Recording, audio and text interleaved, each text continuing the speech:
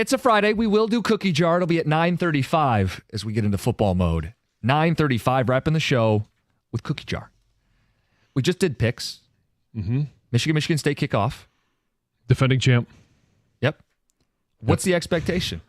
You want to get that in a few more times before the season starts? I've only got from now until 10 to make that a possibility. Oh, you got all pregame tomorrow on the radio. You guys can ham it up, and then the season starts, and you have to turn the page. Yeah. What's the expectation for both these programs? And you guys feel free to jump in, lock in your expectations, your predictions, whatever you want to say before toe meets leather this weekend.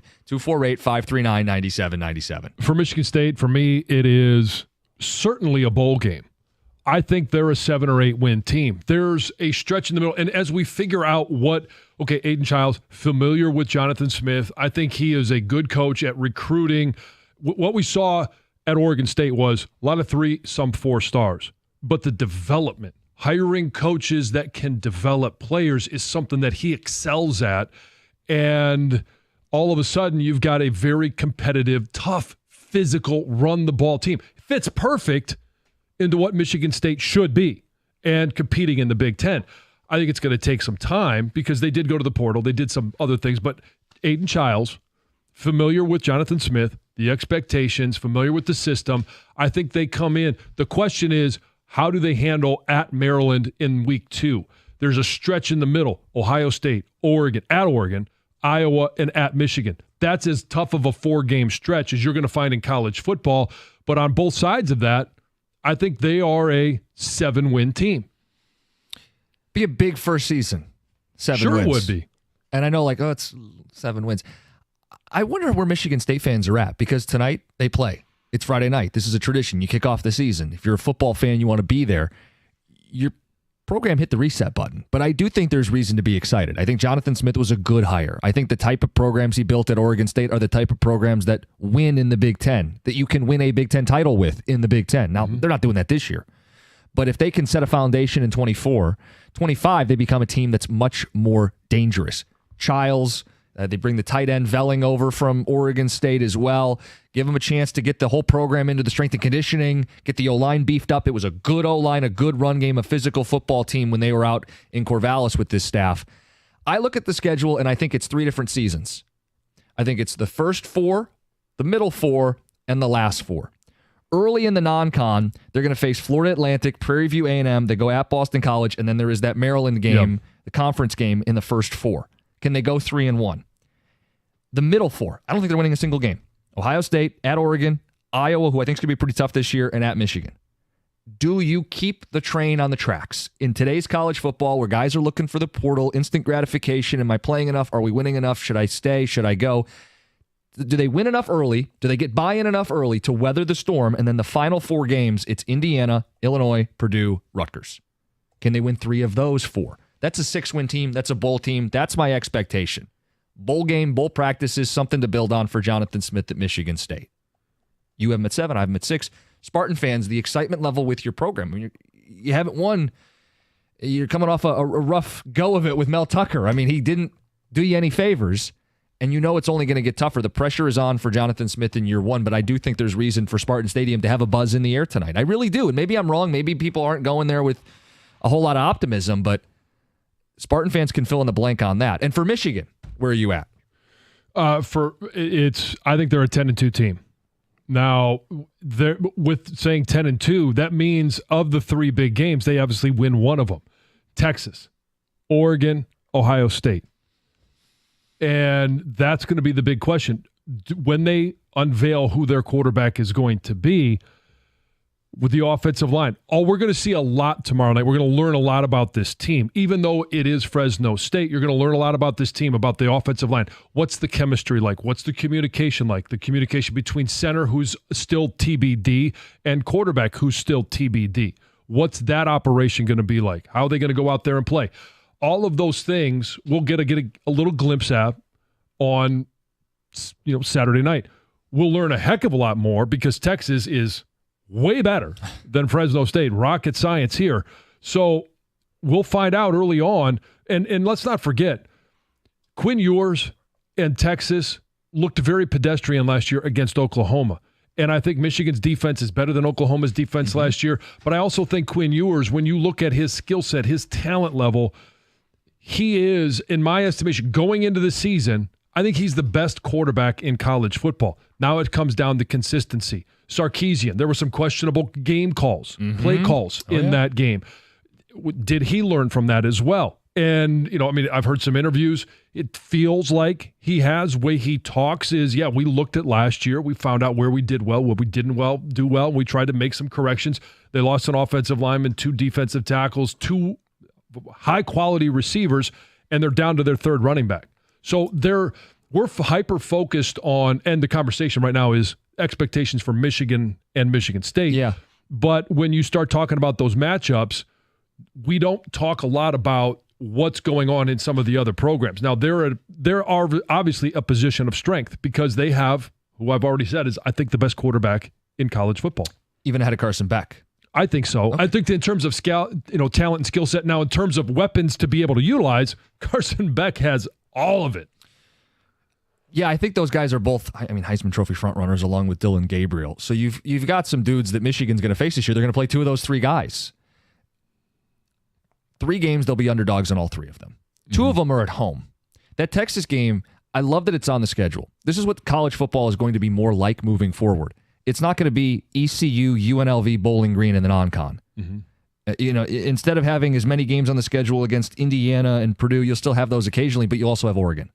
And you also have more of these marquee games. When Washington bubbles up and is good, you're going to have better matchups. Michigan will be tested earlier this year than they have been. How do they stack up?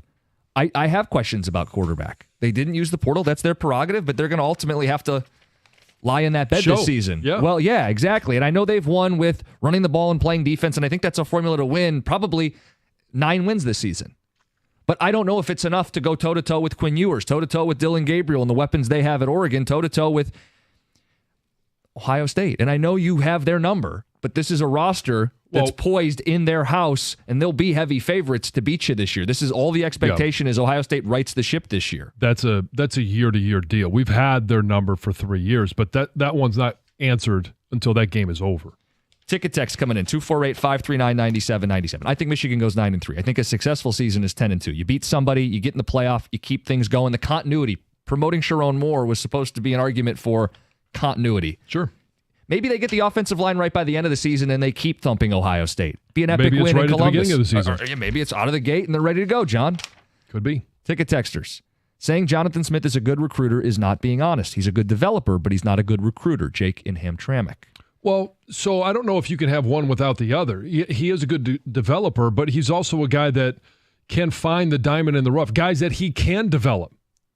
I think that was a hallmark of the D'Antonio era, where they didn't win the Stars game, but that's what... I hate the Stars game. But that's my point is, a coach could say, I don't care that Rival says he's a 2-star. He's a 4 in our book. He's Darqueze Dennard. He's going to the NFL. Identifying talent is part of recruiting. And if the sites don't agree with you, it's up to you to prove them wrong. And D'Antonio did at MSU, and Jonathan Smith did at Oregon State. And part of the Stars argument is, okay, you get a 4 or 5-star, maybe they come in and perform as a freshman. If you get a 3-star or a 2-star that you think will become a 4-star, then that's why you need time to develop them. That's why Jonathan Smith, I expect him to be much better in year 3 than in year 1, because you start to get some of those, and now all of a sudden you've had 2-3 years with them in the weight room, on the practice field, in the meeting rooms, and now all of a sudden they're what you needed them to be. They weren't there as freshmen, but they're there now. Spartan fans flooding the ticket text. Wolverine fans, don't be left out. It's 97-1.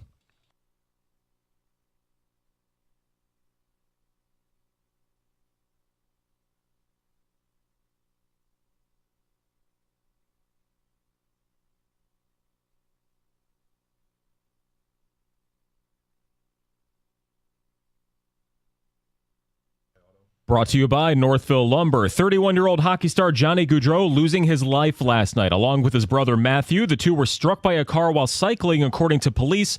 A man has reportedly been taken into custody under suspicion of drunk driving. The Columbus Blue Jackets, his team, releasing a statement this morning, devastated for their families.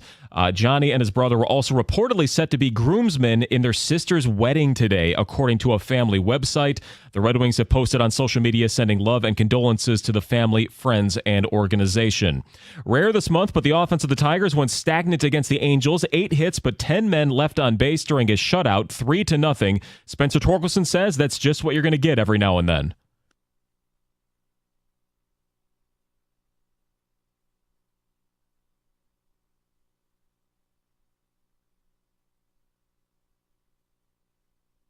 Detroit has still won 7 of their past 9. They'll host the Red Sox this weekend, who are one of the teams between them and a wild card spot in the standings.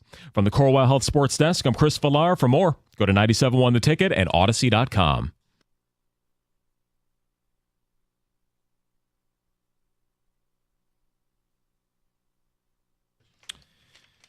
Expectations for Michigan and Michigan State. Ticket, text, phone calls 248-539-9797. It's a football Friday. We'll have Cookie Jar at 9:35. Mike Valeni joins us at 9:18 for his Dog of the Week.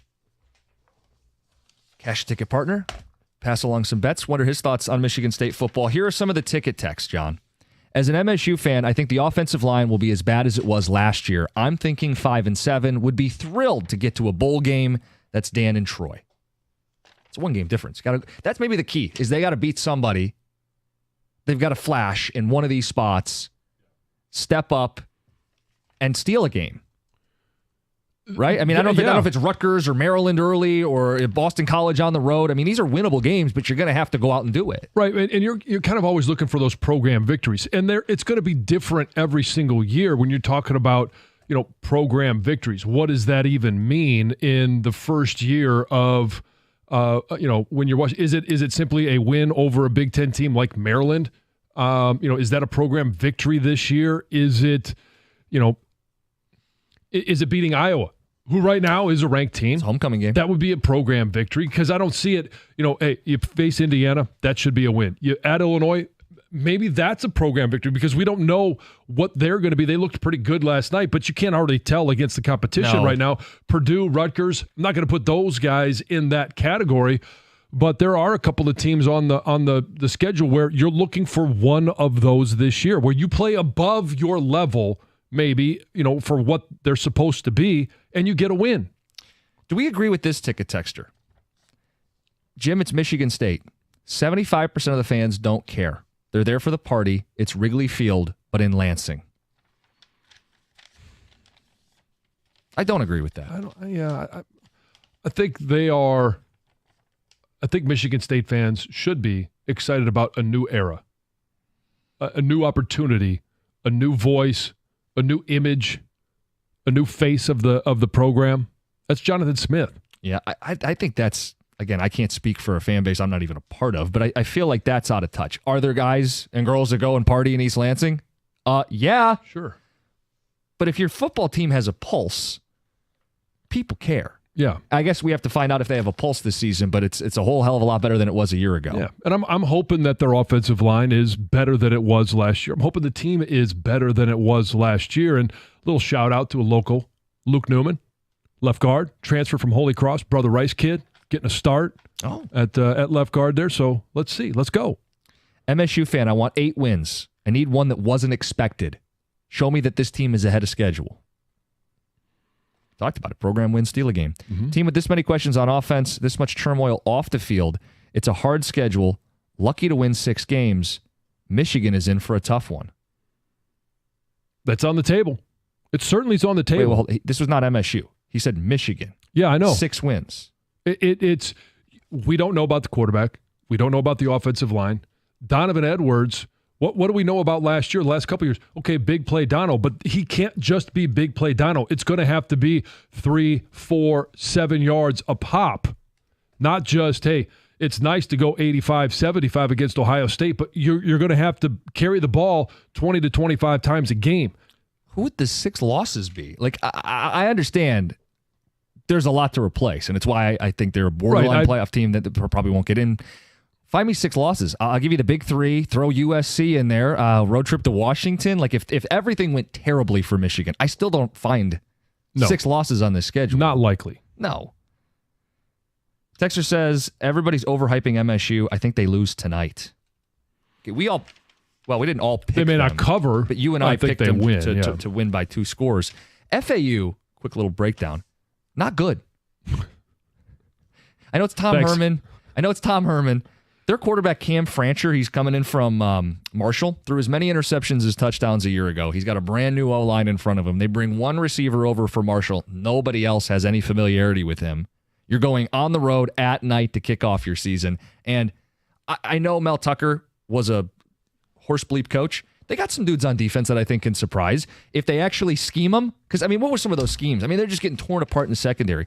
If there's any honest scheming, putting this team in positions to be successful, they got the better dudes. Well, their head coach was a secondary coach. This shouldn't happen, right? So it made it all that more painful.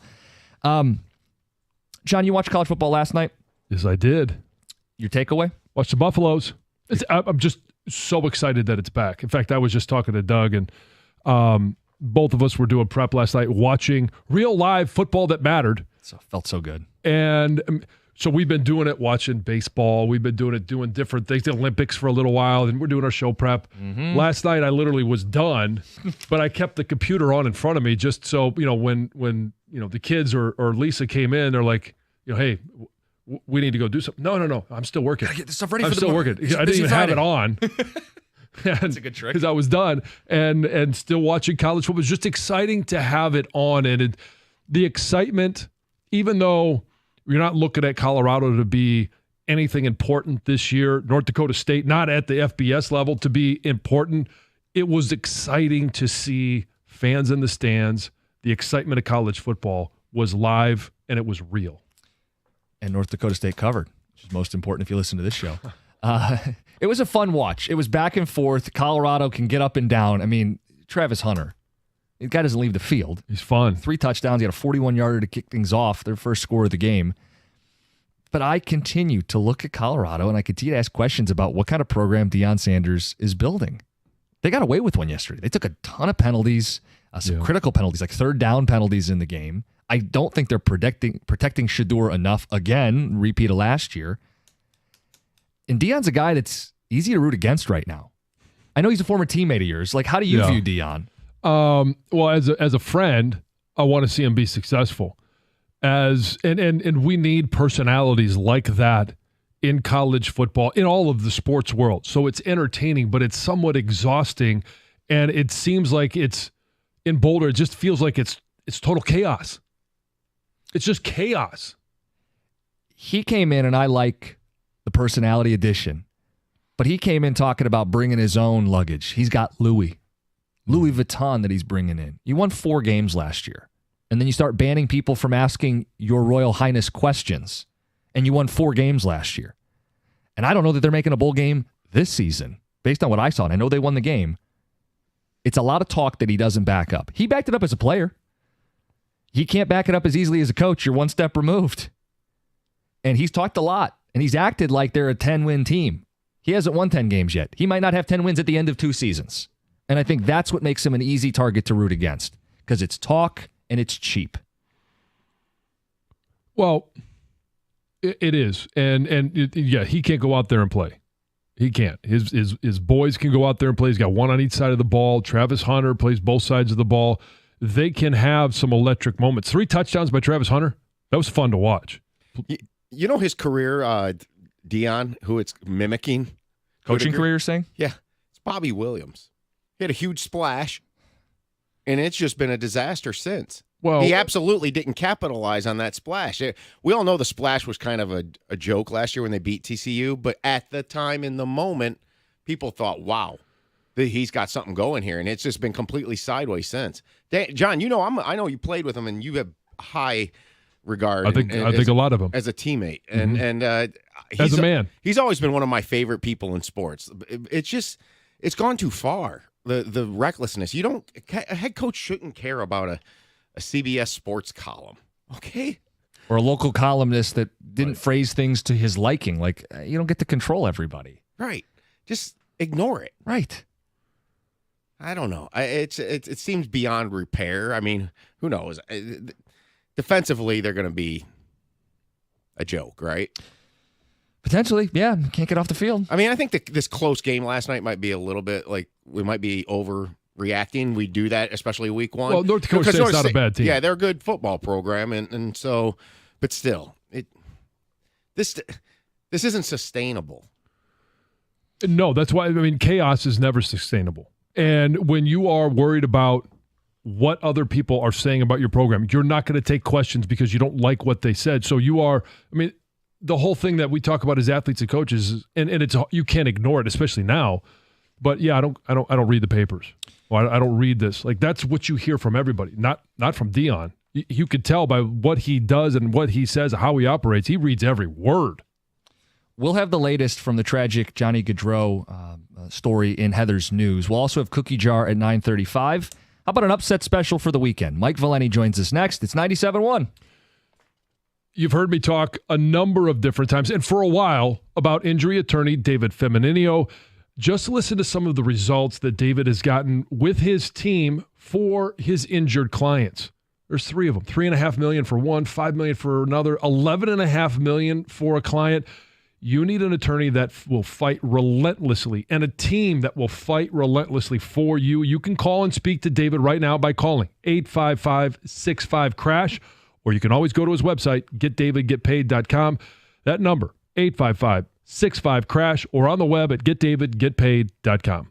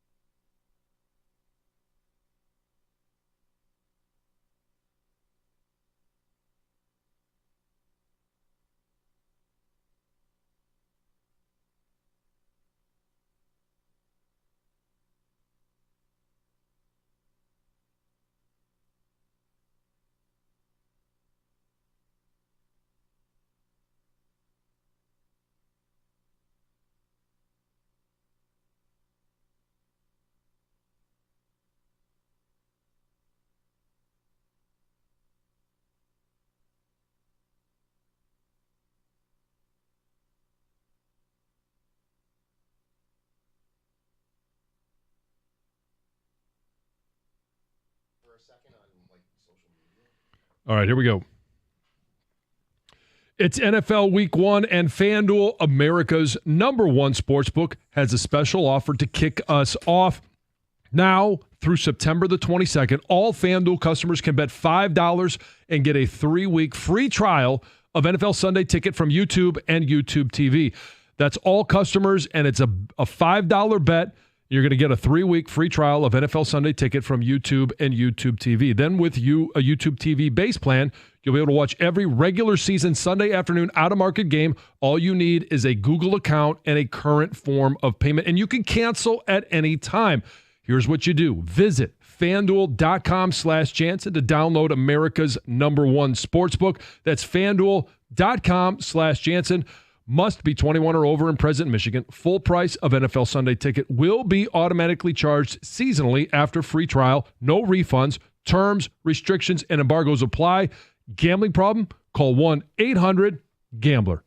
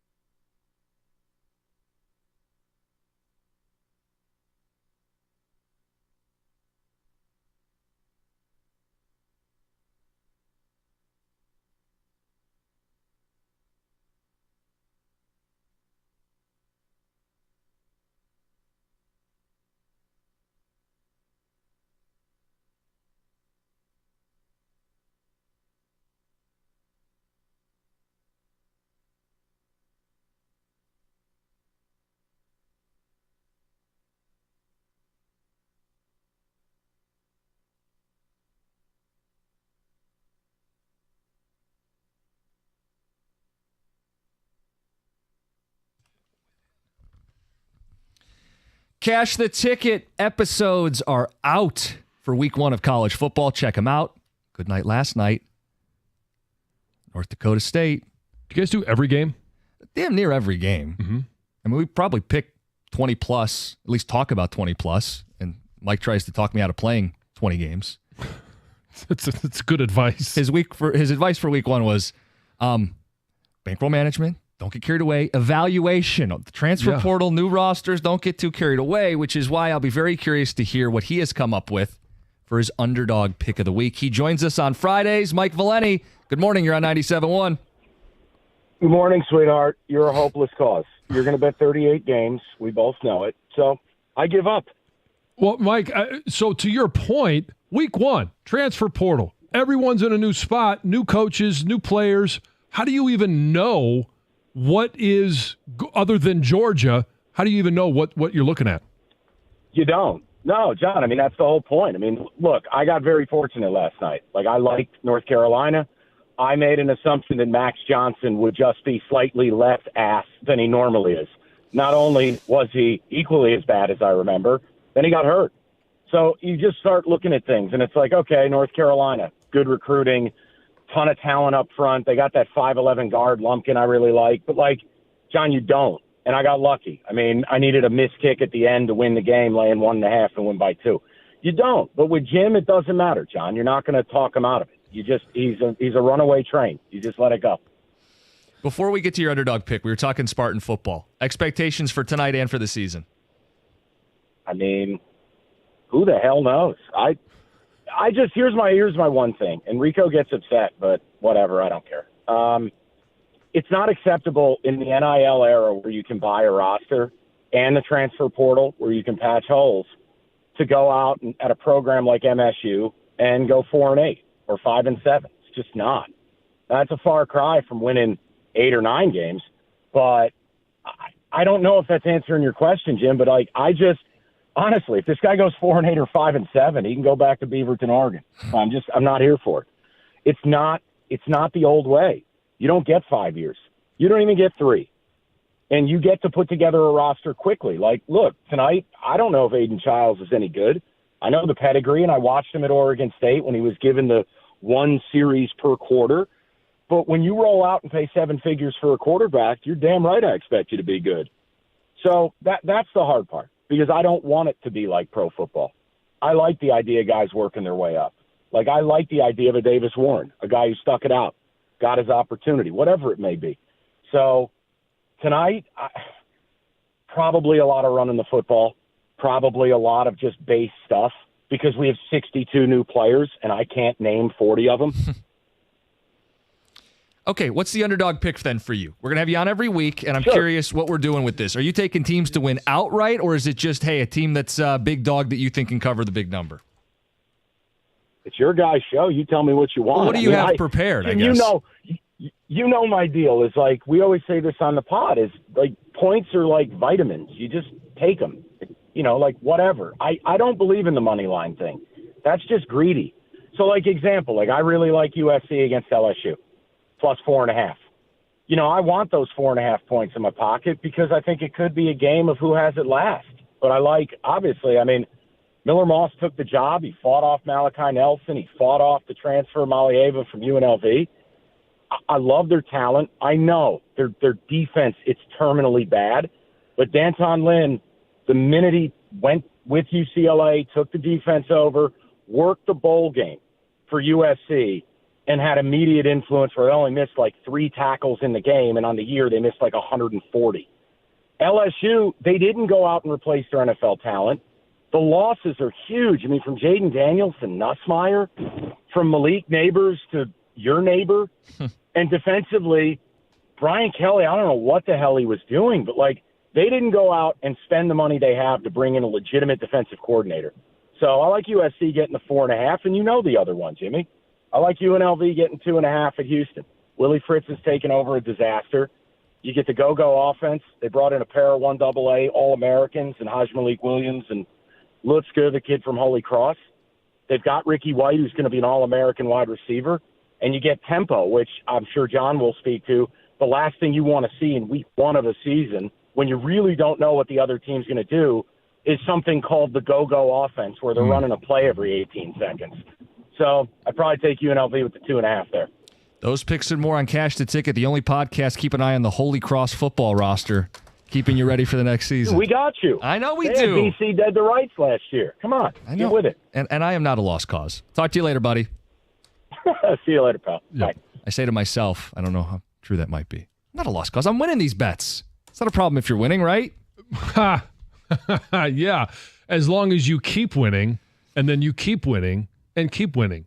The problem with betting is that You don't keep winning. you don't keep winning. It's a long season. I'll ride the highs as long as I can. All right, let's get to Heather with the news. Well, tributes are pouring in on social media following the tragic deaths of Columbus Blue Jacket star Johnny Gaudreau and his brother Matthew. The brothers were riding their bikes Thursday evening in New Jersey when they were struck by a passing vehicle. Police say a 43-year-old man driving a Jeep Grand Cherokee attempted to pass a slower-moving sedan and an SUV and then hit the brothers from behind. They were pronounced dead at the scene. Officials say the driver is suspected of being under the influence of alcohol and has been charged with 2 counts of death by auto. Johnny was 31 years old. His brother Matthew, 29. I'm 31. Like, it just puts it in perspective Yeah. when you, and the guy was just going out to ride his bike with his brother the day before a family wedding. Yes, his sister, Katie, was scheduled to get married today. They were both going to be groomsmen in her wedding. I'm guessing that's not happening. How could you? Altogether I mean, tragic. Johnny was married, had 2 young kids at home, a 1-year-old and a 6-month-old. Obviously, brothers, sons. Think of their parents. It's a tragic story all around. Let's hear this. Just before 3:30 a.m. on Wednesday morning, $3.7 million worth of cocaine was seized at the Blue Water Bridge. Wow. Yes. Let's see. 2 Canadian residents were stopped at the bridge. They were pulling a trailer, and they told the officers, hey, like, we're drivers. This is what we do. We're truck drivers. We cross the border regularly. But they did an X-ray scan of the vehicle. Something was off. Canines were brought in. They alerted authorities to a possible presence of narcotics. And they found it. 115 bricks of cocaine weighing about 275 pounds were discovered. Officials believe that these 2 men were involved in a large-scale drug distribution scheme. And going to be facing lots of charges. Not for long. They're not doing that anymore. No. This is a good story. Last August, a French bulldog named Leo went missing from a backyard in Dearborn. And 10 months later, he was rescued by Detroit Animal Control and is now one step closer to being reunited with his family, who now live in Arizona. Leo was discovered in this abandoned home on the city's east side. Officials say that the owner's sister, who still lives in the Metro Detroit area, is going to be bringing the dog home to their family in Arizona. So, good story. It's a positive story on a Friday. Yes. The Chicago Bears are going to be getting a whole bunch of dude wipes thanks to a rookie mistake. Did you hear about this story? No, but we were just having this conversation, not What? about the Bears, but I'll about tell you. dude wipes? Yeah. Oh, well. Dude Wipes is involved with another NFL team, but more on that in a Yeah. second. Oh, really? Okay, so anyway, on the final episode of Hard Knocks, a rookie was tasked with picking up some booty wipes or whatever you want to call them. dude Butt wipes, yeah, butt Dude wipes, yeah. Well, Dude Wipes is the official name of this company. this but brand, yes, just yes. There are picking other up butt some wipes out butt there. wipes, okay? And he made the mistake of going and bringing back a whole container of Clorox wipes instead. don't wanna do It'll that. do the job, but it might sting a bit. And this is what went down in the show.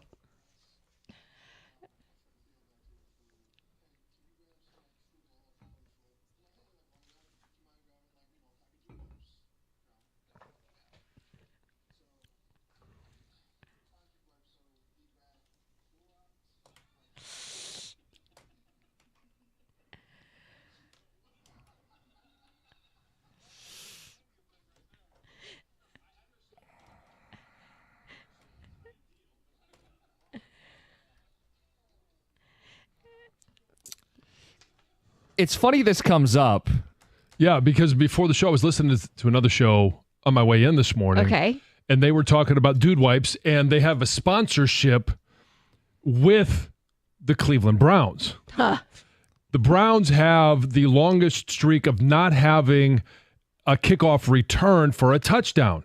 So if you enter the competition, if they do break the streak and get a kickoff return for a touchdown, one of the lucky winners, registrants, will get $100,000. So it is, Dude Wipes is to stop the brown streak. Creative marketing. Creative. I like it. Yeah, they are hilarious. I like it. So anyway, Dude Wipes also heard this go down and they thought, well, we better deliver a whole bunch of actual butt wipes to the team. So that's what they're doing. That's the news. That's the news. Yeah. We've got Cookie Jar coming up next. The theme is football and more, including a question about your shower habits. It's 97.1.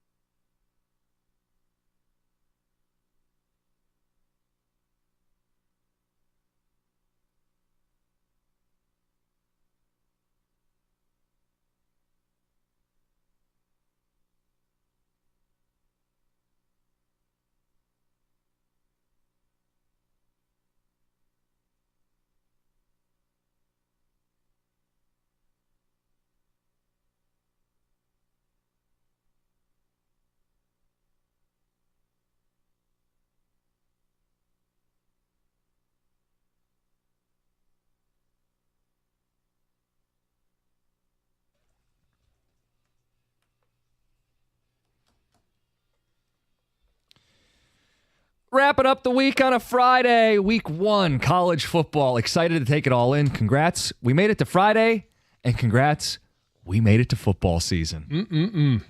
What a great 10 days we have ahead of us. It's a beautiful thing. Next week, the NFL comes into the fold, but enjoy as much college football as you can possibly handle. The cookie jar this week features football and more.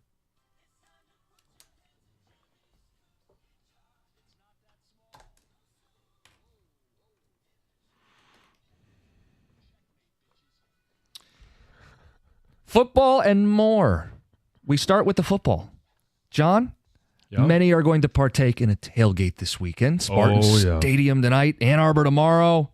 What's the best tailgate food? It'll vary from person to person. For me, especially since I get there so early in the morning, I love to have a bagel sandwich, breakfast sandwich. Get yourself a fresh bagel, cream cheese, hot jalapenos, cheddar cheese, and then you top it off. That's how you have to put it on there because the jalapenos you kind of shove into the cream cheese so they stick. Put the cheddar cheese slice on top, and then some hot off-the-grill sausage patties go on top of that just to melt the cheese a little bit. Finish it off with the bagel, and I cannot wait. We won't have any this week because we have to have a 7:30 kick. We'll probably have the walking taco, something like that.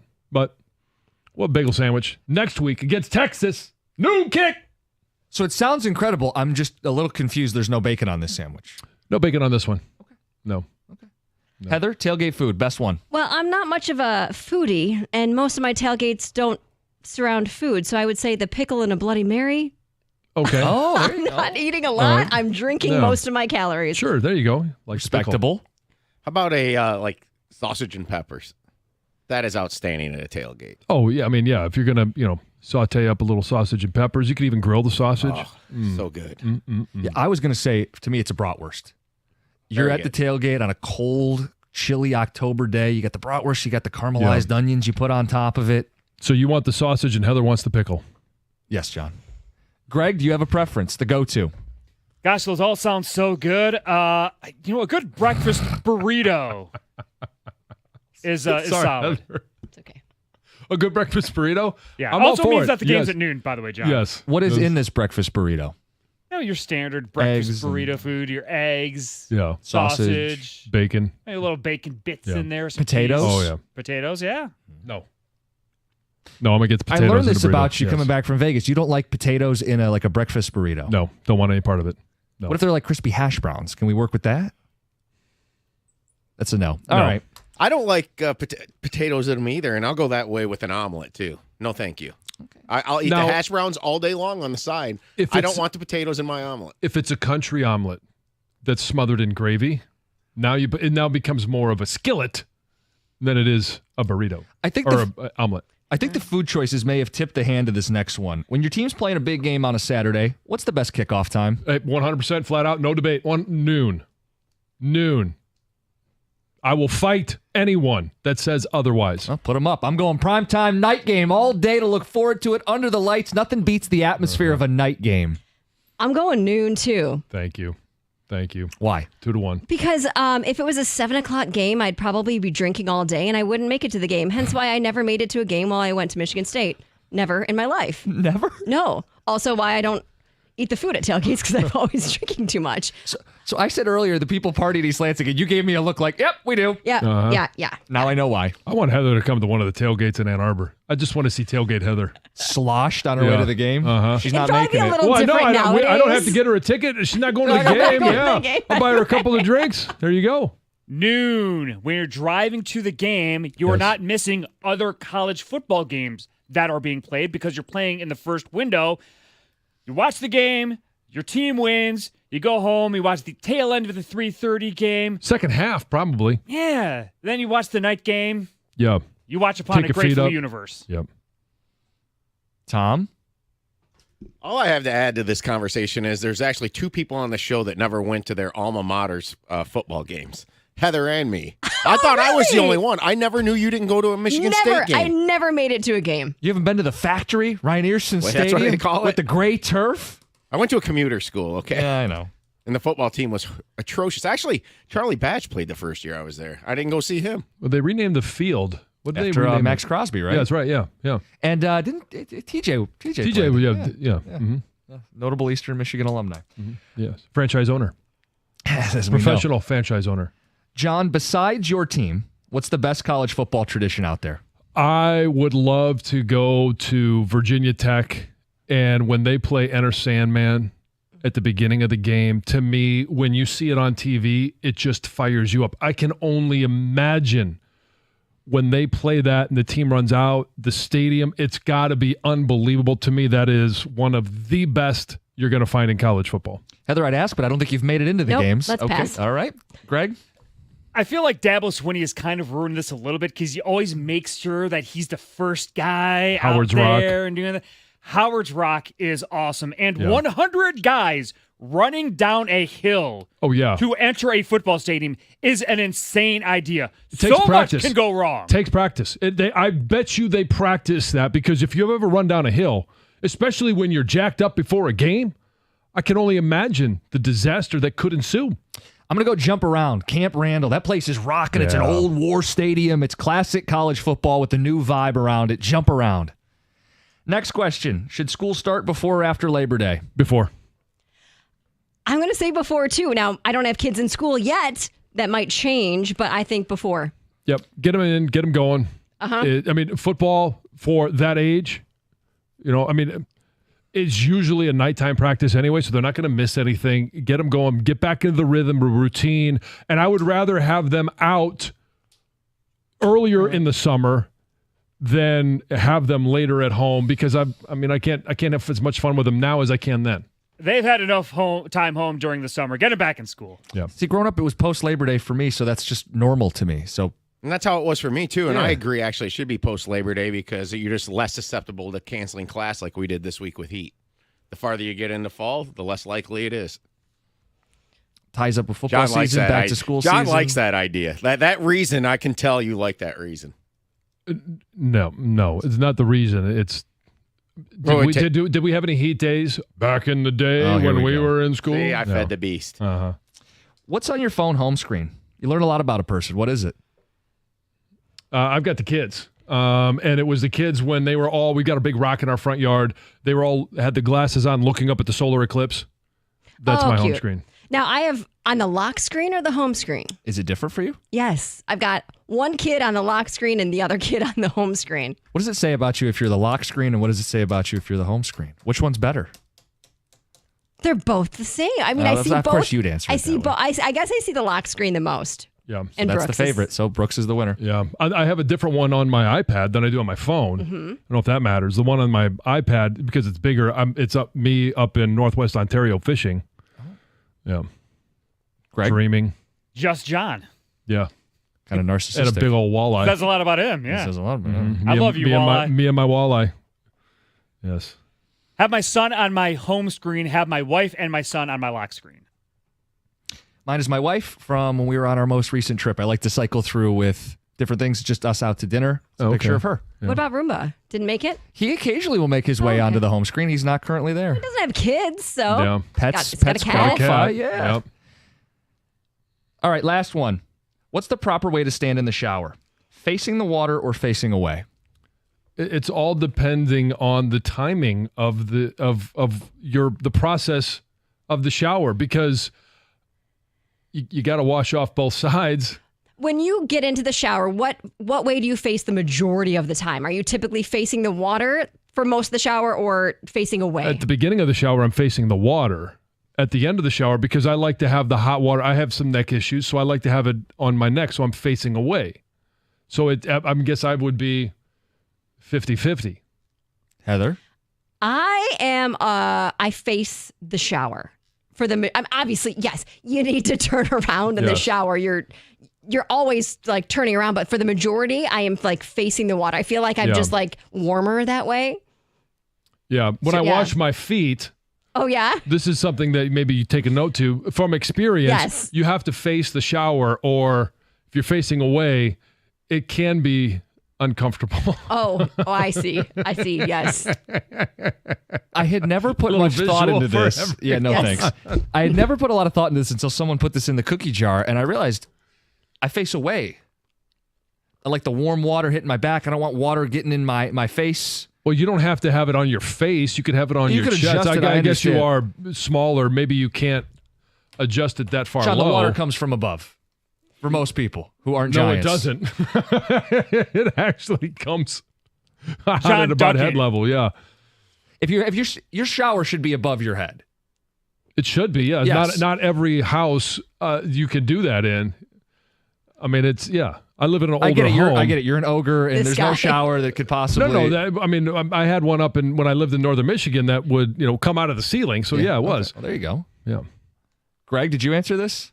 No, but pretty much what Heather said. But John, to answer your question about washing my feet, I actually turn away from the shower and I'm washing my feet and get the scrubber. Oh, you get the on my feet that way. you get the bidet feel. It doesn't quite get up in there like that. Well, it's going in it's a different direction of water. Again, it all depends on how tall you are.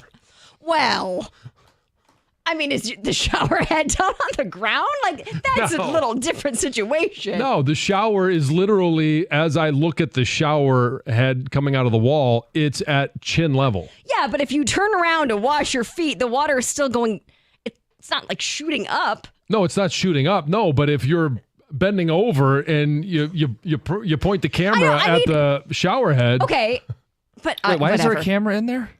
oh, it's not a camera. It's the Because when I shave my legs, I turn around. I don't face the shower when I'm doing that. you turn around. Well, yeah, we have like a little bench, so I put my feet up there. Okay. Well, foot. I don't Yeah, put so both you're feet at the raising same your time. feet up. Yes. Yeah, when you're bending over to wash your feet, your butt's in the air. Illuminating stuff. We've learned so much. It's the cookie jar. It's 97.1. And we talk about a lot of things here. We like to cover a lot of topics. One of them you've heard us talk quite a bit about is FanDuel, America's #1 sportsbook. There are a lot of different things going on this year, but at the start of the NFL season, now through September 22nd, all FanDuel customers can bet $5 and get a 3-week free trial of NFL Sunday Ticket from YouTube and YouTube TV. That's all customers, and all you got to do is bet $5, and you're going to get a 3-week free trial of NFL Sunday Ticket from YouTube and YouTube TV. Then with a YouTube TV base plan, you're going to be able to watch every regular season Sunday afternoon out-of-market game. There's a lot going on there. All you need is a Google account and a current form of payment, and then you can cancel at any time. Visit FanDuel.com/Jansen to download America's #1 sportsbook. Must be 21 or over and present in Michigan. Full price of NFL Sunday Ticket will be automatically charged seasonally after free trial. No refunds, terms, restrictions, and embargoes apply. Gambling problem? Call 1-800-GAMBLER.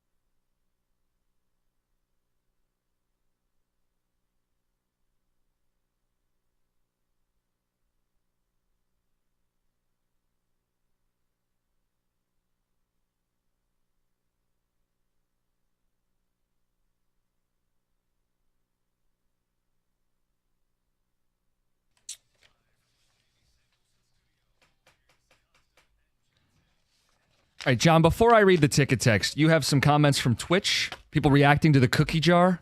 Oh, yeah. So first of all, about the food and the college noon game. College football and noon go together like cream cheese and jalapenos.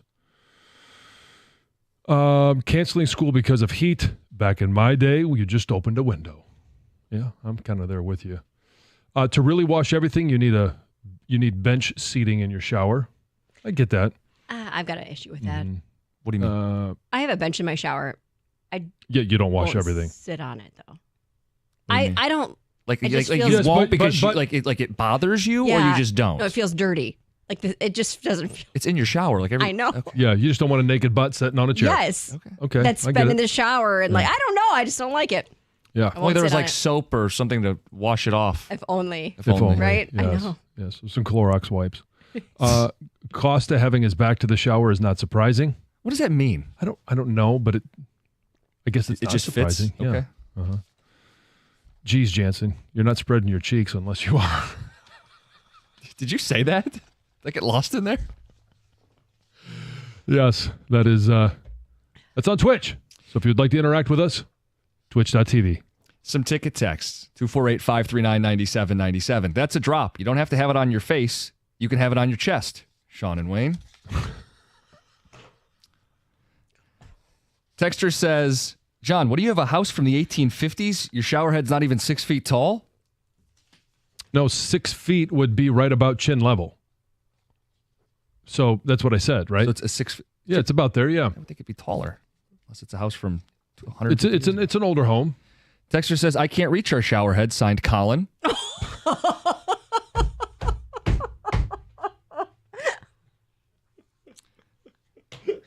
Heather! I need some help adjusting this. Can't reach. It keeps spraying me in the face. Why do you do this to me? So we learned that Heather doesn't wash her feet and John doesn't wash his ass. Wow. Dell in Detroit. I know I do. I just don't like the bidet situation. More on... No, that's all we have for the shower. People who have not been listening Are very confused. are confused about the short joke of Colin. It's a running joke. It all goes back to Amon-Ra St. Brown. And, Yes. Wee man. Little man. Yes. This is all reaction to Cookie Jar. If you missed it, use the rewind. If you missed Alan Trammell, who he thinks is part of the Tigers core, use the Odyssey rewind, go back and listen. A couple more ticket texts. This one says, on Apple, you can have a rotating lock screen where every time you look at your phone, it's a different picture. Perfect for people with multiple kids. Oh, that's cute. Or one picture with all the kids. All of them. Yeah. This one says cats on the home screen, cookies, LOL. If you don't have kids, you have pets. What's wrong with putting a pet on the home screen? Nah, I'd rather pick a favorite. Yeah. Costa's lying. He has Valeni as his screensaver.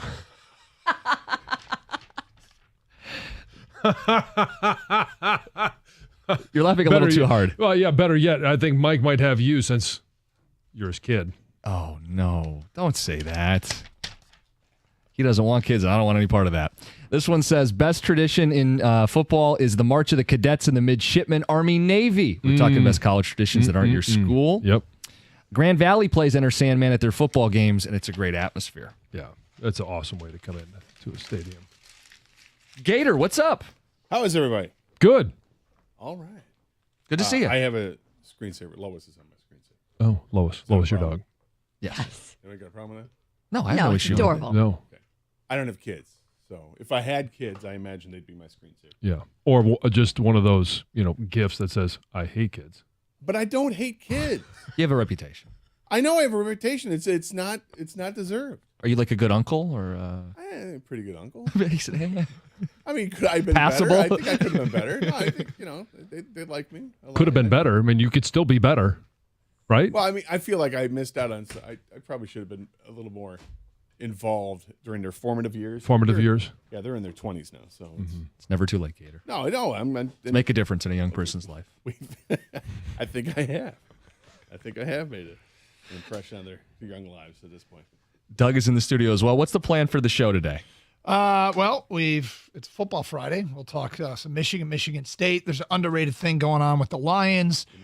We're going to have college football picks later in the show. We got to, are you going to eat that? So Is that the car house lock? It's a car house lock of the week, and what is it? Shoot the boot guarantee lock. That's right. Yeah. Oh, So okay.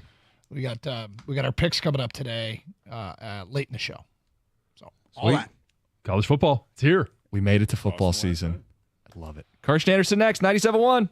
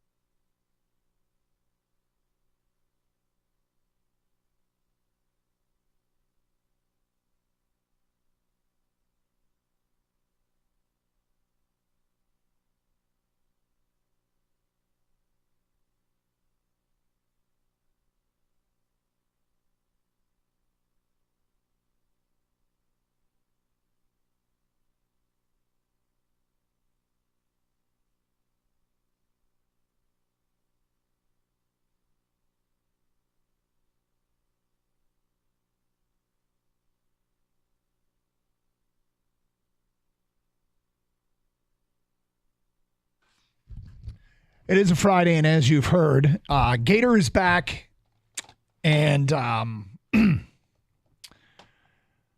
welcome back. We missed you. Thank you. You were good to out be for a back. reason.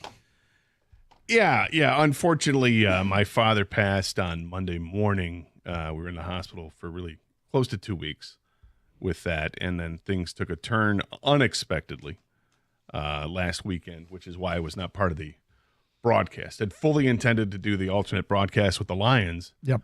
The plan was going to drop my mom off at the hospital, be with my dad, and then I was going to go back home, do the broadcast, and then come back and stay at the hospital for a little bit. But like I said, things took a major turn on Saturday, unfortunately. But 86 years old, he lived a hell of a life, left a great legacy, and taught lessons that I will always remember. And his influence on other people was pretty impressive too. So all the outpouring of condolences and well wishing and everything, it's been great.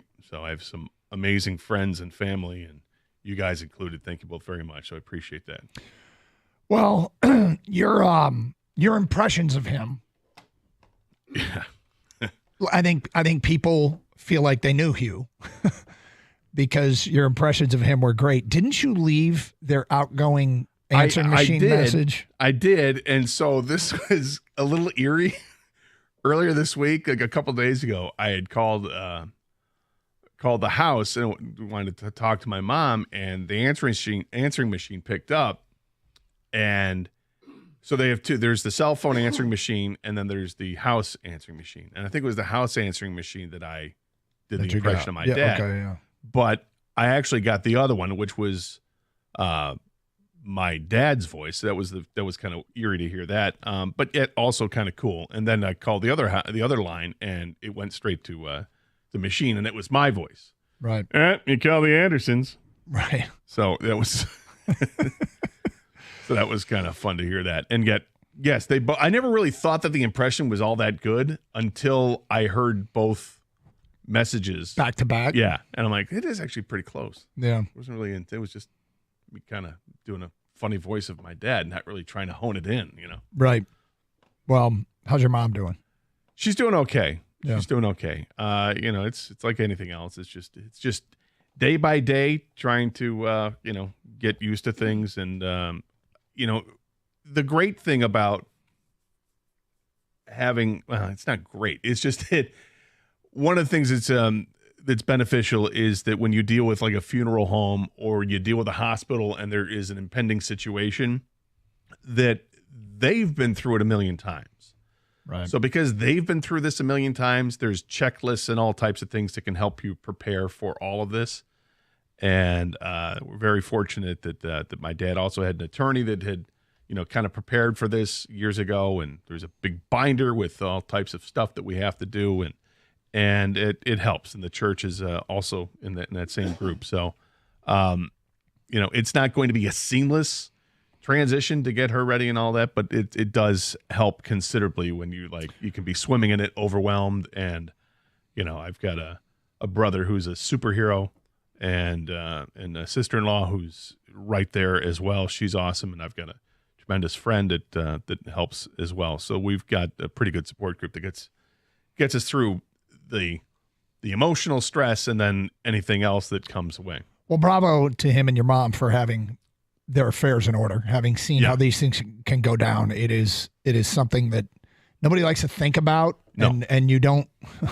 But getting everything prepared for that day that's inevitable really makes things easier on the people who are still around. And we appreciate you being here. Missed you all week, of course, but you wanted to get back, and we are glad to have you back. So I'm back. And you know what else? Football is back. Football's back. Football's back. Football's back. Football is back. Yeah.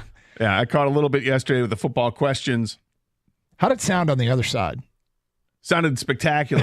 Did you want to answer some of the questions, Gator? I'm not sure I remember the questions, but sure. What do you got? Did you remember did you hear the elevator question? I did hear the elevator question. I was laughing my ass off because and the question was, when you're in an elevator, what do you think about? Yeah, how often do you think about it getting stuck because it happened to the LA Chargers? And your response was fantastic, because you were like, only every single time I step on an elevator. And then, of course, Doug's street sweeper nightmare that comes, and this is the other one with the elevator that I did not have either of those dreams last night. Thankfully. Yep. Thankfully. Do I think about the elevator, getting stuck in an elevator? Not every time, but I got to admit, it's probably a pretty high percentage. I think everybody does. I thought when Kang said, again, because it happened to the Chargers, and they were stuck in an elevator for 2 hours. Yeah, so I think it was a couple elevators, and Justin Herbert was one of the players that was stuck in there. So there were two things about this topic. Well, there was a bunch of things about this topic. One of Kang's fears is, if I get stuck in this elevator, how long before I get sick of these people who are with me? I was like, that's... I always scan around. I'm like, does this guy seem cool? Yeah. Right. Is this guy going to shut up? Yeah. Ever? Then the other thing... Is it okay to fart? Did they...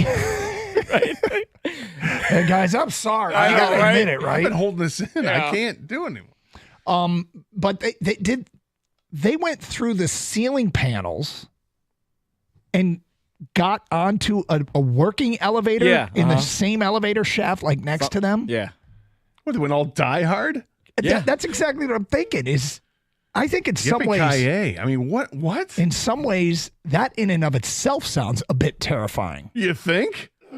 I mean, I don't know what floor they were on when this happened, but at any point hopefully on the ground floor, and it's not, but... They had to say to Justin Herbert, okay, just jump. No, it's not far. Just jump. It's no, guys, seriously, my contract won't allow me to do this. No, they go, usually it's women and children first. Harbaugh was Herbert first. The rest of you guys help him gently. pivot, Yeah. get them out. All right. Then we had the stair threshold question. I don't know if I heard that. That one. was afterwards. We were like, okay, when you're standing there with the elevator and the stairs are right next to it and you're waiting for the elevator, how many floors will you say screw 2. it and take the stairs? Okay. That was a very popular answer. Yeah, in fact, it's one of my pet peeves. I don't know if I've ever mentioned on the air. I get pissed when people get into the elevator and go up one flight of stairs. I get pissed. Because normally if I'm getting into an elevator, it's to go, 7 flights up or something, right? That's what every time I go to a Lions game, right? I get in the elevator and we go 7 flights up to the press level. And I see it happen all the time. The elevators are literally at Ford Field right next to the stairs.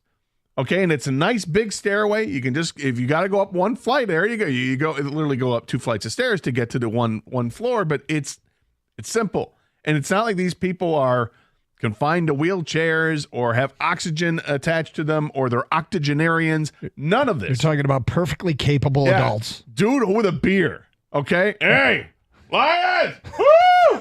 That guy. Guy wearing a St. Brown jersey.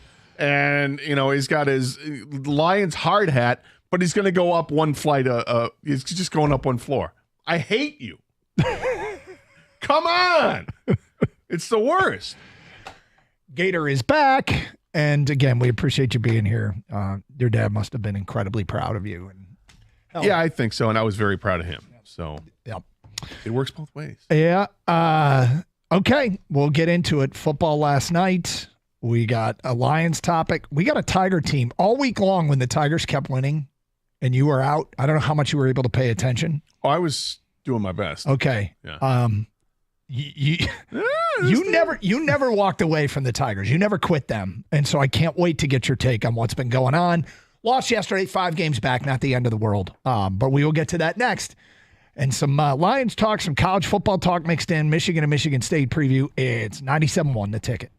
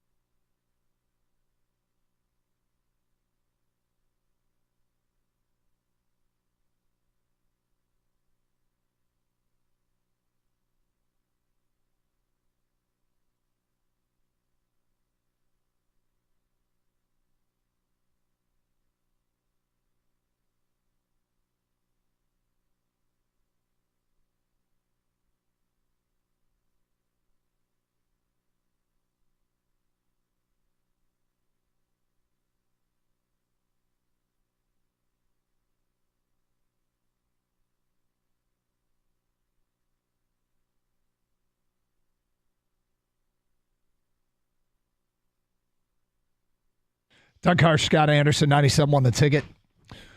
Gator's back. Okay, so you being out this week, and I know obviously you had a lot going on, and so I just wanted to get your thoughts on the Tigers. I don't know how much you've been able to pay attention, but your thoughts on the Tigers.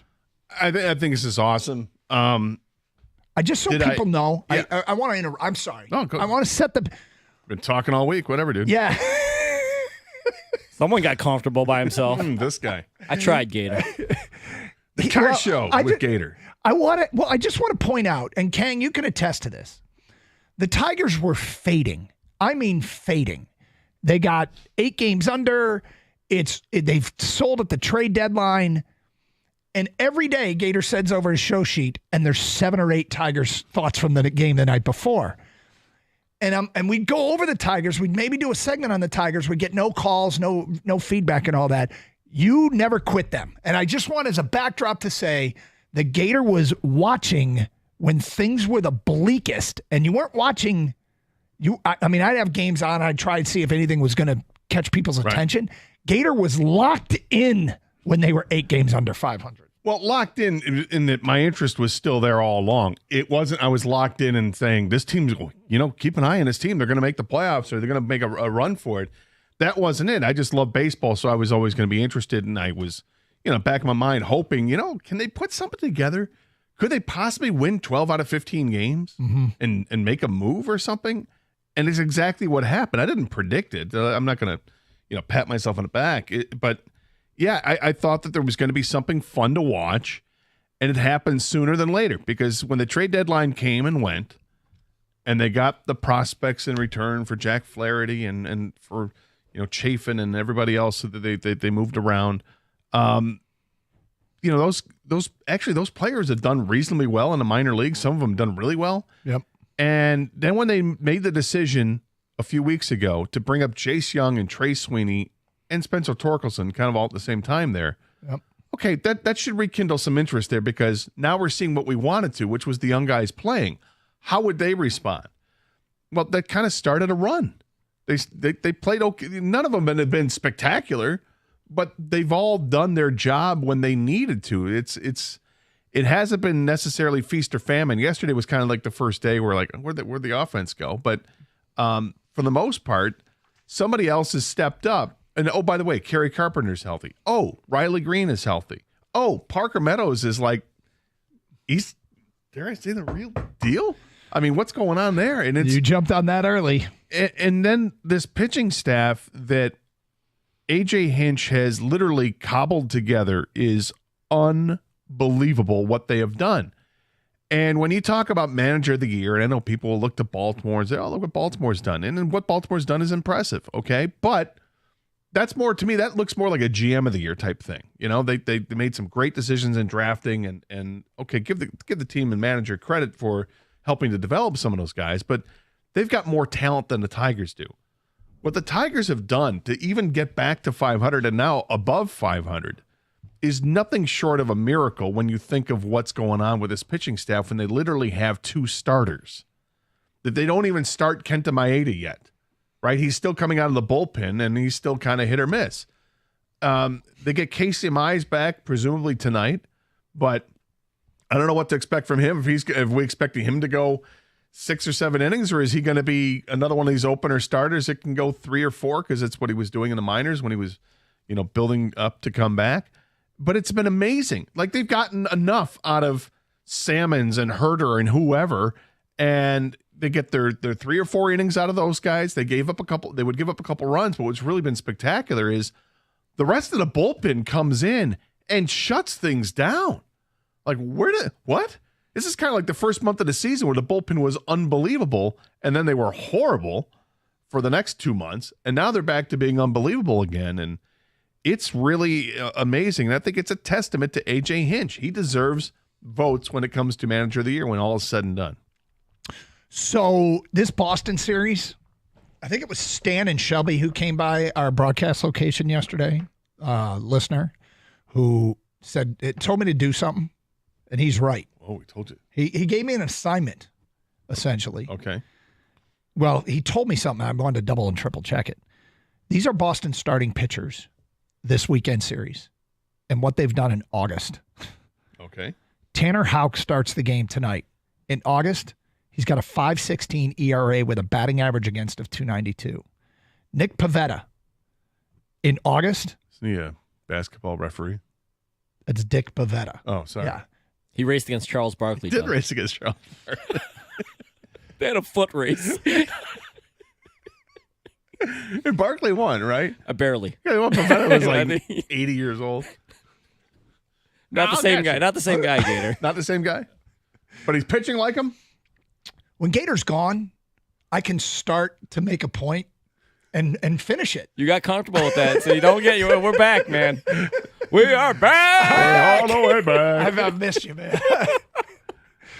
So Dick Pivetta is starting for the may as well be. Nick Pivetta, 3 starts in August, 6.14 ERA. Ooh. He has given up 6 home runs. He's only made it through 11 innings. Okay. He's only had 3 starts. Cooper Criswell starts Sunday, 6.43 ERA in August. Batting average against, I wrote down 397. I think it's 297. These guys that are coming into Detroit this weekend, first of all, they're all right-handed. And secondly, oh boy, they, as in August, they've been awful. Well, I love the all right-handed thing because obviously the Tigers can have a very heavy left-handed offense, and we like to see that. I get that. That's nice to hear that they haven't pitched all that well, but the guy who pitched yesterday, wasn't he? He did not do so well prior to yesterday's game. And no, I mean, look, guys can turn it around. Yeah, but I don't know if this is a sign that they're getting the Red Sox at a good time. I hope so. Yep, I hope so. Are the Red Sox really a playoff team? They're on the outside looking in, but they're ahead of the Tigers when it comes to this race. Tigers are still I can't believe they're only 5 games behind the wild card. I know. And they have, the third easiest schedule record-wise the rest of the way, if you just look at the win-loss record. Not how teams are necessarily playing right now, but what the win-loss record is, I think it's the third easiest schedule in Major League Baseball for the last, they have 27 games? This is an opportunity for them. But I don't think the Tigers are a playoff caliber team, but I think the Tigers are playing like one right now. So if they fall short, it's okay. If they make it, it's spectacular. Now, I don't know did you guys discuss at all? I imagine the name Jackson Jobe has come up. Has it come up? We've talked about it, and I thought the morning show might ask. They didn't ask AJ about it.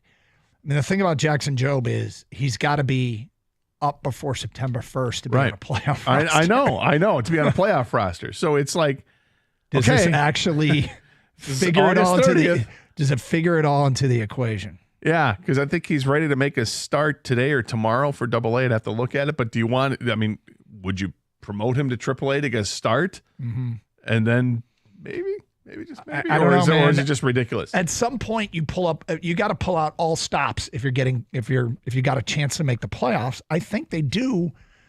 I mean, I haven't looked at his outings lately. He's had some control issues, it looks like, at times. The entire season, he's had control issues, which if you look to last season, his strikeout to walk ratio last year was something like I'm paraphrasing it for lack of a better term here, it was like 120 to like 20. Like he just didn't walk people last year. Mm-hmm. But I think it was actually less than 20 walks the entire year last year. It was insane. And this year it's been a bit of an issue where he's walked some players. But those numbers are striking. And I start thinking about this. What if you put him in, if you just promote him to AAA and forget about calling him up, before September 1st, that's not likely. But promote him to AAA, because if the whole plan was we want to see him at AAA before he gets to the majors, why not do it now? And then, because you've got, I think, 3 weeks left in the AAA season. Mm-hmm. If at some point you find yourself in striking distance, like a game or two, and you have a massive series coming up over the weekend, why not? Now, he may not, okay, so fair enough. He won't be there for the playoff roster, but can he be there for the playoff push? Can he help this team get there? I mean, if you get closer, I think you consider absolutely everything. And if they deem him, because, I mean, that's a bit of a wing and a prayer, right? I mean, you're taking a guy that and just throwing him into this situation sounds like it'd be a tough situation for a kid to come through. I don't need him to pitch 7 innings. I just need him on the team to help out where is necessary. I mean, if you're going to continue doing what they've done, which is cobble it together, this guy gets 3 innings, this guy gets 4 innings, this guy gets 1, this guy gets 1, whatever it is, why not put him in the mix? You have an opportunity to expand the roster, albeit it's not by much in September. But it also, at some point, you can send him up and down. I mean, there's nothing wrong with that. He won't be on the playoff roster, and that's okay. But can he help this team in September in a few games if you're pitching him out of the bullpen? And I think the answer is yes, he can, but are you ready to do it now, or do you want to wait a couple weeks and see where things go? I think they should bump him up to AAA. I think they should bump him up to AAA. Just all right, let's just see. Let's just see. 248-539-9797. We'll get to your phone calls and feedback. Talking a little Tigers. Got much to get to as the day goes on, including plenty of football discussion. Michigan and Michigan State fans, we got a question for you today at 11:05. As the Wolverines and Spartans get set to open up their open up their seasons this weekend. Spartans tonight, Michigan tomorrow night. 97.1 The Ticket.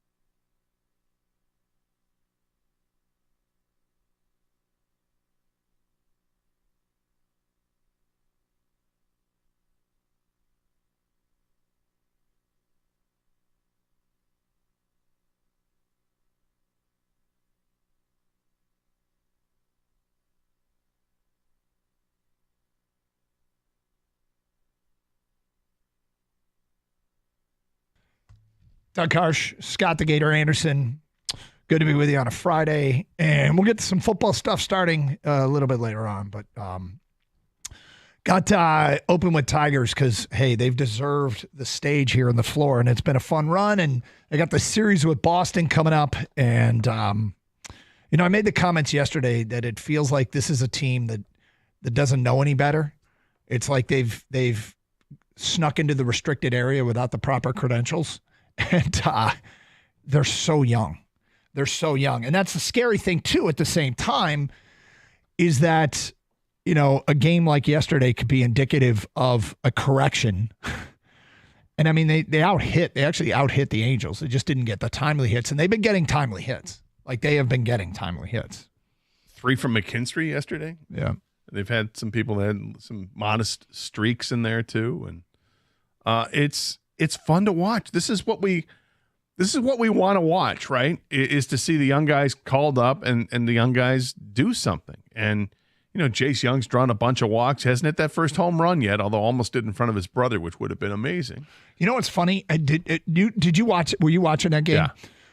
So his brother being interviewed by Johnny Kane while he's at the plate. His brother was like kind of relaxed and chill, and I mean, maybe he was nervous, but I got the sense in watching that his brother is just kind of a low-key guy. Yeah.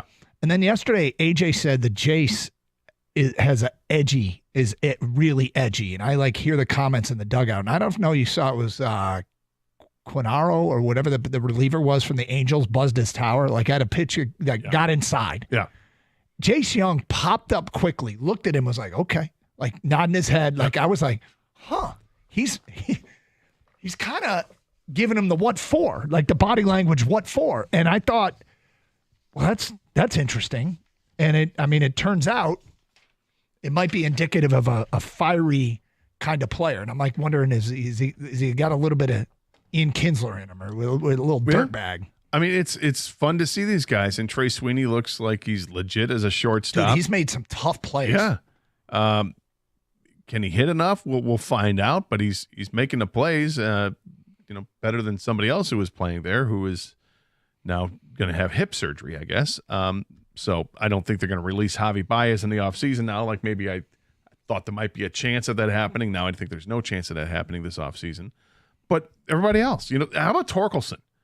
Thank God that he's come back and doing what he did at this time last year, which was just mash the ball. He's going to have his 0 for 4 games at 3 strikeouts, but he's also going to have those 4 for 4 games, those 3 for 4 games with a double and a homer. And they have not gotten cheated out of their home runs in this month.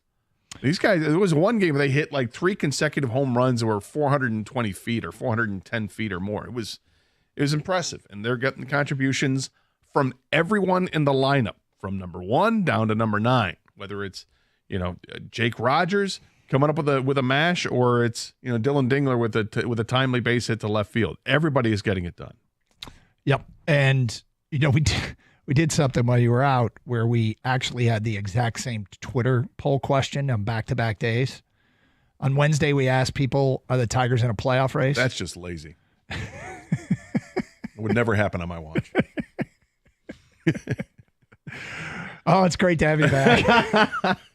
We asked people on Wednesday, when the Tigers were 5.5 games back, are they in a playoff race? 45.8% said yes, and 54.2% said no. Then we asked them on Thursday when they got it to 4.5 back, the exact same question. 61.5% said yes. 38.5% said no. You're going to go for a trifecta? The streak is broken. I mean, we could. I don't know that we necessarily need to do it every single day. No. But what are there, 27 games left? We could do this 27 times. But it's, they weren't going to run the table the rest of the way. I think it's really, really going to be interesting to see what happens next, right? I don't think one loss does you in, but you got a better opponent in town. You got a team that's right in front of you. AJ says they're not talking about it that much in the clubhouse because this whole thing is what good. His answer yesterday was, what good does that do us to get ready for today's game? But, these kids have the internet. That they do. Yeah, they have the cellular devices, yeah. And they can look up the standings if they so choose. Watches. They're fully aware of where they are in the standings. They're fully aware they know. of what's happened. And I think when I was trying to think, does that mean they bring more juice to the ballpark? When you're young and trying to establish yourself, I don't know that there's any more motivation that you need, right? You're trying to prove that you belong. And so all these guys show up at the ballpark already trying to do their best because, it's a huge motivation. It's a massive motivation. And so being in a playoff chase, I don't think means, hey, they're trying that much harder. It could add more pressure, right? I mean, I think people are going to go this weekend for this Red Sox series. I suspect there'll be pretty big crowds. I think Sunday will be a big crowd. With college football happening tonight and tomorrow night locally, maybe that gets affected a little bit. But Red Sox are always a good draw, so maybe we will see some big crowds. I think Sunday could be a big crowd. Yeah. Now there is chance of thunderstorms tonight. Not a huge chance, but it said scattered, which is relevant for those of our friends who are headed up to East Lansing to Spartan Stadium and those that have Tiger tickets. I guess those percentages have dropped significantly. Looks like it. Yep. Looks like it. So that's good news. The thing about scattered thunderstorms, though, is you might not be getting a thunderstorm, but it's one bolt of lightning inside the radius, and everything gets shut down. There's a delay. So, but unless it's a baseball game. Yeah, that was weird, wasn't it? Everybody get to the concourse except for the people playing on the field. You guys stay out there and entertain us. Yeah. Or we're going to go to the concourse. You guys dodged the lightning, man. Was that lightning? Yeah. Huh? So they just kept it up. But the other thing AJ said was this whole opener thing is allowing him to dictate who his pitchers face. And the old staff member of the Tigers with the Yankees told him it's a pain in the butt to play them because they don't know who to prepare for. So they make out a lineup, and then AJ changes the pitcher right away. I mean, it's the opener theory that we all know about. The fact that they've been able to do it with so much success is pretty incredible. And because that's incumbent on the players coming through. I mean, it's 100%. No good if your pitchers stink. Yeah, and when you face a team that has, that front-loaded top 4 or 5 guys in the lineup, the opener is great to see that because it cuts you off of the knees right away. Mm-hmm. And in theory, you're taking that best shot away from them, and then you move on with the rest of the game, and that can be a lot of fun, and it has been for the Tigers. 248-539-9797. All right, college football did start last night in Gator. We got to see a very interesting Colorado-North Dakota State game. I think these are some of the trickiest games that Power 4 conference teams play. When you play elite FCS teams. Because they're good. North Dakota State is no joke. Nope, they are good. And when you beat them, you get no credit. You really get no credit, and those teams can beat you. And I remember in another radio life when basically all we talked about was Michigan football year-round, I had mentioned that Michigan had never played an FCS opponent and never wanted them to play an FCS opponent. And somebody that had something to do with scheduling called me one day and said, yeah, the streak is going to be broken. And I said, why is that? What are you talking about? And he said, your whole FCS theory. And I said, oh, you guys have scheduled an FCS team. He goes, but I want you to know it's a good FCS team. And I said to him, that's even worse because those teams are actually good. You'll get no credit for beating them. And in fact, you won't get credit unless you App beat State. Yeah. You won't get credit unless you beat them by 50. And I found out it was App State. No, this was how it was. It was when I just stole the thunder. It's okay. But I was like, dude, that's even worse. If I were a Division I athletic director, first of all, I'd do my best not to play FCS teams, but I would not play good ones when I did. No, look at the SEC schedule and pick that team that they take on from the FCS. I give Colorado a little bit of a credit for having them on their schedule because, when the Bison and the Buffaloes go at it, you're like, is that semantics? I was like, if this were an actual fight. Is there a difference between a Bison and a Buffalo? I don't know. I'm not sure. There is. So that's it, but it's thankless because North Dakota State has been an amazing program for years, right? It's the North Dakotas, the Montanas. Those are the teams that are always good when it comes to FCS, and we've seen it in our state. It seems like lately it's been, Ferris and Grand Valley have been. Are they D3 or are they D2? I'm sorry, they're D2 though. Right, they're really good. Yeah. Local teams that have had this streak of being just great teams, and North Dakota State is the real deal. And then going to Colorado, and look, Deion's not making a whole lot of friends. Initially, it looked like he was making friends, and now after his first season, that kind of friendship has ended, and now he's in a whole lot of turmoil with the media, with the way that he's treating them. It doesn't look like that anybody's going to give them any benefit of the doubt, and you do you, I guess. But the team that's on the field, it's tough to build that team when you're doing it with transfers. It's 2 seasons in a row where he's just trying to do it with transfers. The best players he's got are his 2 kids and Travis Hunter, and they all came from, when he was at Jackson State. If Colorado did win the game, 31-26 for people who didn't see it. Yeah, but they could have taken a knee late, and Deion threw deep. Well, Shedeur threw. Shedeur threw deep. I don't know who made the play call, made the decision, and how it happened. It could have been a check at the line of scrimmage. It wasn't lost on people, though, that Colorado was a 10.5-point favorite, throwing deep, up 5 when they could have taken a knee. It was incomplete, stopped the clock. Nodak State got the ball back and actually got a Hail Mary situation into the end zone.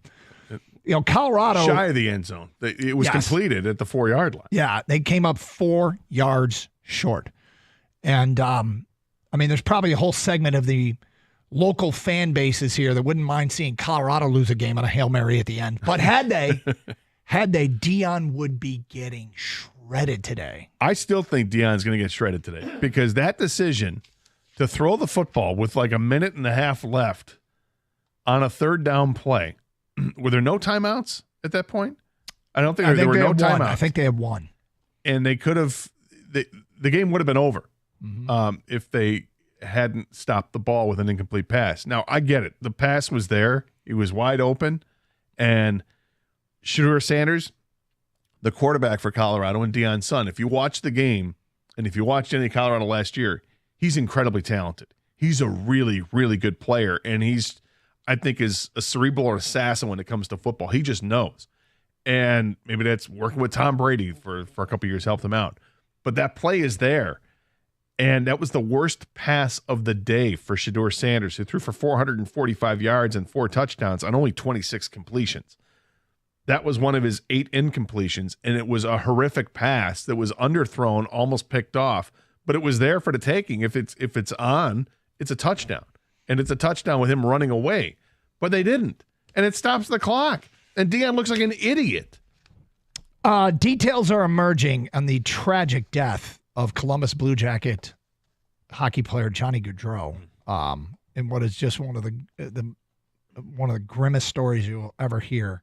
But details are coming out today, and this morning we will get to that. We'll talk some Michigan and Michigan State football at 11 here on Carson Anderson on 97.1 The Ticket. Hey, it's back. College football in East Lansing tonight. New regime, lots of excitement, and Twin Peaks can't wait to invite you back to all the action. It's been a long time coming, and their lodges couldn't be more excited to show off what they do best, which is game day. And when it comes to food, they got a scratch kitchen that they can throw down with the best. The wings, no one can compete. The hand-cut and breaded to order boneless wings, the house smoked wings, and the biggest naked and breaded wings you will ever find. If you like your beer cold, you won't find another bar that can compare. They got a 29-degree draft system. It takes 6 hours to properly freeze their mugs, and they got enough on hand where each mug only gets used once a day. They boast an extensive cocktail list featuring some of the best bourbons and tequilas around, as well as a shot list to really amp up the party. And your favorite football action, food, and drinks, all served up by the most hospitable and beautiful Twin Peaks girls. Tonight, 7 o'clock. Tomorrow, 7:30. College football, East Lansing and Ann Arbor. Twin Peaks will be with you all season long. And don't forget, the start of the pro football season featuring the Detroit in prime time next Sunday night. Still got room to host your draft parties.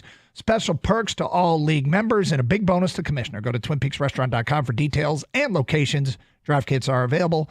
Call today. Twin Peaks eats drinks and scenic views.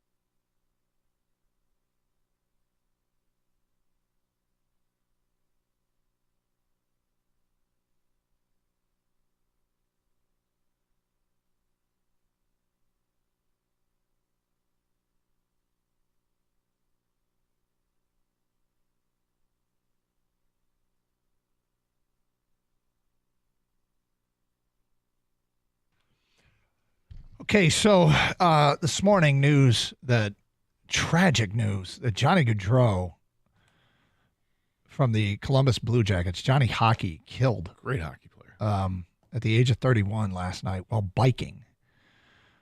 Him and his brother were in New Jersey. They were, apparently that's their hometown or near their hometown where they were biking. They were back for their sister's wedding, which was scheduled for today. Johnny and his brother, I believe his name is Matthew, were killed last night by a drunk driver. They were groomsmen in their sister's wedding today. And, you know,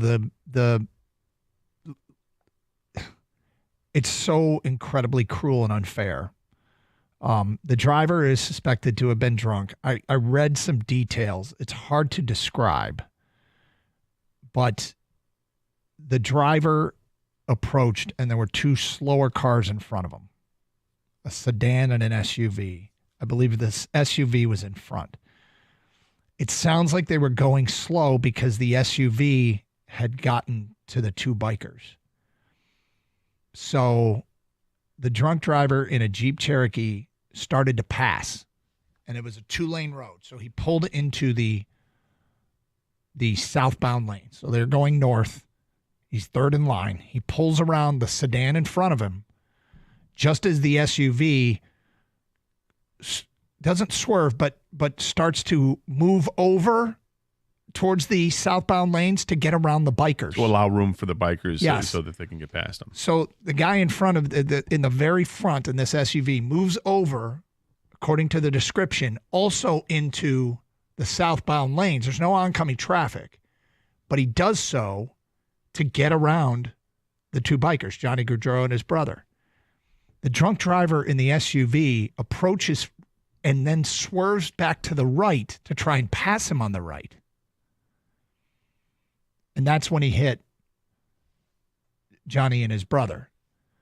You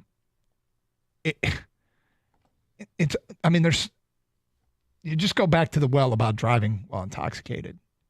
And, it's interesting growing up, watching my kids grow up in the world of Uber and the attention that's brought to this. I find that I shouldn't say it's not on the radar, but they've grown up in a world where this is just something they don't seem to even consider. Like, it's so normal for them to catch Ubers or to have somebody that is a designated driver that's their normal. Which is great. Yes. But my God, it's totally senseless, incredibly tragic. I mean, this is incredibly tragic. And I think of that organization. Remember the goalie that died in the firework accident here a couple years ago? Yep. I mean, the whole hockey world is mourning, but I think even people who aren't. Yeah, I mean, you can't believe this. Well, when you add the details that they were in town for their sister's wedding, yeah, it adds to the another level of the tragedy. It's so brutal. I mean, I can't even imagine preparing for a wedding, and now you have to start planning for a funeral. Yeah, it's unbelievable, and heart goes out to the entire hockey world about this. This is it's so awful. And when you hear drunk driving, it's senseless. I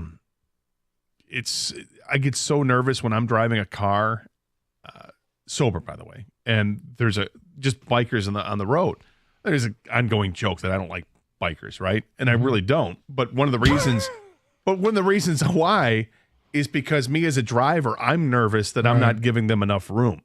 And I get nervous because their space on the road cramps my space, and I want to be respectful of them. But when you get into high traffic situations and you're going to try to move around them and you have to watch for oncoming traffic and all this, this adds to my own anxiety about it. I feel terrible. This is awful. Yeah, I'm a biker. And I have a mountain bike. I actually ride on the roads more than I do the trails, and it's only because to mountain bike, I got to load the bike up, drive to a place, take it off the bike rack, and ride it, and then drive home.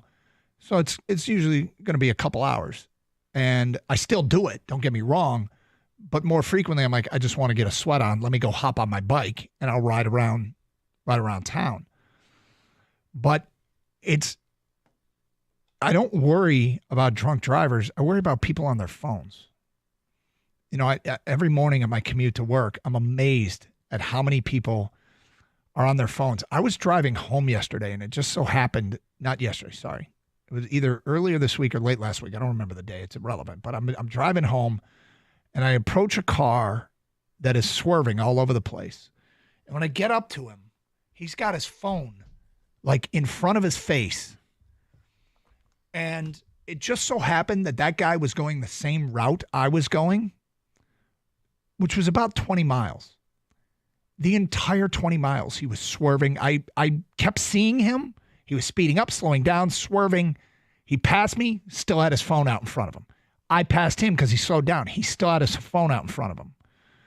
And it just blew my mind that somebody was that careless and selfish to be holding onto their phone for that entire time. When I exited the highway, I could still see him, and he was still swerving and into and out of lanes. And I thought, he's perfectly comfortable. He has no idea what a danger he is. He thinks he can do this. He has no idea what a danger is. And that's what I worry about. And I don't feel safe riding on roads. But I mean, it's not, they didn't do anything wrong. Johnny Gaudreau. No, not at all. Not at all. It's just horribly, horribly tragic. And it's hard to imagine how the family processes that. I guess he has 2 young kids too. I mean, it just gets worse and worse. It's absolutely, it's one of the worst stories ever. And Johnny Hockey, man, he was amazing when he was in Calgary, and they were hoping for big things in Columbus. Yep. So again, our condolences and thoughts and prayers. This is awful. This is just awful. Yeah, I saw the story this morning when I woke up and started doing some prep work for the show, and I'm like, "What? I'm sorry, what was that?" Mm-hmm. There was on the front page of ESPN. I saw there was a hockey player there, and I didn't look at the headline yet. I'm like, I'll get to that in a second. Was there a big trade or something? And then I came back to it and was just absolutely stunned. Absolutely stunned. Yeah. Horrible news to start the day. Yep. Well, the driver, by the way, his name is Sean Higgins. It is not that Sean Higgins that played basketball in Michigan, just so people know. When that comes out, just to clarify, that is not the same guy. 248-539-9797. Coming up, we'll get to some college football stuff with Michigan and Michigan State opening their seasons. Phone calls, feedback. Carson Anderson, 97.1 The Ticket.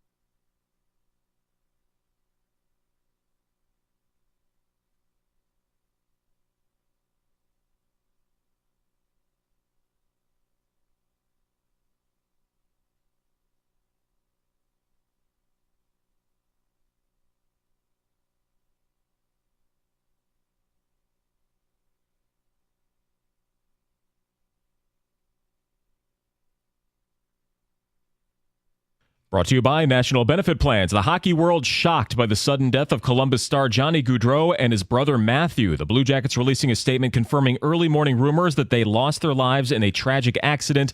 Police say they were hit by a vehicle while biking near their hometown, and a man has been brought into custody suspected of drunk driving, causing the awful tragedy. A new series beginning today for the Tigers. They host the Red Sox at Comerica Park through the weekend. Tomorrow, they'll be celebrating the 40th anniversary of the 1984 World Series winning team here in Detroit. The legend himself, Alan Trammell, joining Costa and Jansen to talk about the extravaganza.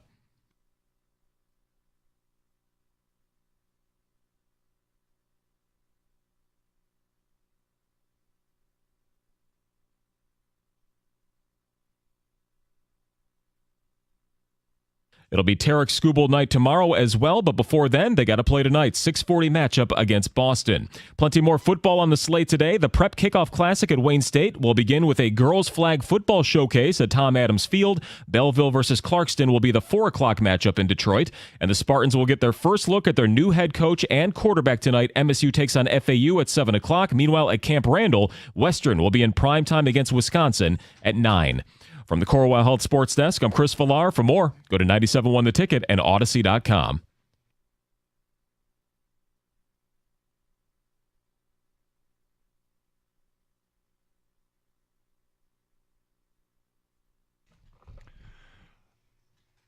Doug Carr, Scott Anderson, 97.1 The Ticket. Get to some Michigan and Michigan State stuff coming up. Season starts. College season starts. Starts for Spartans tonight. Starts for Michigan tomorrow night. Oh, let's get to your phone calls. We go to Scott and Romeo. Hi, Scott. Hi, how you doing? Okay. I was just listening to your story about being afraid to ride a bike. In the 80s, I used to be a fireman, and one of the first things they taught us to do when an accident looks suspicious is to look for alcohol or bottles or anything that would make, that would explain what happened. And when I talk to them now, they say the first thing they're told when they get to a suspicious accident is find the phone. And that way they'll know if they were talking, if they were texting, and they don't have to go through the rigmarole of, investigating what happened, because the phone will give them their answer. So I was saying to Scott, and I've said this on the air before, I feel like the distracted driving thing is is it any different than drunk driving? Is it any different?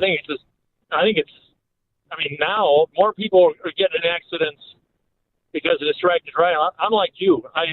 I'll be driving and they're spending more time looking in their phone than they're looking up. And but they're doing that walking around. It's just, unfortunately, that's what technology did. But I think it's just as bad, or maybe even worse. Yeah, I mean, to me, it's the same thing in terms of you're driving a car and you are being careless, and you're a danger to others, and it doesn't seem as though it is treated in the same way of in terms of people, taking it seriously. Drunk driving, I think people now know to take seriously. Distracted driving seems as though it's not, I don't know if I want to say accepted, but people don't treat it the same way they treat drunk drivers. Because when I watch the news and I see accidents, there's certain times you see the report and they'll say, well, obviously, of course you don't know. I say, obviously this person was screwing around on their phone. Like the person that you were talking about when you were riding your bike. Yeah. You watch it and you go, oh boy, this is another one of those. So, but I don't see it getting any better. They're never going to stop people from doing it on the phone while they're driving. They can do their laws, but no one's going to ever stop, and it's just going to keep getting worse. Yeah. Well, thank you for the phone call, Scott. And this case with Johnny Gaudreau, it was a drunk driver, alleged drunk driver, I should say, and so we'll see what plays itself out. But again, a tragic story, absolutely tragic, awful. All right, the uncomfortable segue into football. And it is what it is. Today's show is all about uncomfortable segues. Yeah. It's okay. All right, so Spartans play tonight, and Michigan plays tomorrow night. The Friday night, the tradition that has become the Friday night Michigan State non-conference opener. This time it's Florida Atlantic coming in. Michigan's got Fresno tomorrow night. First of all, what's your level of excitement? Pretty high. Yeah. Yeah, I'm very excited about Michigan State football because there's an unknown factor to it. Yep. So many new faces are going to be on this team. That I suppose that's the same with most college teams year in and year out now because of transfer portals, but this is different with a new coach. Yep. And bringing in guys that he knows from his previous stop in Oregon State, and including the quarterback, who's a very gifted athlete and big kid, throw the ball, can run. I'm very excited what Aiden Childs can do. Mm-hmm. And the offense that they have at Michigan State, I'm excited about it. I think they have one of the most underrated running backs in the country in Nate Carter, a true freshman wide receiver in Nick Marsh, who can be absolutely dynamic. We'll see. And the quarterback's best friend, as I always say, is the tight end. And they're bringing in a really good tight end in Jack Velling, who is one of the best tight ends in the country. So I think those are reasons to be excited about what this offense can be. But it all starts with the offensive line and how good that offensive line is going to be. There's a couple of transfers there, including the center, who's awfully good, and Tanner Miller. I think they're going to score better than what they did last year. I think they obviously they had their struggles last year for a multitude of reasons, and one of them was talent. But I think that their talent is better on offense this year. How good is the defense? The defense, there's more questions there too because of all new faces. You know, you go into 3 deep, and it's amazing how many different faces there are on this team. So I'm excited to see these guys step up. You know, Chris Bogle is back for another year with this team. If he's healthy, Chris Bogle has always seemed like a really good defensive end. You know, Maverick Hansen's back. It's a massive body in the middle of that defensive line. And you've got guys we've seen like Jalen Thompson and, you know, Darius Snow coming back from injury. Jordan Hall at linebacker. I'm really excited about that. And it's just kind of reworking guys in the secondary as well as they get older and get more opportunities. But it's such an unknown because of the coaching staff, and we don't know what we're going to see from this team. But I'm excited about tonight, and I have a good feeling about tonight. I have a more optimistic feeling about this team for the season, I think, than most. But it's not terribly rosy, but it's better than 500. Well, they're over-under in Vegas. They're set at 5. I've said this about Michigan State the last few years, but it's been true the last few years. They've got a lot of transfers. It's hard to predict. It's hard to predict, you know, what's going to happen with them. Michigan, on the other hand, Gator returns this defense. And for the most part, many of the key pieces are back. I think they could be better than last year's defense. It certainly would have helped if Rod Moore hadn't gotten hurt. He was a massive part of that secondary. But the 2 defensive tackles, I started listing Michigan's defensive linemen that they have produced in recent years. And they really, one of the keys to what those great Miami Hurricanes teams were, they had speed on the outside, they had quarterbacks, and they had a defensive line every single year. And it just seems like Michigan just keeps rolling it over and has great defensive linemen. And, you know, in the interior, you know, Mozzie Smith and, you know, Chris Jenkins. And prior to that, there was, you know, Mo Hurst. And it seems like there's a long list. You get into Chris Wormley and Taco Charlton. Just incredibly powerful individuals in the middle of that defensive line. Yep, and Josh Uche and David Ajabo and Aiden Hutchinson and Chase Winovich and Rashawn Gary. And this is their thing, man. And this year's defensive line with Derek Moore and Josiah Stewart on the edge and the 2 tackles, it could be just an absolute problem. And yet, offensively is where they lost just about everybody. And so there's real questions about what the offense is going to be. So the worst case scenario of the offense is Iowa, right? And that Iowa team a year ago. Yeah, that's the worst case scenario. I don't think it's going to be that, but that's the worst case scenario. And the one thing you got to keep in mind is if the defense is elite, and because Iowa last year would have come dangerously close to qualifying for this format's playoffs, the 12-team playoff. They would have come dangerously close. And so, you know, if they're better than Iowa, I like their chances. But with that said, we've heard it all.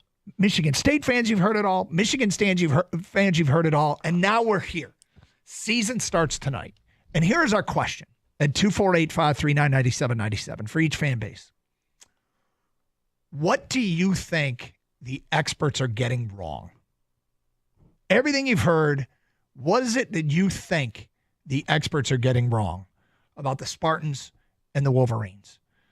248-539-9797. Gator and I will have our answers coming up here shortly, but you have a question, or were you ready to I was answer? ready to respond. Okay, we'll get to that after the break. But I do want to know what you keep hearing about your team, Spartan and Wolverine fans, and you think the experts are getting wrong. It is interesting when you look at Michigan's roster. Yep. How few transfers they have right now from last year to this year. Now, they may have some guys have transferred in over the years, but new to the team this year, there's like one offensive lineman. Who's going to start? Middle linebacker. Who's going to start? And a wide receiver. They got a receiver. And a bunch of guys in the secondary. Receiver's going to play a bunch of guys in the secondary. They haven't been huge in terms of portal numbers. Yeah. They've been very judicious. The quality. But they've gotten quality out of the portal, yeah. It's just interesting that this year, it doesn't look like that they dipped into the portal all that much, but then again, they've got a ton of talent. Jayshawn Barham, that's what they do. In the middle from Maryland, he's good and he has no off switch. Like, he is something else. We will get to your phone calls and feedback next. We'll tell you what we think the experts are getting wrong about the Wolverines and the Spartans. We want to know what you think the experts are getting wrong about the Wolverines and the Spartans. It's Carson Anderson, 97.1 The Ticket.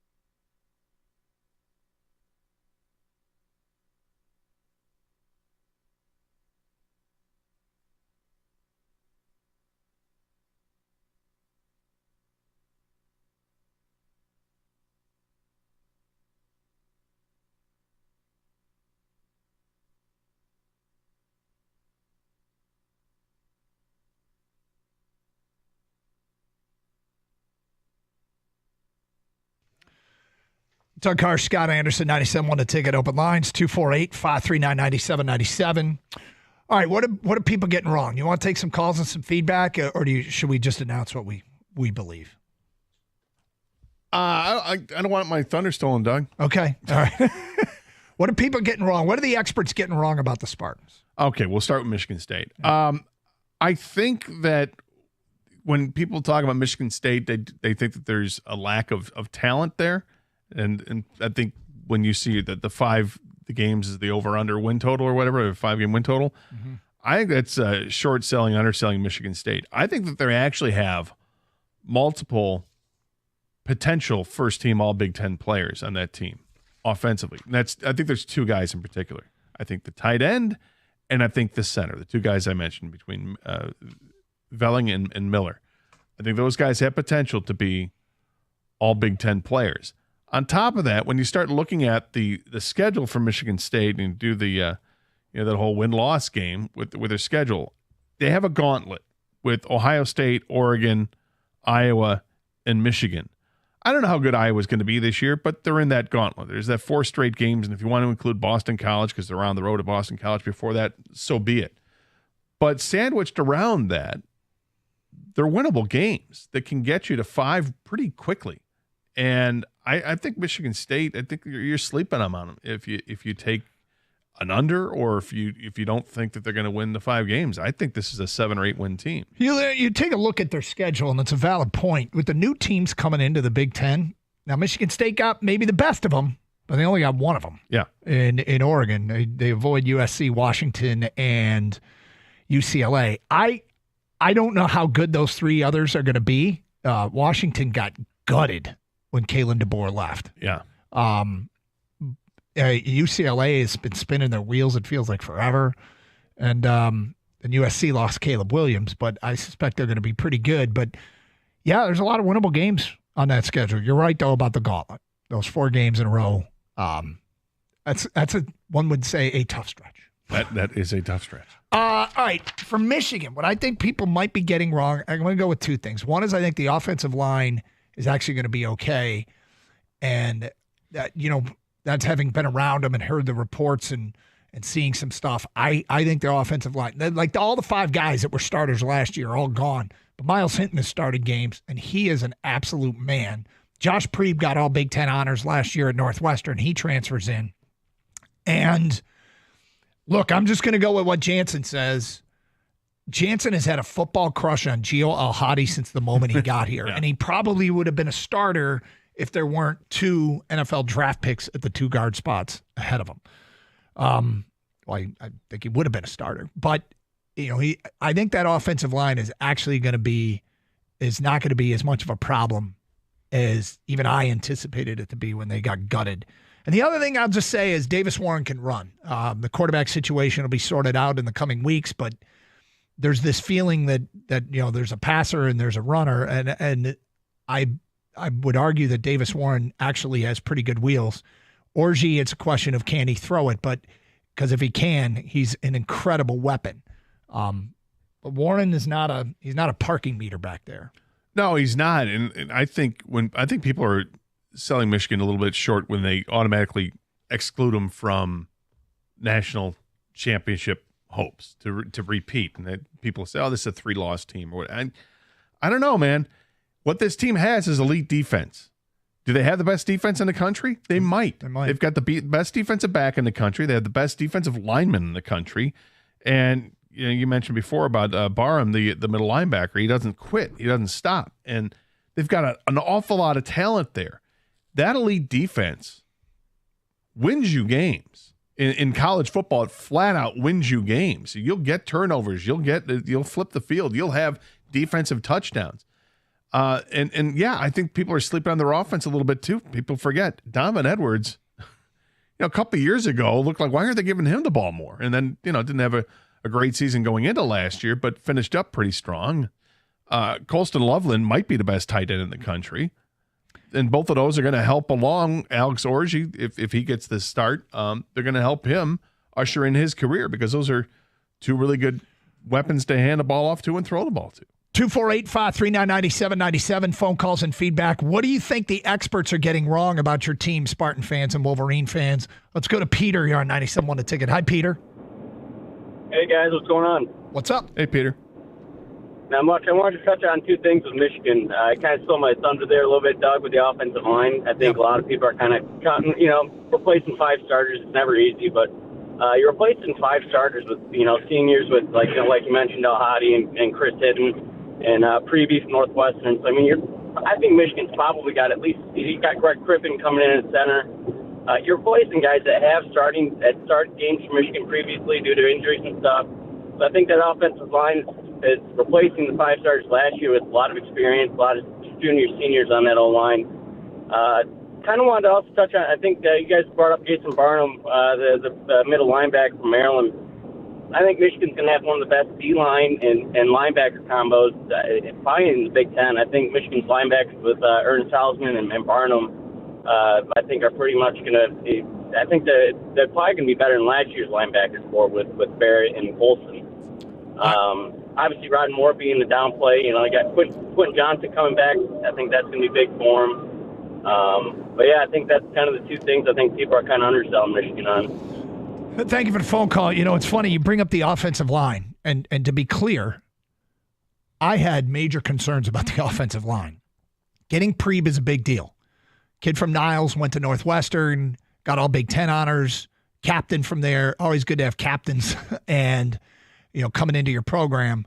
And he's kind of fit in pretty seamlessly at one of the guard spots. Al-Hadi at the other. Miles Hinton has tons of starting experience. He's got to find some consistency there. But as this thing has gone on, I feel better about the offensive line. So yeah, I'm with you on that regard. I'm just not as concerned as I once was. Weakness, wide receiver group? Yeah, so with chance to be, obviously everybody's got a chance to improve, but Morgan's pretty good. The question is, right, if Tyler Morris and Samaj Morgan play complementary roles, can they handle being the guys? You hope so. And then beyond that, who else is going to contribute? Is it going to be C.J. Charleston, the transfer from Youngstown? Is it going to be Fred Moore? Is it going to be Peyton O'Leary, who's been around and they've talked about forever, but hasn't? I think he's only got 1 catch in his career. Who's going to step? Amarion Walker is back, and he's a tall, freakish athlete. But you got to make plays. I had an insider say something to me very interesting the other day. They feel good about Morris and Morgan, but if they can find 2 other guys to catch 30 balls at the wide receiver spot, they'll be fine there. Should they trade for Ayuk? Is that possible? Yeah. 248-539-9797. Feedback: a team with this many questions on offense, this much turmoil off the field, and this hard of a schedule will be lucky to win 6 games. Michigan is in for a rough one. They have become this is from an unnamed texter, they have become an incredibly popular pick to leave out of the playoff field. That person said be lucky to win 6 games? Yep. What? Yep. Come on. Come on. Be lucky to win 6. That defense alone is going to win 6 games. Well, be lucky to win 6. The other thing that goes in Michigan's favor and Michigan State's favor, they don't have to play Penn State. Mm-hmm. Penn State might be the best team in the Big Ten, and they're going to be one of the best teams in the country. Yeah. I'm still waiting, and you tell me I'm wrong. It feels to me like Penn State football has been constantly parading out the next great quarterback, and they really haven't had one since Kerry Collins. Their great quarterbacks haven't really blossomed there. And I'm thinking about Hackenberg, and I'm thinking about, what's the dude's name? Had a list earlier the week. Aller shows a lot of promise, but in the 2 games against Michigan and Ohio State last year, he didn't do much. And, he might be the best returning quarterback in the Big Ten. Returning quarterback. He probably is, actually. He is the best returning quarterback. Yeah. And one of only 2 quarterbacks on that watch list. Dude, and they're playing at West Virginia in the opener. That is a tough opener. I like their chances. Do you? Oh, what? Foreshadow.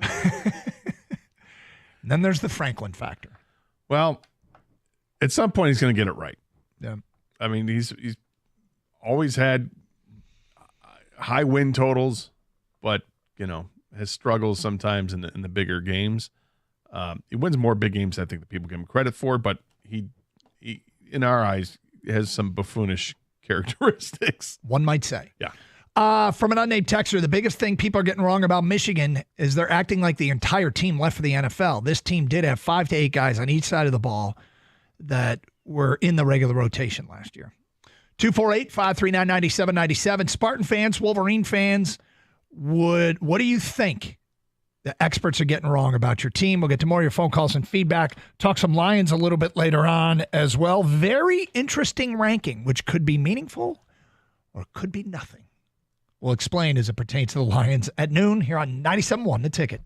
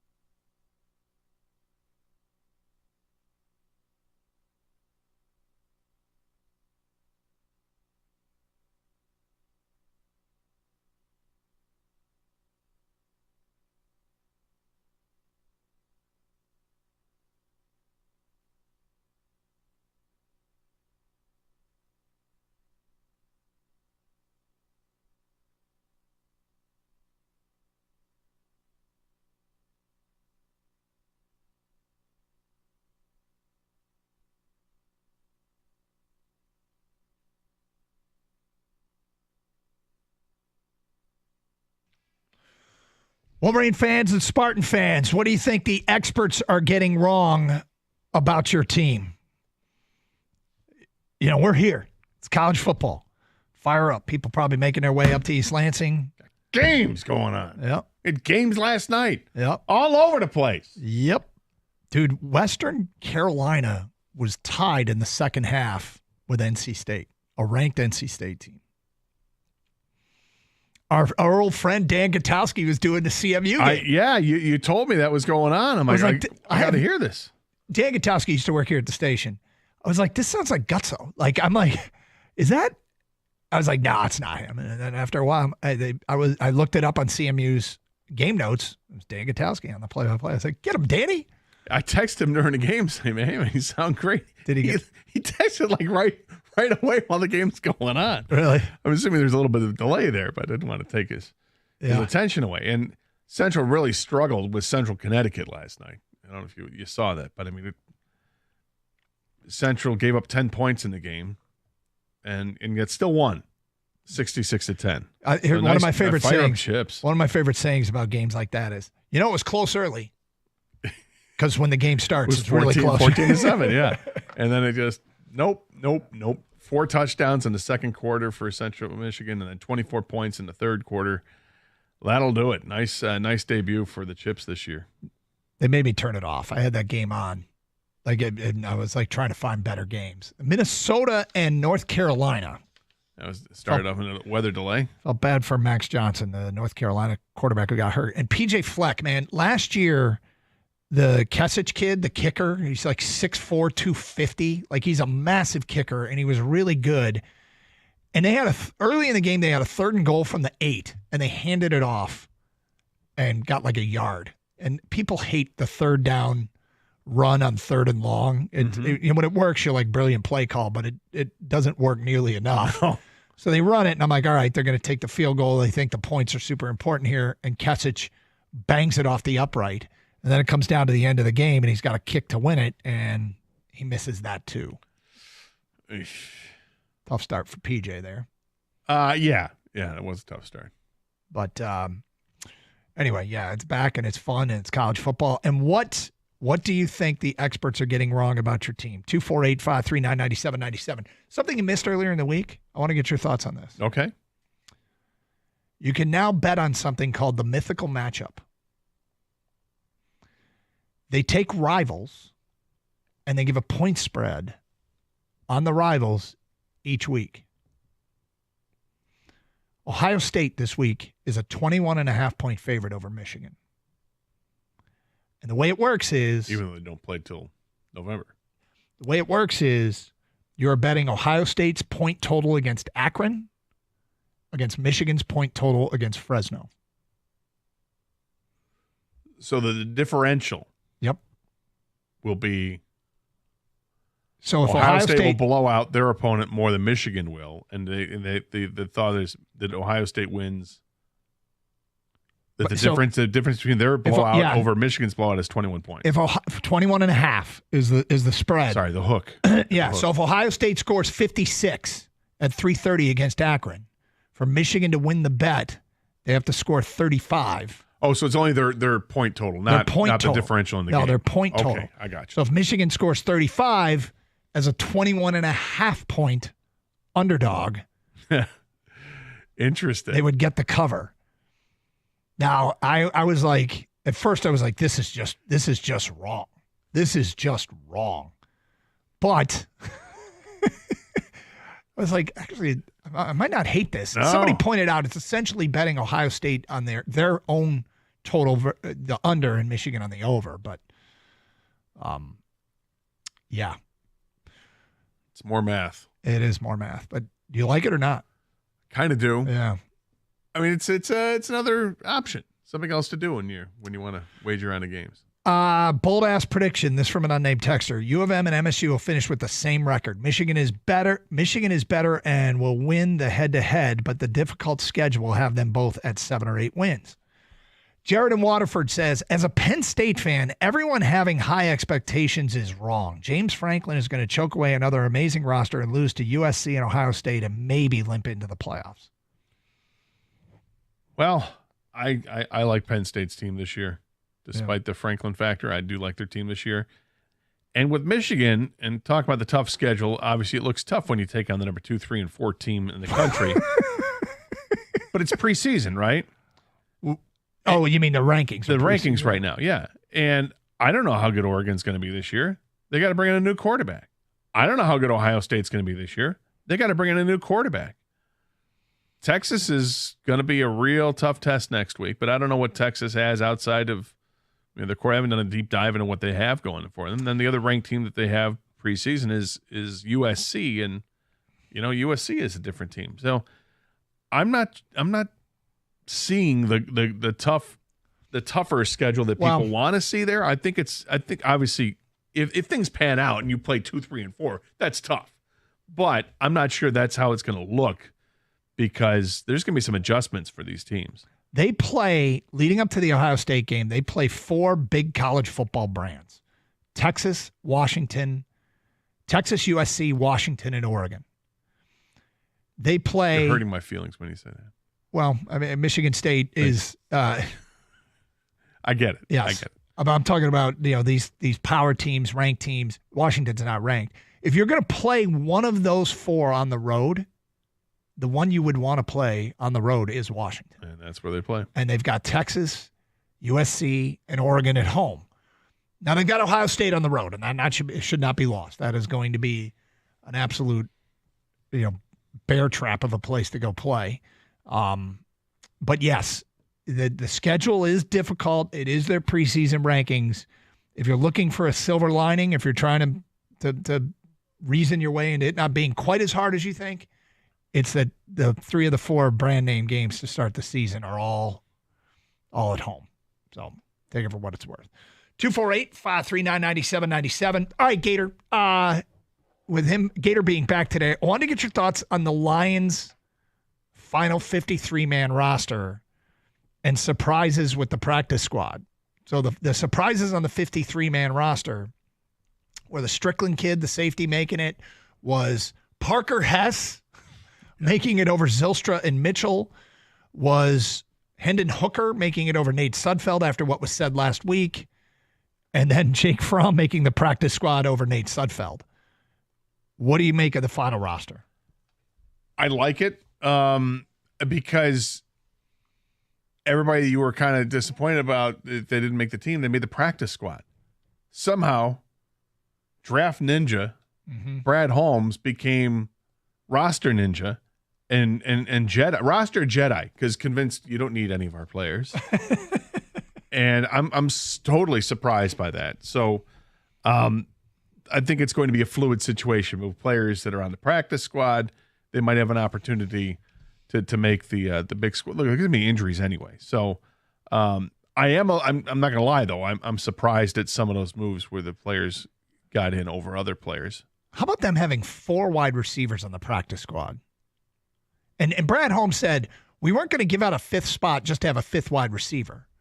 But it feels to me like they're still kind of searching for another wide receiver. When you bring in Allen Robinson, you bring in Tim Patrick, you bring back Donovan Peoples-Jones, and you bring back Tom Kennedy, as one does every year. I mean, you're supposed to. Yeah. What do you make of that 4 wide receivers on the practice squad? I think it's internal competition again. We didn't really resolve things with the preseason and training camp, so we need you guys to come out there and show what you can. I mean, those are the practice squad guys are going to be scout team guys. They're going to get reps against some pretty good players, and they're going to have opportunities each and every day to prove themselves. So it's if I were one of those wide receivers, I would take it as such. Hey, all right, you got to go out there and prove it, because I don't think they're married to the final guys that made the roster. No, the bottom 3-4 spots on that roster are going to be rotating, and then there's always injuries. You just never know how that's going to play itself out. So the Jake Fromm thing is interesting. Yeah, I said this yesterday, and then Kang found a soundbite from Brad Holmes that kind of confirmed it. Brad Holmes talked about how much he liked him out of Georgia, and I'm like, this is a guy he was eyeing to draft. That it's one of those, I finally got my hands on this guy. Like he really wanted to draft him. And when you heard him talk, he was pretty. He had a lot of praise for him. Pretty complimentary of you, if you will, on him coming out of Georgia. But has your faith been shaken a little bit, Doug and Kang? I mean, this was the guy. We all believe what they have to say, right? Mm-hmm. Upper hand. Yeah. Nate Sudfeld has the upper hand, and yet Nate Sudfeld's not on the roster and not on the practice squad. So was there some hoodwinking going on? No, this is in reference to something that I have said and Kang has also come on board with, which is I believe absolutely everything that Brad Holmes and Dan Campbell have said. I've spent my entire professional career being skeptical of everything that came out of the Detroit Lions. And when you heard hype, I'm like, oh, I'll believe it when I see it too. There was always that undercurrent of I'll believe it when I see it. And now I'm like, I just believe it. So last week, yes, Dan Campbell said Nate Sudfeld has the upper hand. A week later, he not only didn't have the upper hand, 2 quarterbacks passed him, and he got straight up released. And so Gator is asking, is our faith rattled, Kang, in Dan Campbell? Gator, Dan Campbell lied to us. Oh, boy. He lied to us, Doug. Just accept it. I'm back on board with Gator. Campbell was talking all this jive, this camp talk, that they all do. It was just coach speak. That's coach all. speak, It's yep. okay. Dude, how do you go from upper hand to you got fired on your day off? They sat him the final preseason game thinking, you're good, bro. Don't worry, you ain't got nothing else to prove. We've seen what you have to offer. Fromm comes in for 4 snaps. All right, well, Sud, things have changed, my friend. I'm sorry, but Yeah, not only to get passed over by Hendon Hooker. I know. But Fromm? Okay, let's be clear here. Dan Campbell didn't cut Nate Sudfeld. Brad Holmes cut Nate Sudfeld. Oh, you saying they fighting? No, I don't. It's NBD. No big deal. No big deal. NBD. They share the same brain, Doug. Yeah. I mean, not on everything. I think Dan Campbell has a big say in who gets cut. I think he does have a big say. No, but I mean, in all honesty, anybody surprised really in the end that Nate Sudfeld isn't here? I mean, we were surprised he had the upper hand. Yeah, that's exactly. what we were surprised about. That was like upper hand, huh? Okay. Maybe you're seeing something I haven't seen. Okay, he's going against tougher competition because he's in the beginning of games as opposed to later on, like when we see Hendon Hooker. Okay, and then they had the last preseason game, and Hendon Hooker, he was okay. He was better, maybe better than okay. He obviously makes plays with his feet and pretty heady player. Really like Hendon Hooker. Did he pass Nate Sudfeld? Apparently so. Nate Sudfeld's the reason he was still even in contention, I feel, is that maybe this coaching staff they like him for a calming influence he might have with Jared Goff or because he can see plays and what is supposed to happen. The problem with Nate Sudfeld is that he doesn't have the talent to make them happen. It's like the old adage, those who can do, those who can't teach. And some people take that as an insult, and I wouldn't take that as an insult at all. Right. What it is, and one of the most important life lessons that you can have is knowing what your limitations are. Like if you know the playbook, you know what they're supposed to happen, we'll just go out and do it. I physically can't. I'm not fast enough to move to the outside or maneuver through the pocket to buy myself time. I can't do that, but I know that that's the route to do it. Or maybe I just don't have the arm strength to make that play, but that play is there, and I'm telling you, you can do it. I mean, I feel like that's what Nate Sudfeld is. He's like an extra coach, and don't be surprised if you hear that he's added to a coaching staff in years down the line.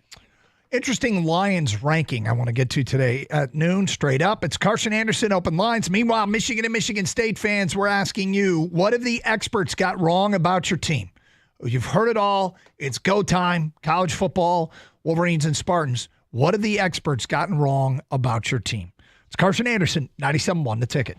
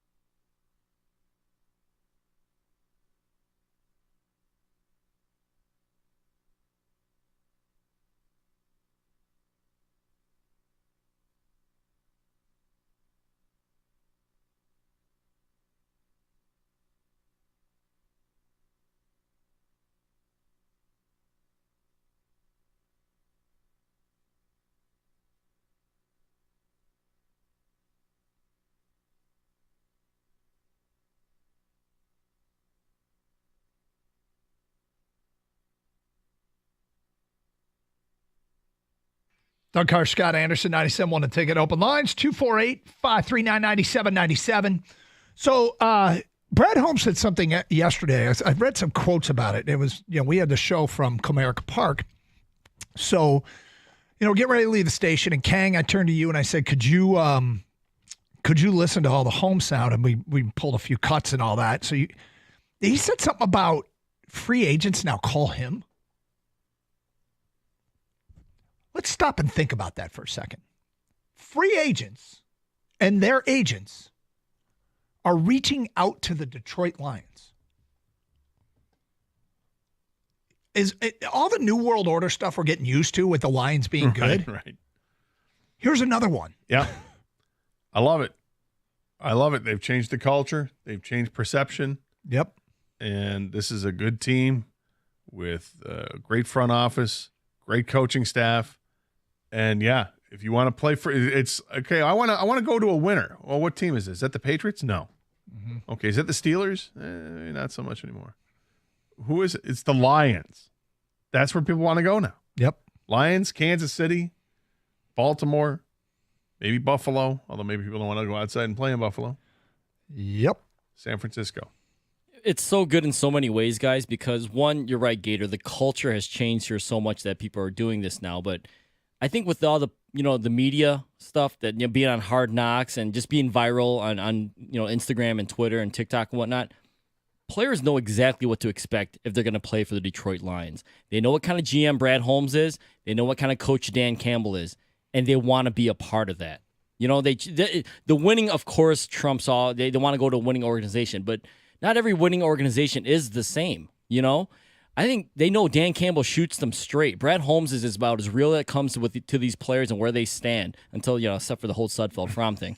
But other than that, guys, they are straightforward with these guys, and they tell them. And people see that, and they know that's who I want to play for, and I'm willing to do what they're asking me.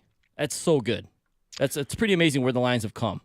248-539-9797. Phone calls, feedback, lots on the table today. Hey, Tiger fans, one loss. I don't know if this shakes your confidence in them. If you're fired up for this weekend series against Boston, we'll love to continue talking Tigers. Also, Michigan and Michigan State fans, question. What have the experts got wrong about your team?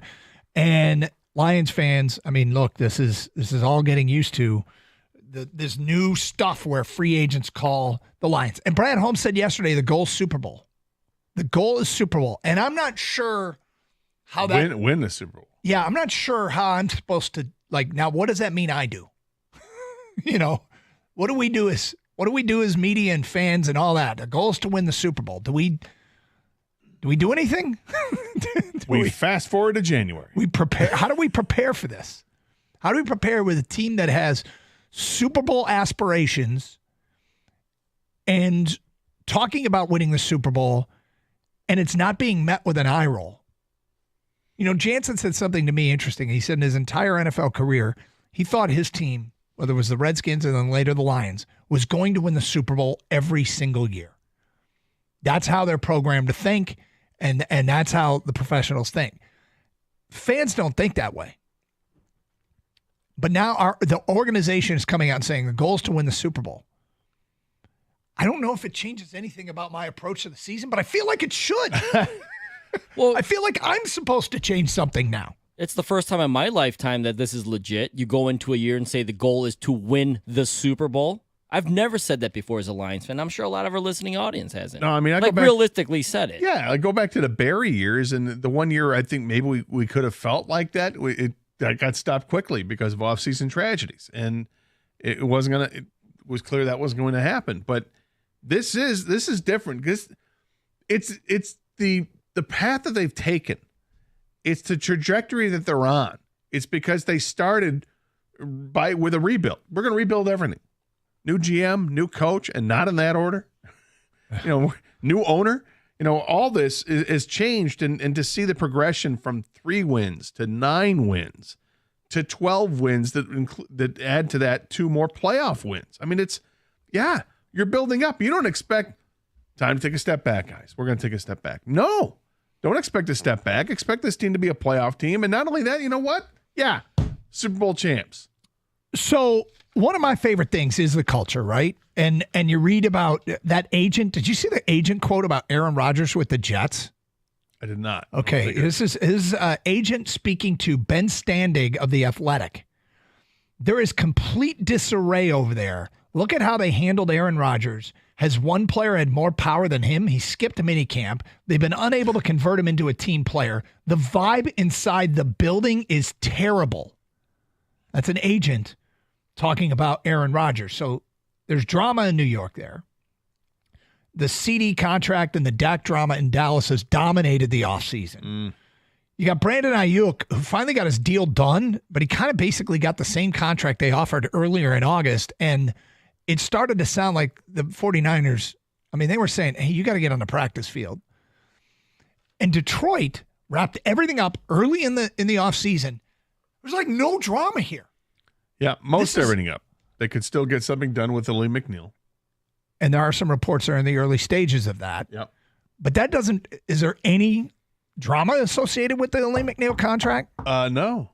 So there's so little nonsense. I think this is wildly underrated about the Lions. And I mean, I guess having seen what a poisonous culture was like, a culture that couldn't get out of its own way, and they spent so many years being that, it's stunningly hard to believe how you've got free agents calling, you got contracts wrapped up for the most part early. The off the field nonsense is like non-existent right now. There's no like social media posts that get everybody all worked up. It's incredible. And I think it's highly underrated. With that said, that's not the only thing that's underrated.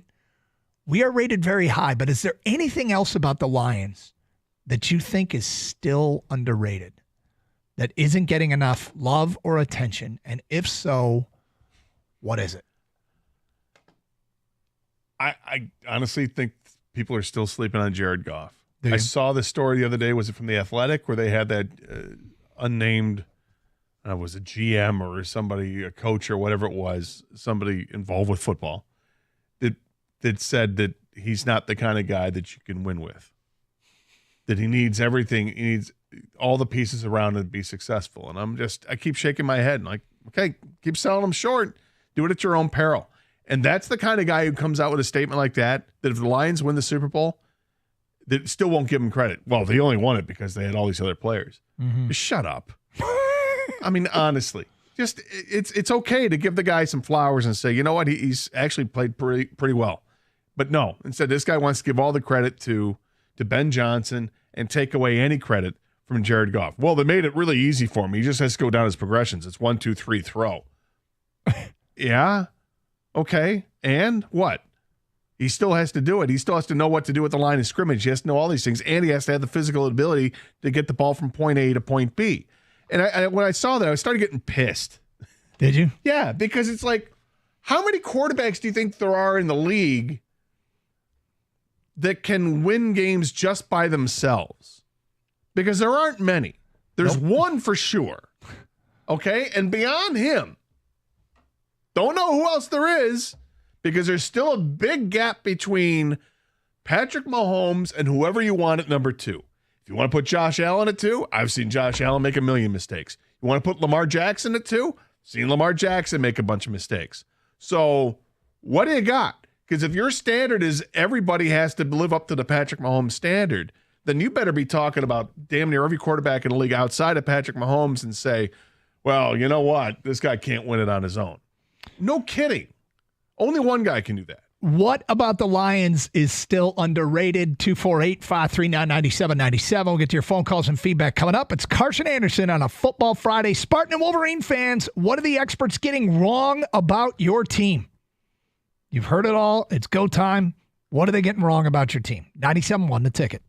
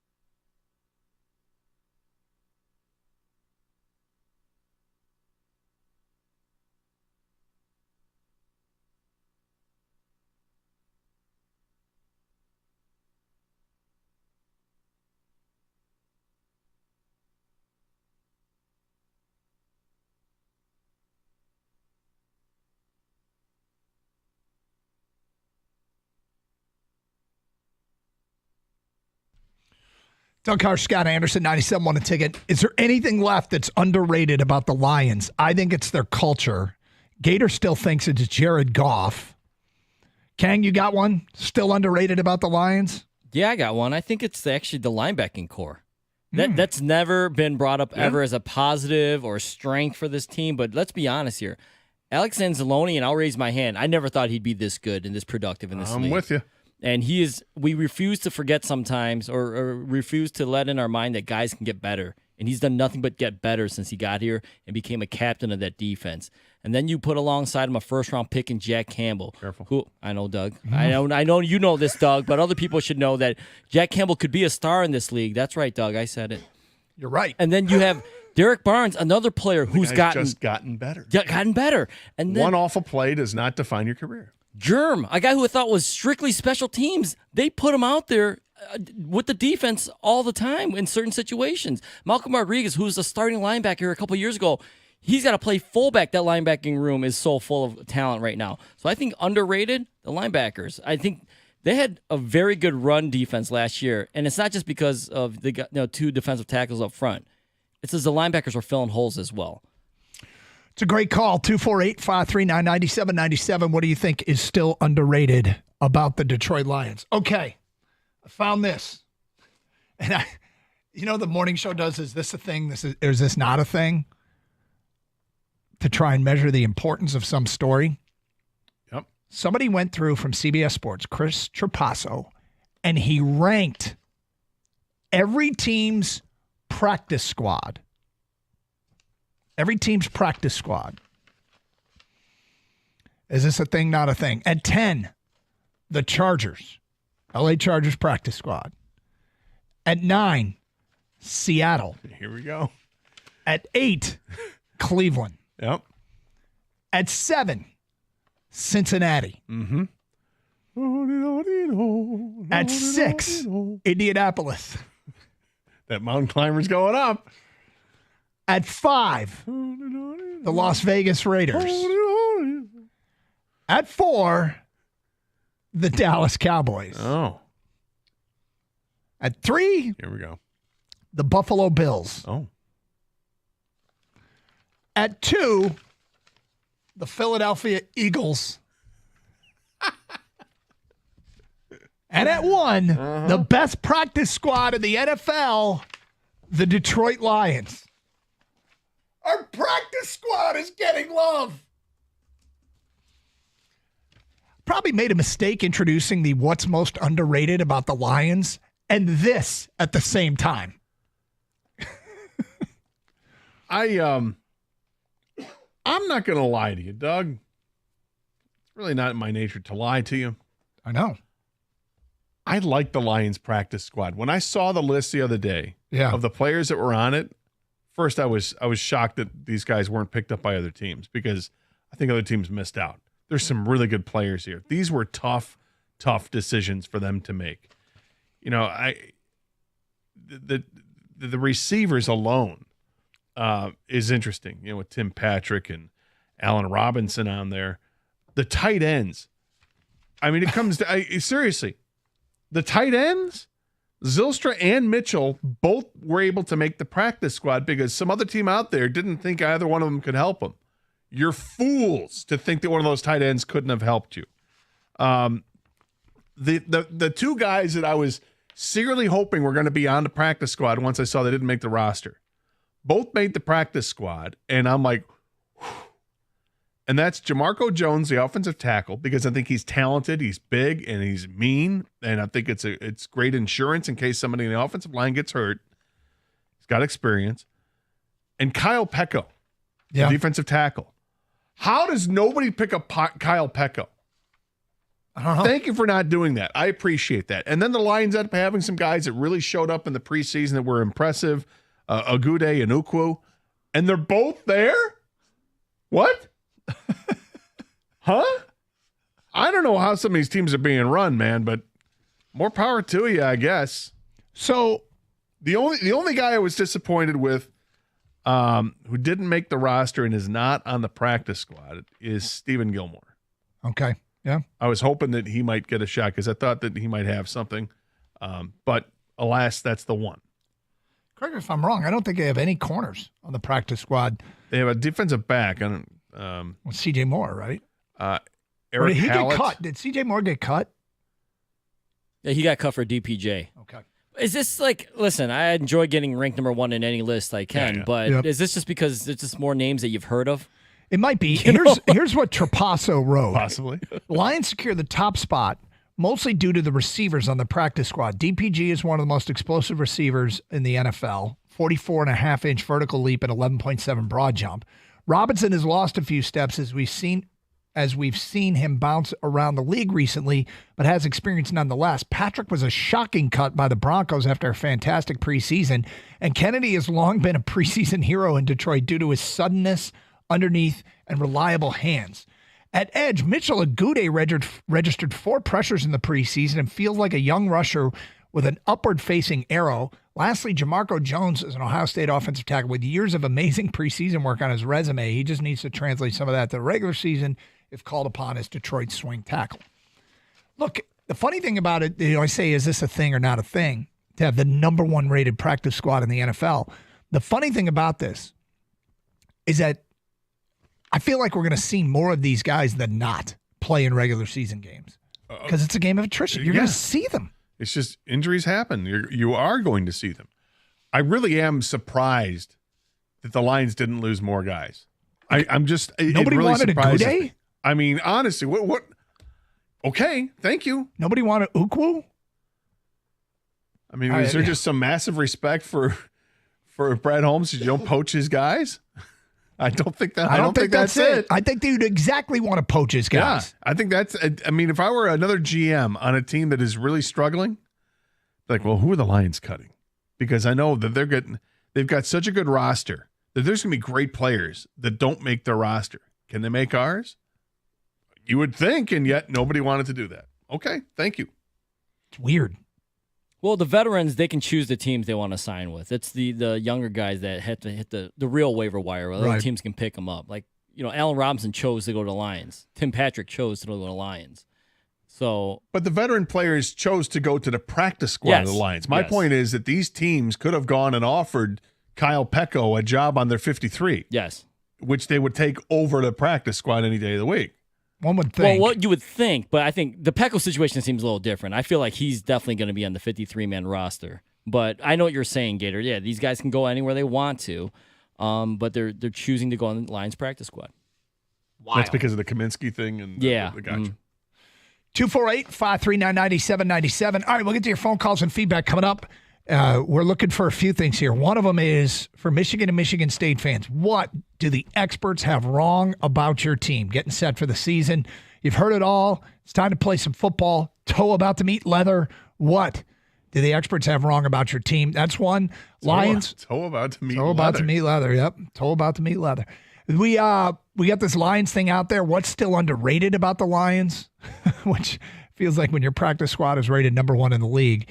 Not much, but is there anything that you still think is underrated? Just a reminder, you can stream the show through the Odyssey app. Download it for your mobile device today, AUDACY. Also streaming through our website, 971theticket.com, and streaming with video. Go to twitch.tv, search up 971theticket, participate in the streaming chat. Same thing with youtube.com. You can watch the show, you could comment, all different ways you could take in the program. It's Carson Anderson, your phone calls and feedback next. Are you going to eat that at 12:35? 97.1 The Ticket. Hey, it's Doug from Michigan Auto Law. We all know how bad our roads can be, and with winter driving right around the corner, just a reminder: if you've been in an accident, you need someone who's got your back. You wouldn't go to a doctor who specializes in all sorts of medicines, would you? Different kinds of medicine, would you? So why would you do that with your lawyer? Specialization matters, and that's where my friend Steve and his team at Michigan Auto Law come in. If one of my friends or family needs help, I'm connecting them with the team at Michigan Auto Law. They specialize in auto and truck accidents, and that's what you want from your attorney. Specialization. They care more, so you win more. Michigan Auto Law, auto accident attorneys. Visit autolaw.com. That's autolaw.com.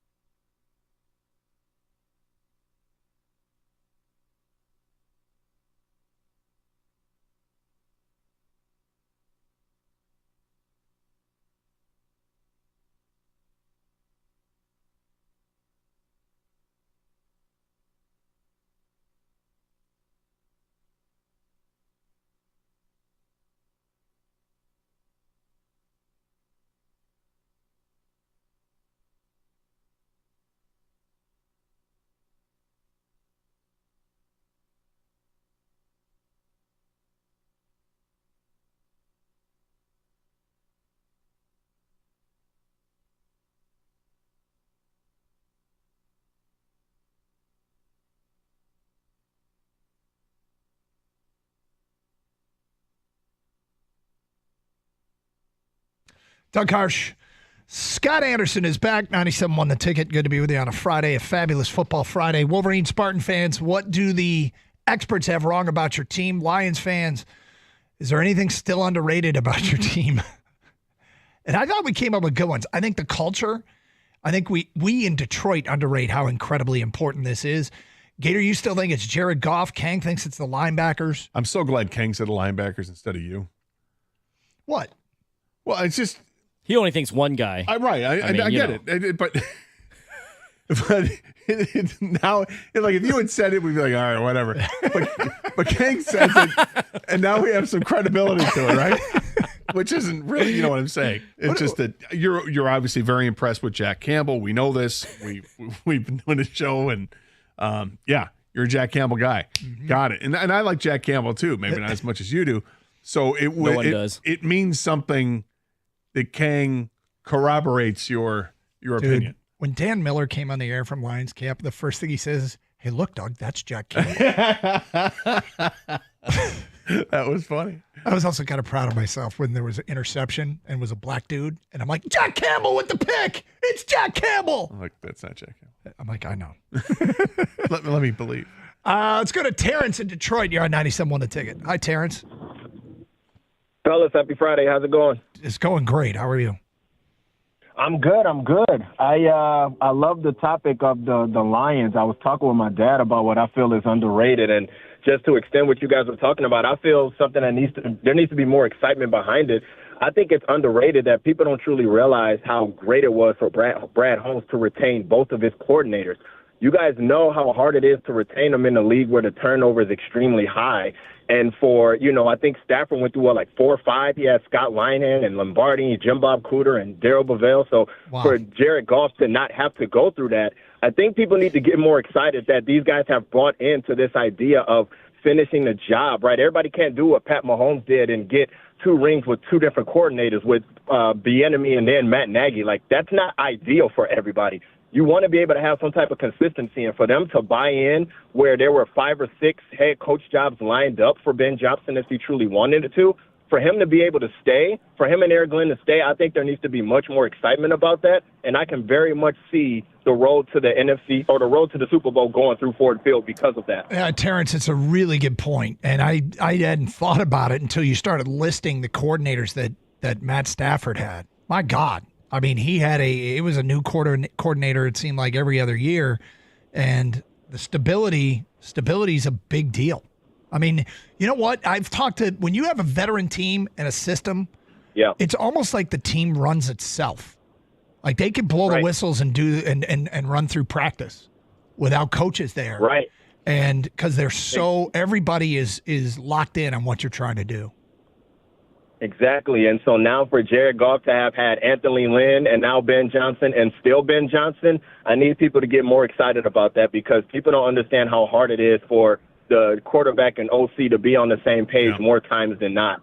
I hope, I don't think this is realistic, but maybe it is because Ben Johnson might be just different. But wouldn't it be fantastic with Aaron Glenn as well if both of these guys didn't mind being lifers as coordinators? Dude. Like, they're going to get their opportunities. But how great would it be if, like, you got the next Monty Kiffin or Norman Chow or whatever, you know what I mean? Guys that were just forever coordinators and legendary as coordinators. Yeah, I went Norm Chow. You did go Norm Chow. Real Norm Chow. Real Norm, not the fake Chow. Chow. That's fake Chow stuff. No. Nothing but the real thing. The real thing tastes so much sweeter. 248-539-9797. Sometimes not sweet. Bob is in Shelby and he's next. Hi, Bob. Hey, guys. Welcome back, Gator. Thanks, Bob. Thanks for taking my call. No, just a couple of things relative to the Nate Sudfeld at number 2 QB. I mean, I texted it about a week ago when that came out, and I mean, I think anyone who actually truly believes that Wolverines make good house pets. Yeah, you knew it was going to happen. The one thing, just a couple things I want to touch on as far as the Brad Holmes. I think the best move going back that he ever made was brokering the Matt Stafford for Jared Goff trade. with all the capital. I mean, not only did you turn this guy's career around, you turned his psyche around, and then you raided the SEC, and you got some guys that really turned SOL into SBL, right? I mean, honestly, I think this year, not to run down real quick, but I don't know that they're going to win 12 games. I think it's going to be a tougher schedule. Now, we're playing 3 teams that we played in the playoffs last year, so it's going to be a tougher road, but I think they're going to get there. I think they're going to get to the NFC, and I think they're going to get to the Super Bowl. And my last point is, and this is a point of contention, I think 2 years from now, I just see Hendon Hooker being under center, the starting quarterback for the Lions. Wow. I mean, look, I'm in no rush to push Jared Goff out. No. But I mean, that would imply incredible development or an injury. I mean, I guess, yeah. I don't even want to go there now. I don't want to go there. Well, it undermines my thing. Yeah. Jared Goff is underrated. SPL? Super Bowl Lions. Okay. Just want to make sure on that. I think it sounds good. Do we have to? We don't have to do that, right? Talk about Hendon Hooker's future right now? No, it goes right back to what Gator was saying earlier. Yeah, The disrespect. Why would you even talk about the backup quarterback? If you don't, do you respect Jared Goff and what he's doing? I do. No need to talk about the backup. You know what? I just hope that Hendon Hooker is what they think he is, which is a capable backup at this point. Yep. Obviously, a different skill set altogether, and we all get excited about the eyes get wide, the mouth opens up. Oh, look at that run. And it's great. And he throws a nice pass, but he's got a lot to learn, a long way to go. And maybe long-term plans, he is the guy. But right now, Jared Goff looks to me like the quarterback of a Super Bowl contending team. Let's be clear here. If that's a topic for so far down the road, and I don't think it's particularly constructive right now. Thank you, Tom. Yeah. Next up is Demetrius. You're on 97.1 The Ticket. Hello, Demetrius. Hey guys, thanks for taking the call. Welcome back, Gator. Thank you. I think that the word I want to use that's underrated is vision. It might be continuity, but I'm going to go with vision because I think when I go back to that Zoom call 2 days after Thanksgiving in 2020, and it was my first real exposure to Sheila, she used the word collaborate and collaboration over and over. And if you trace back everything they've done, whether it's that group of people that chose Campbell before Holmes and everybody thought that was a big deal, or that they chose those two guys and everything they've done since, that might be culture. I feel like it's vision. At the top, Sheila had a strategy, an idea of what she wanted this team to be. And I think that these guys consistently execute to that same vision from almost 4 years ago. That to me, that's how you get to Norm Childs, right? If you have on the sideline right now, we're doing? right? Yeah. Right? Let's get this trending. I think it all goes back to Sheila in 2020 and that vision and hiring the right people to execute it. And I think that people underrate that these guys, I'm down for Norm Childs, man. Dude, first of all, thank you for the Norm Chow reference and the two Norm Chows. But, yeah, I mean, it's weird to see the Lions lay out a plan, execute the plan, and the plan works. Yeah, that's new to us. We've never seen it. No. It's shocking to us, but that's what we're watching. We've been watching it for 4 years, and we still feel a little bit of, wait, what? Yeah. But that's what they've been doing. I think that's it. It's underrated. Thank you, Demetrius. 248-539-9797. Is getting some traction. What is the thing that's still underrated about our Lions, Wolverine, Spartan fans? What do the experts have wrong about your team? Let's go back to your phone. No, let's do ticket text at 248-539-9797. We got, I think the Lions linebacking core is still underrated. Great run stopping strength, amazing sideline to sideline speed, and above average in coverage. That's from Brian in a truck in Utah and Wyoming today. Wow. Thanks for listening. Odyssey app, baby. Gator's 100% right. I'm so sick of hearing people say he's not a top tier quarterback. But here's a graphic of all the major quarterback statistics that he's in the top 5 over the last 5 years. Well, the thing we talked about last year is he did it last year with 2 rookies contributing, and outside of Amon-Ra, who at the time wasn't getting love as being one of the best receivers in the league, the only thing he had that we knew was elite was an O-line going into last year. Now Amon-Ra is getting love as being elite. Yep. And Laporta. And full transparency here, I was hesitant to put him in that category, but I think he's right there now. We'll get to more of your phone calls and feedback coming up. Are you going to eat that at 12:35? 97.1 The Ticket.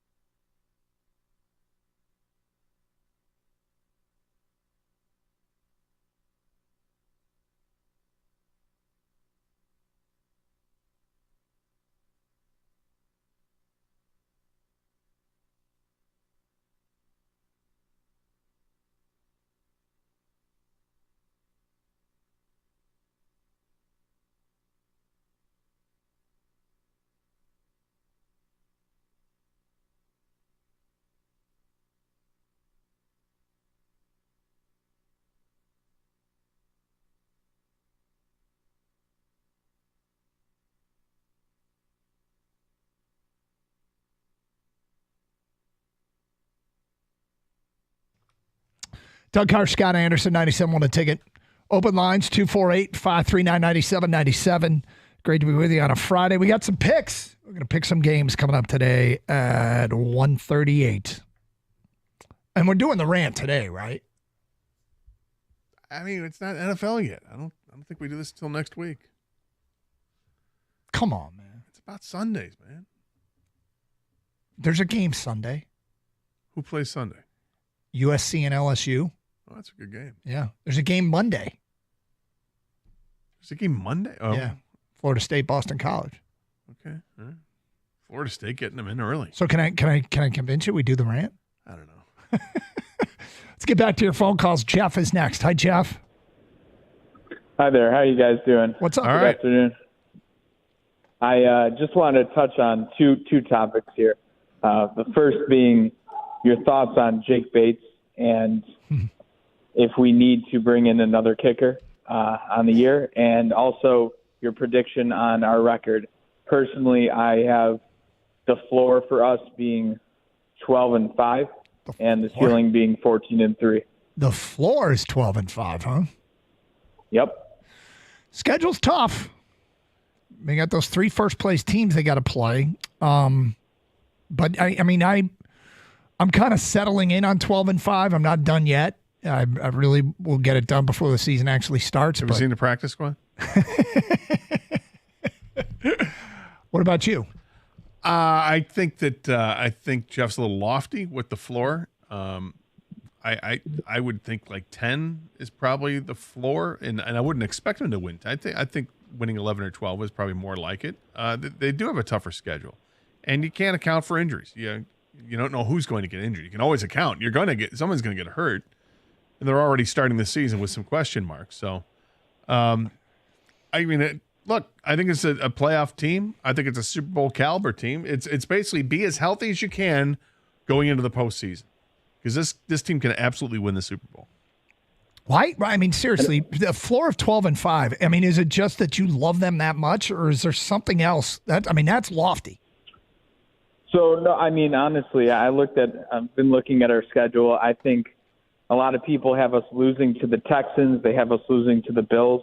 I think those are 2 games that we easily can win. And a lot of people have us splitting against Green Bay. Mm-hmm. But I think top to bottom, we're a better roster. Thank you for the phone call, Jeff. 248-539-9797. Hugo in Ontario is next. What's up, Hugo? Gentlemen, how's it going? It's going great. So I think one of the things that nationally gets overlooked, and we even overlook it locally, and I'll be the first to admit I was wrong about Goff. When he was added into that trade, we all thought he was a bridge, right? But I think we missed the fact that this guy's intestinal fortitude, I mean, what he went through at the end when he played for the Rams, I mean, he got benched if I'm not wrong, he got benched in the Rams playoff run that one year. Then the guy that they benched him for got concussed, and he comes back and wins them a game in the playoffs. Mm-hmm. I mean, that guy's got the mental moxie that we just missed. Yeah, towards the end of that season, he'd gotten hurt with something with his hand or thumb. Yeah, I think it was a hand. Yeah, had surgery, if I'm not mistaken, and it was some minor surgery there, and then had been benched, and then then they had to go into the game and ended up winning the game. Yeah.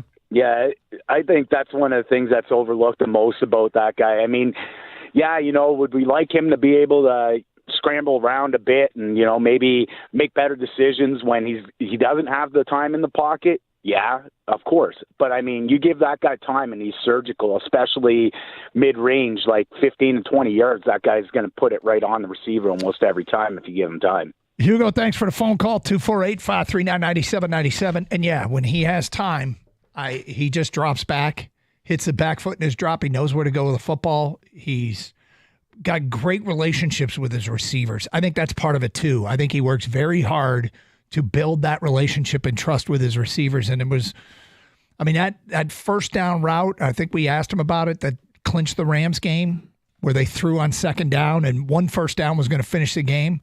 And they ran a route where it's a choice route, and Amon-Ra and Goff were on the same page, probably something they did a million times, and first down, game over. Yep. Gator, you ready for another edition? Are you going to eat that? Yeah. It's been a minute. Here we go. Huh?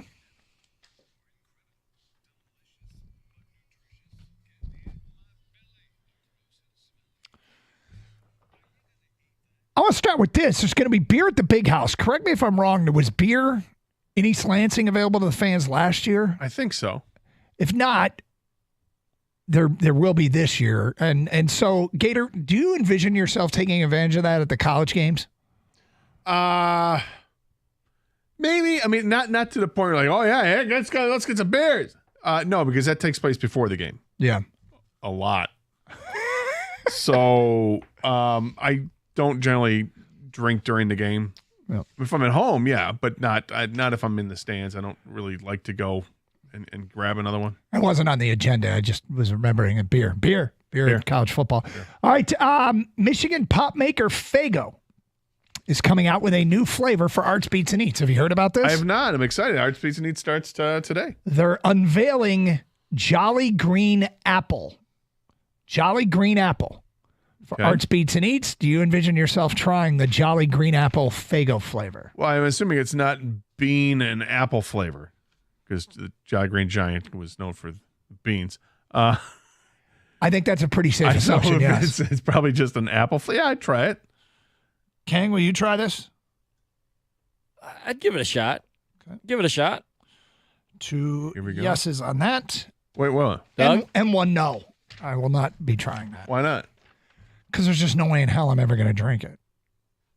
You like green stuff, right? I mean, like vegetables. I do. But I just. You have something against the apple? No. What's look, you know what you're never going to. I'm never going to look into a cooler out of 7-Eleven and go, that. I'm getting that. I just know it. So. Huh. That's a hard and fast rule, right? Yeah, but if I want a soda or a pop, I will select a Diet Coke or Diet Pepsi. Usually Diet Pepsi over Diet Coke. I mean, I got it from the diet standpoint. I understand that. But, I mean, I suspect that this is not zero. A diet Jolly Green Yeah, Giant? I probably wouldn't do that either. We move on. There are other things here. All right. A Texas Water Buffalo Milk Creamery is opening a gelato truck. This is gelato made with water buffalo milk. I got no problem with that. Do you know anything about buffalo milk? It's leaner. I don't know. I looked it up. So less milk fat. Buffalo milk is smooth, creamy, and slightly sweeter than cow milk. So basically, will you eat buffalo milk ice cream? Yes. I don't see any reason not to. I mean, it's just milk. But it's got to taste a little different, right? It says a little sweeter. Are you sure? Is that what it just... Have you had it before, Gator? I haven't, but I'm not against it at all. No, I tried. It's like, do you... It has more... like goat cheese. Do you like goat cheese? I do. Some people don't. They're I just do. freaked out because of the word goat. No, I'm fine with that. Yeah, but throwing in a salad, goat cheese is great. Buffalo milk has more calcium, has more protein, has lower cholesterol, all than cow milk. Sounds great. I mean, I drink almond milk. Yeah, as long as I drink soy milk. Yeah, Why wouldn't I try this? As long as it's milk. Yeah. I'll eat this. I might try this, but probably not. When I go desserts, it's Dairy Queen, Blizzards, and that's all it. right. Well, we're going to put you on a flight. Yeah. Okay? And the flight attendant comes by with a beverage cart and says, what would you like, sir? And you say, you have any milk? And the flight attendant says, well, we have water buffalo milk. Are you on board? Yes. Yes, there it is. Yes, I have. Woo! You heard those health facts? Sounds good for you. Next up, during Minnesota Golden Gopher football games last night at Huntington Bank Stadium in Minneapolis, they offered up, you know how everybody's got a bowl now? You got like your burrito bowls kind of started the trend, and now you can get other kinds of bowls. They're offering up something called the Mini Bowl. MINNY. Not small, but mini as in Minnesota. This is basically a Swedish meatball-based bowl. Do you see yourself eating a Swedish meatball-based bowl? Well, being Swedish, I like Swedish meatballs. So, yeah, it sounds good. Sure. Gator's in. Kang, you in? Yeah, I'm in. I love Swedish meatballs. Get some kind of noodle in there with it as well. Almost like a stroganoff. Yes. Really I'm obviously out. I don't eat red meat. Next up. What are you doing? Next up, the Minnesota State Fair. Minnesota State Fair. They have something called the Mustard Stain IPA. Inspired by the perfect fair food condiment, this mustard beer is a full-bodied, hop-forward session IPA spiced with mustard seeds. Sit back and enjoy this beer while watching a horse or livestock show. Gator, at the Minnesota State Fair, would you try the Mustard Stain IPA? Well, initially you had me at the name.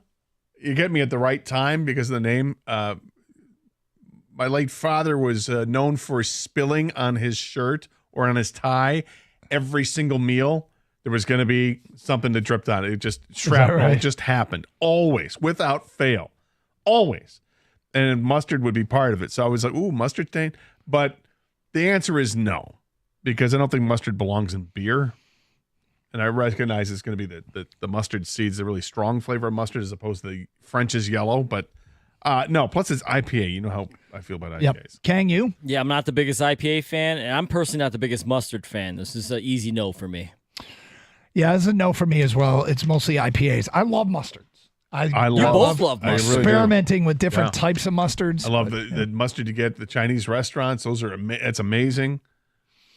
Okay, this is my favorite thing we've had on Are You Going to Eat That in a long time, because what I hope it harkens back to. Capri Sun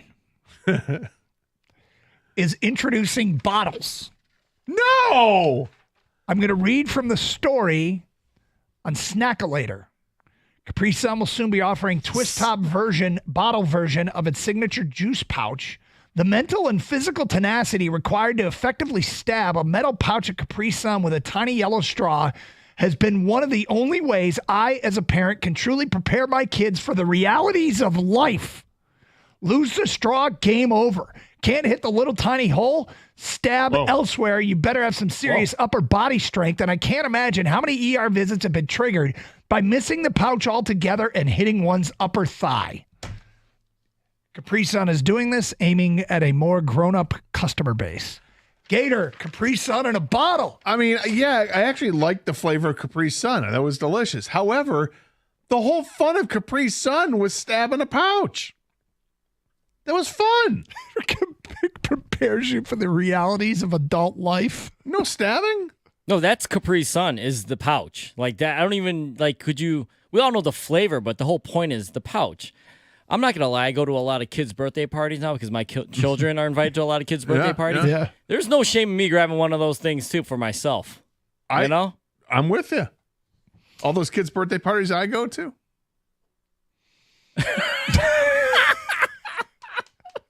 What, to ruin them or what? Halftime of a kid's soccer game? You go out there. You got to start going just to get the Capri Suns, man. I would, but now that it's going to be in a bottle. I'll just say this: probably only in a mixed drink. Other than that, I don't think I'm gonna have to. I'm a spiked Capri Sun is what I might have. But that's really appealing to adults. Yeah. There you go. Another edition of Are You Going to Eat That? 248-539-9797. We continue with your phone calls and feedback next. Here on Carson Anderson, 97.1.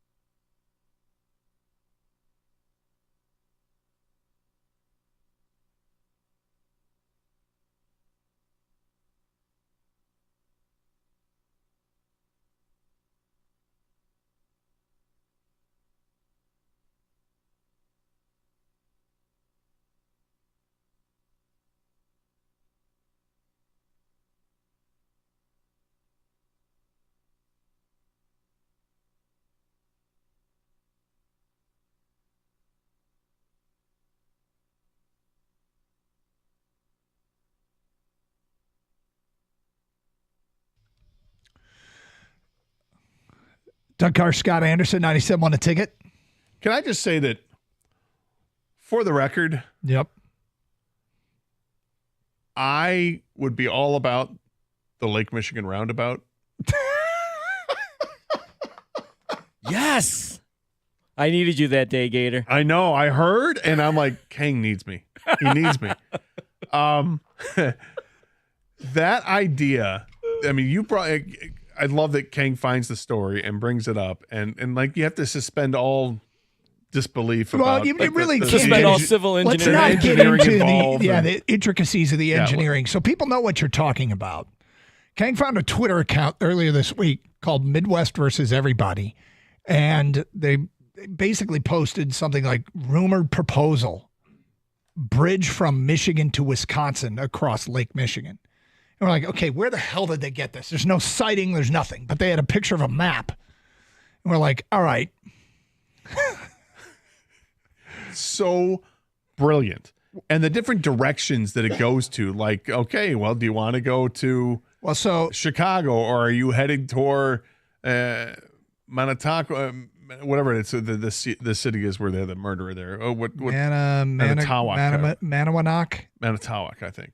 Or whatever, Grand Rapids, or down to Grand Rapids. It was, well, then we went next level. And I don't know if somebody saw this on the internet or actually doctored up a picture of Lake Michigan, put a circle in the middle, and implied that they put a roundabout there so you could have one leaving from Muskegon, one portion of the bridge leaving from Muskegon, another one leaving from New Buffalo, another one leaving from Chicago, and a fourth one leaving from Minnesota. And you could get to Wisconsin. from Milwaukee. And you'd get to the roundabout in the middle of Lake Michigan, and you could choose your destination. You could head to the southern portion of Michigan. You could head to Grand Rapids. From Michigan, you could drive to Chicago, basically straight across the lake. You better know the route. It's absurd, okay? It's absurd. It's absolutely absurd, and yet fantastic. And then I saw the picture that the person had sent on Twitter, and I'm like, that is positively brilliant. Okay, let's just assume that it could work. And then you guys were talking about... The picture was a crude graphic with somebody drawing lines with like the pen on their phone. It was like their finger. Would you... Take the bridge? Take the bridge to get on this thing to go across Lake Michigan. And I'm like, absolutely I would. But would I be nervous? Of course. There'd be parts of it like, I've been on this thing for a long time because it's 100 miles, right? Is that what they were discussing? 100-mile... bridge. They were saying it would be like 100 miles, yeah. So it's like spending an hour and a half on a bridge. Mm-hmm. It's a long time. And I know you, I mean, just okay, I don't have fear of bridges. I have fear of one bridge. Poorly constructed bridges, which I would assume that this would not be poorly constructed. But even after a while, you're like, wow, it's been 45 minutes. We're barely halfway there. I don't know if I want to do this anymore. Have sent a text that it's at its deepest, Lake Michigan is 700 feet. Well. So to build a bridge, it'd almost be you have to do it with some sort of floating pillars or something. Well, right. Well, and exactly. It would have to be high enough in places. I'm sure would feel stable. I'm sure it could be, but it wouldn't feel that way. I don't know if it could be. And additionally, you'd have to build it high enough in some places. Oh, you got to let boats go by. Could shipping lanes get beneath it. What if the boats had to go through the roundabout too? Yeah. Yes. We bring the this topic up. Turn roundabout. And it's Chicago. You're yelling at a ship like, it's a yield sign, not a stop sign. No! Go! I was going back and forth to the hospital last couple of weeks. We were going to West Bloomfield, the West Bloomfield Henry Ford. And to get there are like 3 roundabouts in a row that come up. And so I'm driving, literally going through the roundabout, listening to you guys talk about the roundabouts. And it made me laugh out loud. This story is so great because, people struggle with the roundabout sometimes. Could you imagine, like, if you're on a trip, driver's like, guys, I missed the Grand Haven. We're going to Milwaukee. Exactly. Right? That's the thing. Like, you're ruined. You're screwed. You got to circle it. Are we going to the right lane? I don't know. Then you're fully committed to going all the way to Milwaukee. It is extremely punitive to miss the exit, take the wrong exit on the middle of Lake Michigan roundabout. God, we thought Stoney couldn't manage the the loop in Oh, my Indianapolis. God. Can you imagine Stoney on a middle of Lake Michigan roundabout? Stoney would somehow end up in Saskatchewan. Somehow. Yeah. But the funny thing about this is, as absurd as it is, there aren't very many drives as miserable as the drive through Chicago. Like if you're trying to drive to Milwaukee and you got to go take 94 all the way across, which is fine. You start south, you're doing the whole New Buffalo, Michigan City thing. Then you start getting into Gary. Yep. And then you start getting into Chicago. There is no time of the year at any time on the clock that there isn't construction and heavy traffic. Right. You can basically just add half a day to your drive getting through Chicago. And then God forbid that you don't know what the names of the highways and freeways are in Chicago because they don't tell you numbers. It's they'll tell you to take the Dan Ryan. Yeah. What the F is the Dan Ryan? I don't know. Is that 94? Where am I going? I'm trying to get to Milwaukee. How do I do that? Suddenly in Chicago, by the way, I'm driving through Chicago, and tell me you haven't seen this. You're just in Chicago. You're just being a Midwesterner. You're just being a Midwesterner, and there's a sign for Memphis. There's always one highway that's going to Memphis. And I'm like, how are they saying this way to Memphis? I'm in Chicago. Why are they advertising Memphis?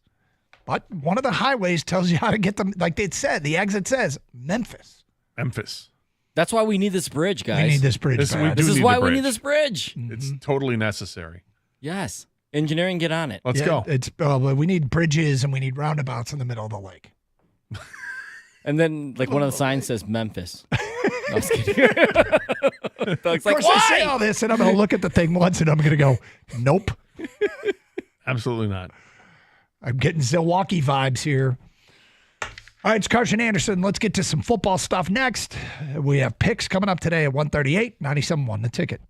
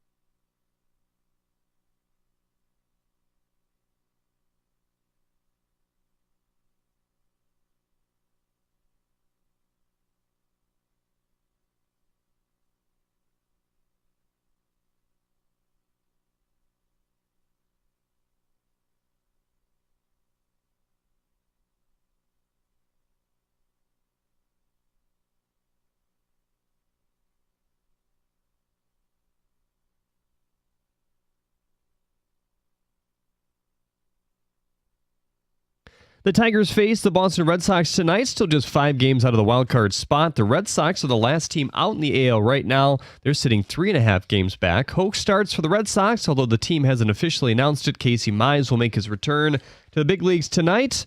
He started 4 games in Toledo with a 2.63 ERA over 13 2/3 innings.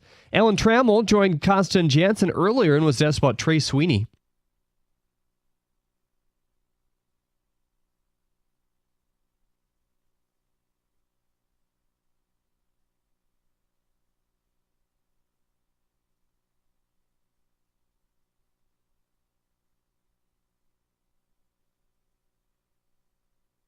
Here tonight's game right here on 97.1 The Ticket. First pitch at 6:40. In other AL Central news, Royals first baseman Vinny Pasquantino is expected to be out 6 to 8 weeks with a broken thumb after a collision with a runner. That would obviously put him out for the remainder of the regular season. Jonathan Smith makes his Michigan State coaching debut tonight in East Lansing as they host FAU. The Owls coming off just a 4-win season last year. NHL hockey players Johnny and Matthew Gaudreau were struck to death by an SUV while riding their bikes yesterday in New Jersey. The driver, who was trying to pass a semi moving out of the way of the Gaudreaus, reportedly had 5 to 6 beers before the crash. At the Corbo Health Sports Desk, I'm Jeremy Otto. For more, go to 97.1 The Ticket or Odyssey.com.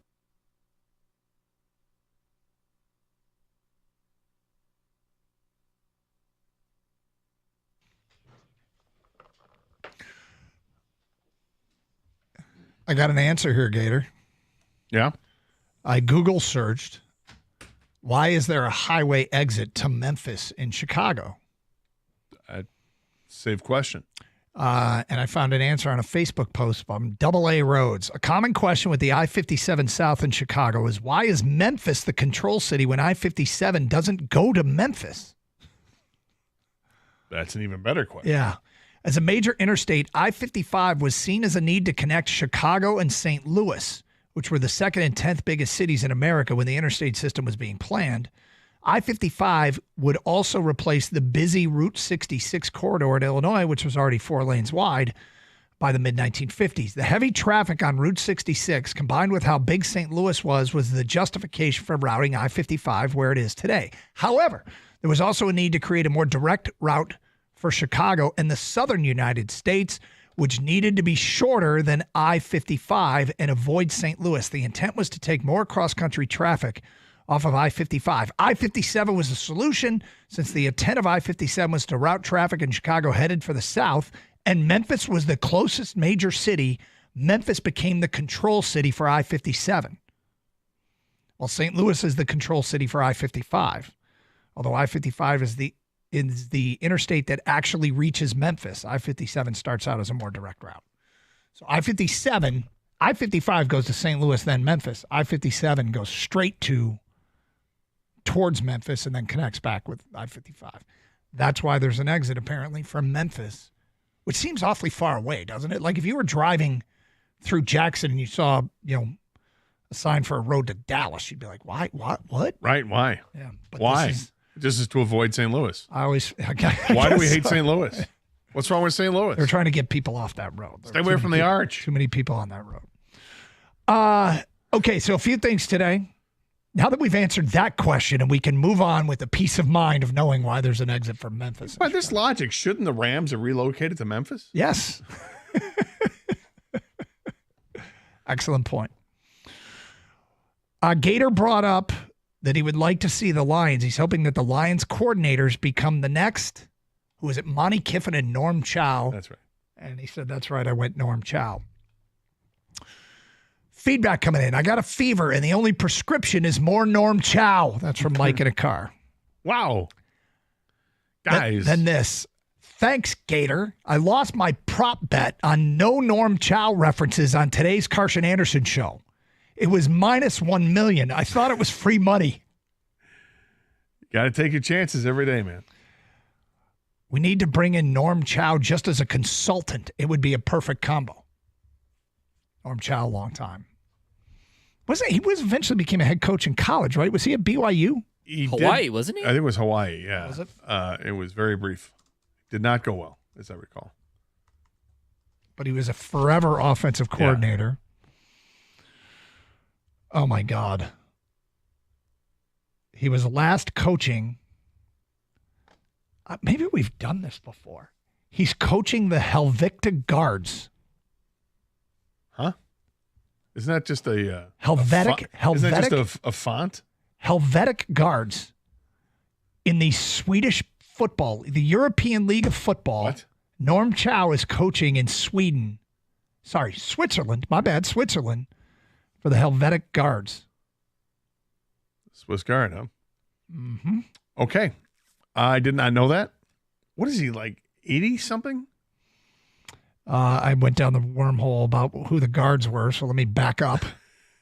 Norm Chow is 78,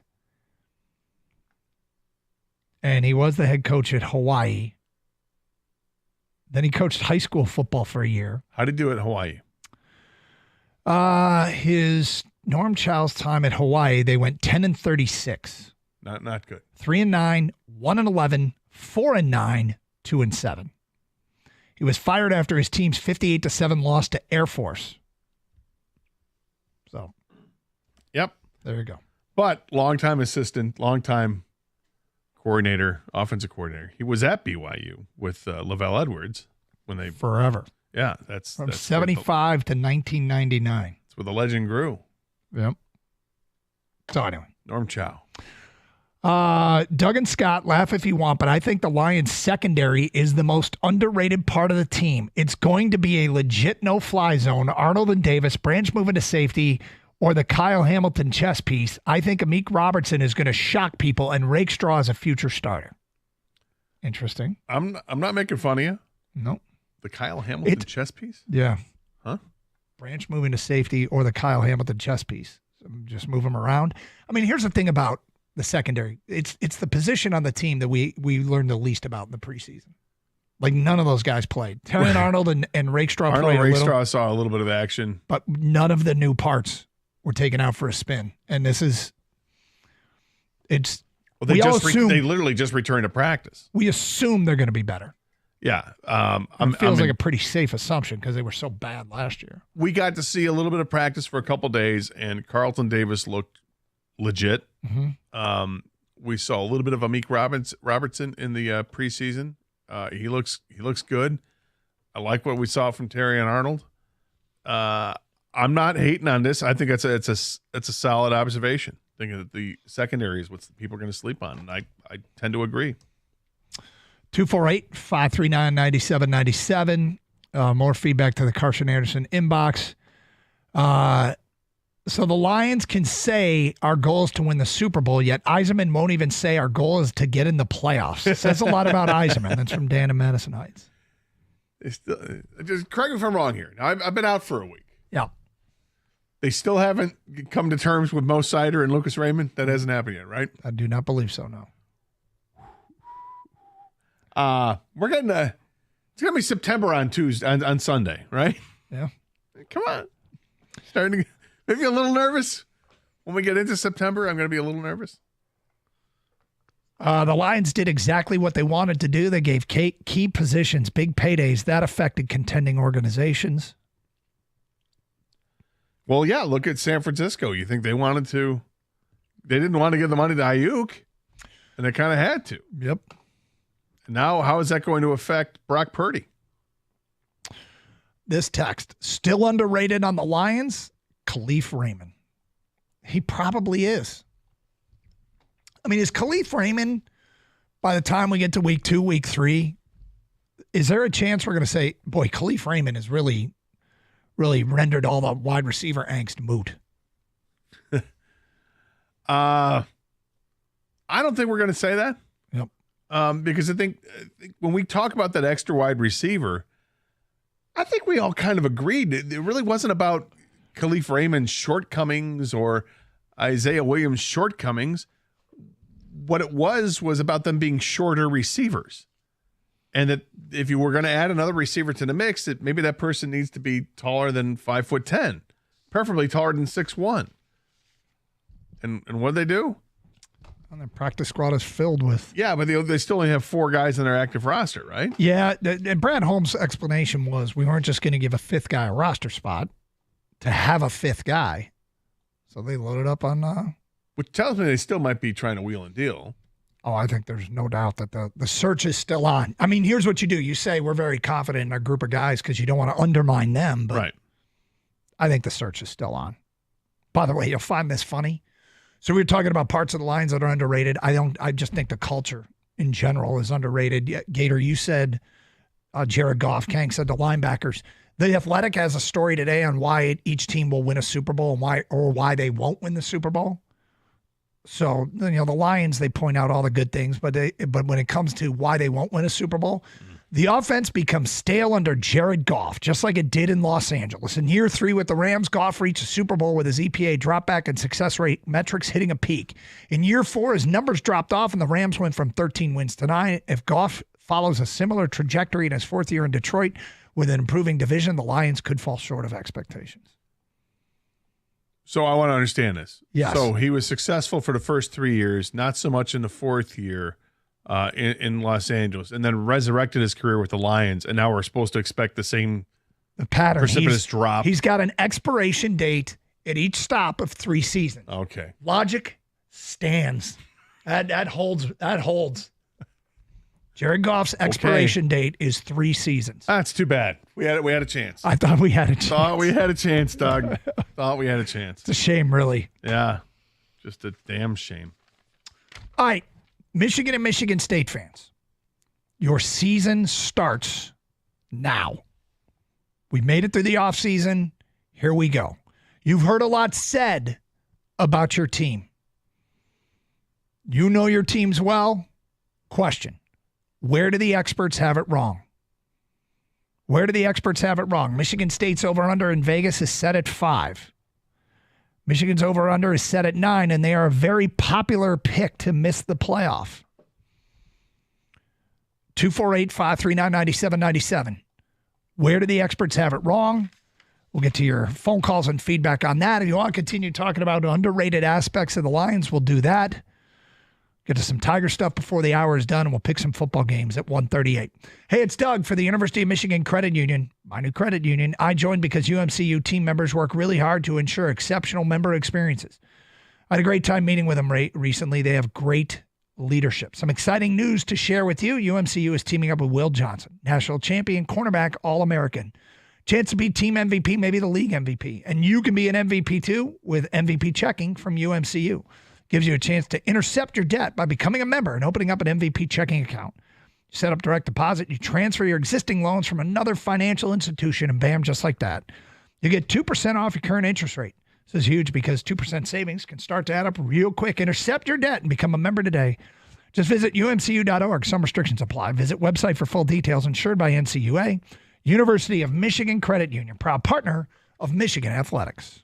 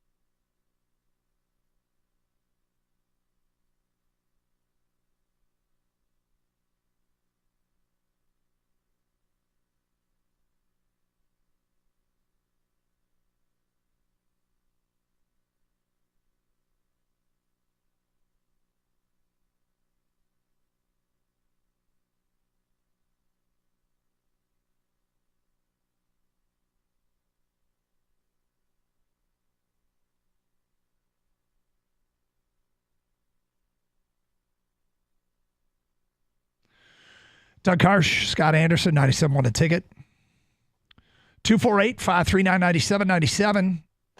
All right, Gator. The college football season starts tonight for Michigan State. What do you think the experts are getting wrong about the Spartans? I think that they're short selling the possibility they could be, well, not be, I think they're a 7-win, maybe even 8-win team. I like what they have with the coaching staff because I think it's calmed things down significantly. This guy is all about low ego and high output. That's his message. And Jonathan Smith has come in, and I think he's done that and put a calm there. And they've added some smart transfers, guys that he worked with, obviously at Oregon State, including the quarterback Aiden Childs. I think the center and the tight end have potential to be all Big Ten players with Miller and Velling. And I think they have one of the most underrated running backs in the country in Nate Carter. So I think they can get some things done there offensively. Defensively, I'm really curious what's going to be there, but they've got a lot of guys that have been there for a while, and they're decent players. So I just think the coaching change alone is going to be good enough. When you look at Michigan State's schedule, there's a bit of a gauntlet in the middle of that schedule when they have to take on, the likes of, it starts at Boston College, then it's home against Ohio State, at Oregon, home against Iowa, and at Michigan. That's a tough 5-game stretch. But the other 7 games on the schedule are quite winnable. Are they going to win all 7 games out of those?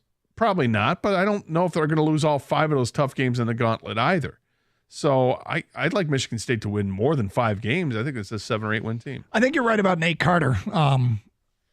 This guy he's hard to bring down. He's slippery. So I would agree with that. From Michigan, I think 2 things.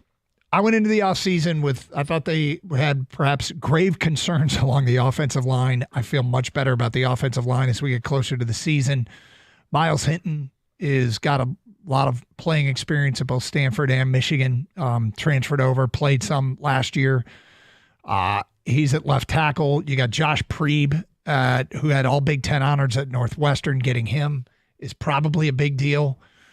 And the right tackle, Gio Alhadi, just relying on Jansen. I mean, he's had a football crush on him forever. So I'm going to go. I think it's standard when you lose as much talent as they did up front for people to expect it to be a drop off, and it probably won't be as good as it was. I feel better about it now than I did going into the offseason. I think Michigan's defense is elite, and that elite defense can win you half the games right there. And you go beyond that, I do think people are sleeping on the offensive talent they have there. Diamond Edwards, have we forgotten that he can be quite good? The tight end, Colston Loveland, might be the best tight end in the country. And you've got a quarterback combination there with all the quarterbacks there that can run the ball if they have to. And if the offensive line, as you say, is better, I've heard a lot of people say 9 wins from Michigan. Some people say less, and I'm stunned by that. I think this is a team that really they also don't have to play Penn State this year. I think that Michigan's got potential to be a lot better than people think. So, and the other thing is, I'll just say this. I think there's this belief that they've got a running quarterback and a passing quarterback. The passing quarterback can run. He might not be as good a run. Davis Warren, don't sleep on him in the run game too. Depends where the snaps go and all that, but is he kind of like a J.J. McCarthy in that respect? I mean, people were expecting McCarthy to take off and go, but can he run as well as McCarthy? I don't want to do that because it's so I think it's unfair to compare anyone to J.J. who had incredible success. But if you're looking for a comp and you say he's a poor man's J.J., that might be one way to put it. An amazing story. Like his junior year, he comes down with leukemia and barely plays, does fight and get back onto the field. And senior year wiped out by COVID. So basically you got this guy who was considered a quarterback prospect, was dealt a bad hand, overcomes it, and then loses his COVID year and sends tape around. Harbaugh returns his call, and he comes in JJ's class as a walk-on quarterback. Now, when you're coming in JJ's class and they already had an established, relatively young quarterback who's still playing, by the way, in Cade McNamara at Iowa, I don't know if that's like a sign of his confidence or what, or how to even put it, but he's overcome all that, and we'll see. We'll see what happens at the quarterback spot tomorrow night. But 248-539-9797. What have the experts gotten wrong about your college team, Michigan and Michigan State? Season started last weekend with the upset in Ireland, Georgia Tech over Florida State. Last night, damn interesting games. I'll say this about Colorado football. I feel like every time I watch Colorado play, something entertaining is going on.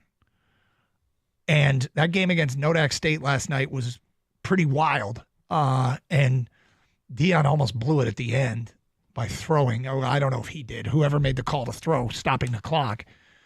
And throw deep. It was a low percentage. It felt like a point spread shot. Like, let's cover the point spread in this one shot. It was just the worst pass that Shedeur Sanders made all game long. He's a great passer. Yes, he really is. And to throw that kind of a duck up there, it wasn't wasn't a fluttering duck. It was just underthrown to a guy that actually was quite open and could have hit him for a touchdown in stride. And he had steps on the guy, but it was crazy how that game was going to finish out. But it was fun, and their defense came to play in the second half for them when they didn't really show up in the first half.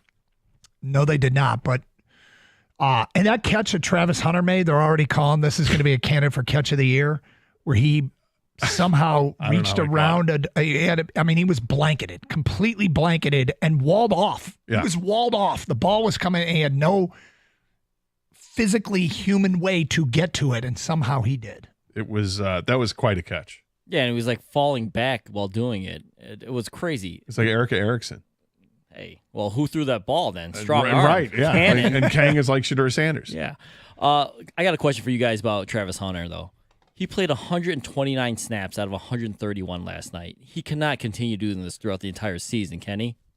I wouldn't think so. But that guy is, you talk about best players in the country. Is it Travis Hunter? And everybody else is fighting Gator's for Heisman second? vote is being cast today. I'm just saying, we did bold predictions last year, and I threw Hunter out there for Heisman just as someone bold. Maybe I was a year early because Gator, if he continues this, yes, he's going to be. It's not against it's FBS, against but it's against one of the best FCS, and I don't care because he did it all last year. He's ball in his hand. That's the number one guy in the country. You want the ball in his hands, and he does it on both sides of the ball. He's a lockdown corner, and he's a devastatingly good receiver. I don't know how. If you're Dion, you want to play him every single play. But you're not. They almost did. Yeah. Well, the thing is, if you're going to go pro, he's going to want to be a receiver. Their other wideout, Jimmy Horn Jr., looks pretty legit. So I think if they're looking to rest him at some point, they can feature Jimmy Horn and maybe that cuts him a little bit of break. But what are we doing? We're breaking down Colorado football. Anyway, Dion. But what do they do on defense, Doug? No. So then the Minnesota game. I got to go back and look and see if Kesich made one of the All Big Ten teams, their kicker.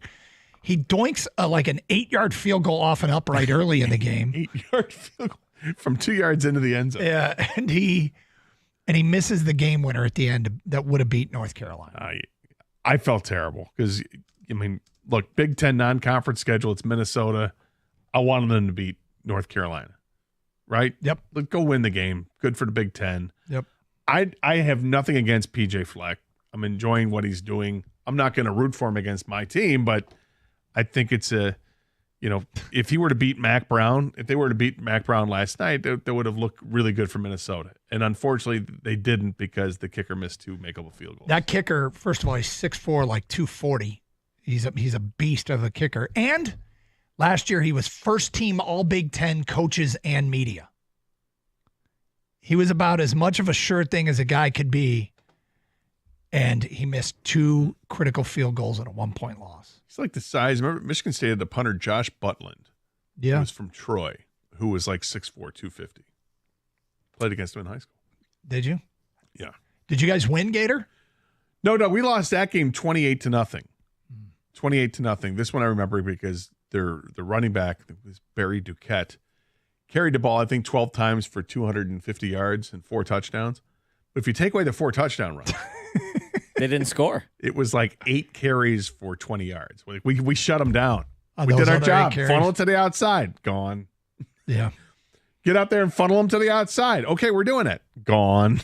Maybe a new strategy. Maybe we Let's don't. not funnel it to the outside. Let's not force them outside.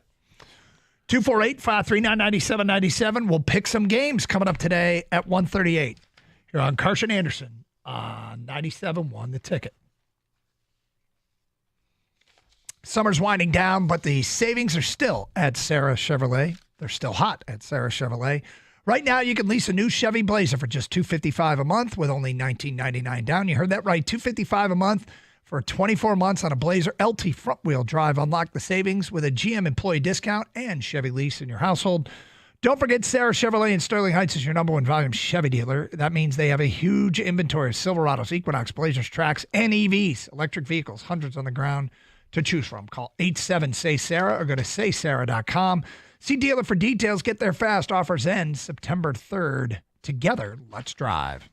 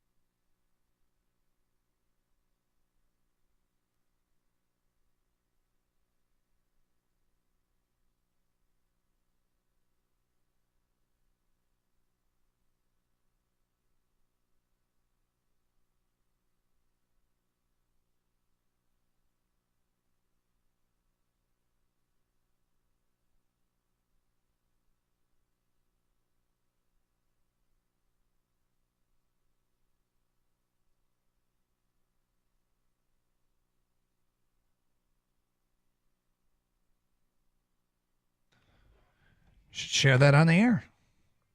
Well, King asked me during the break, he said, did you hear about Sid Vicious, the professional wrestler? Sid Udy was his real name. And I said, I did actually. Yeah. So I used to get wrestling magazines, buy wrestling magazines back in the day. Yep. And they had this wrestling, one issue told of this guy who went by the name Humongous. I think it was actually went as Lord Humongous, which was a character in the Mad Max movie, The Road Warrior. Yep. Who was this big guy that had a mask on, like a Jason Voorhees mask. So that's what this wrestler was doing. And then years later, I found out that wrestler was actually Sid Vicious when he first started wrestling. I'm like, well, that's odd. But he was a massive individual, like 6'9", 6'10". I believe he was from Arkansas.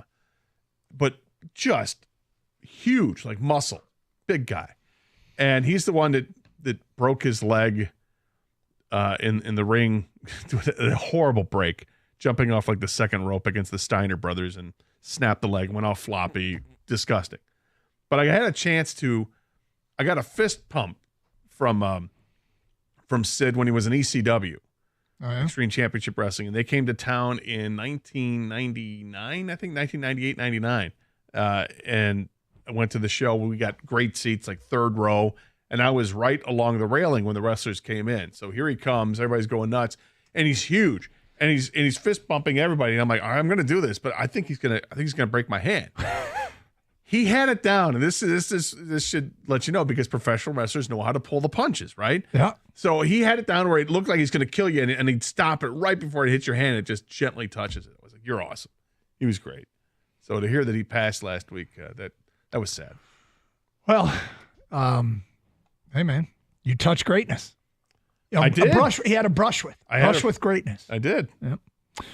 Okay, so we're always kind of workshopping new ideas today, and one of them was, wider highways in Chicago, say Memphis. I don't know if we'll continue talking about weird highway signs. Not sure that we're going to do that moving forward. But, Gator, I've got a fact here that I want you to react to. We got a fact. So, fact, react. Okay. Going to react to the fact. Yeah, I'm going to give you a fact, and I want your reaction. King, I want your reaction. Fact. The Detroit Lions have never won 10 or more games in consecutive seasons. Okay. What's your reaction? I've lived through it, so yep. My reaction is until this year. My reaction is changes now, right? Yeah. They're about to. They're in theory should end that streak. Now they play an extra game. Now they play 17 instead of 16. And that's true. And they used to play instead of 14. There was a time where I think they played 12. Yeah. So it gets a little bit easier to reach that goal. But nonetheless, most of our adult lives, all of our adult lives, they played 16 or 17 games. Yeah. Yeah, my first reaction is believable. Totally. Yes. It's believable. I mean, it's got that has to end. I mean, this team, what was it? The caller said their floor is 12-5, and we're like, oh, easy, tap the brakes. Yeah. You said the floor is 10-7? I think so. I think I'd go with the same. I mean, of course, with the caveat of that's always injuries, barring injuries. But yeah, I think the floor is 10-7. I mean, see if we get Sudfeld back, but I'm surprised, Gator, you didn't go with the floor is 10-6-1. Oh, I said 10 wins. Oh, okay. So you're going to go 10 wins. 10 wins is the floor. I'm sorry. Yeah.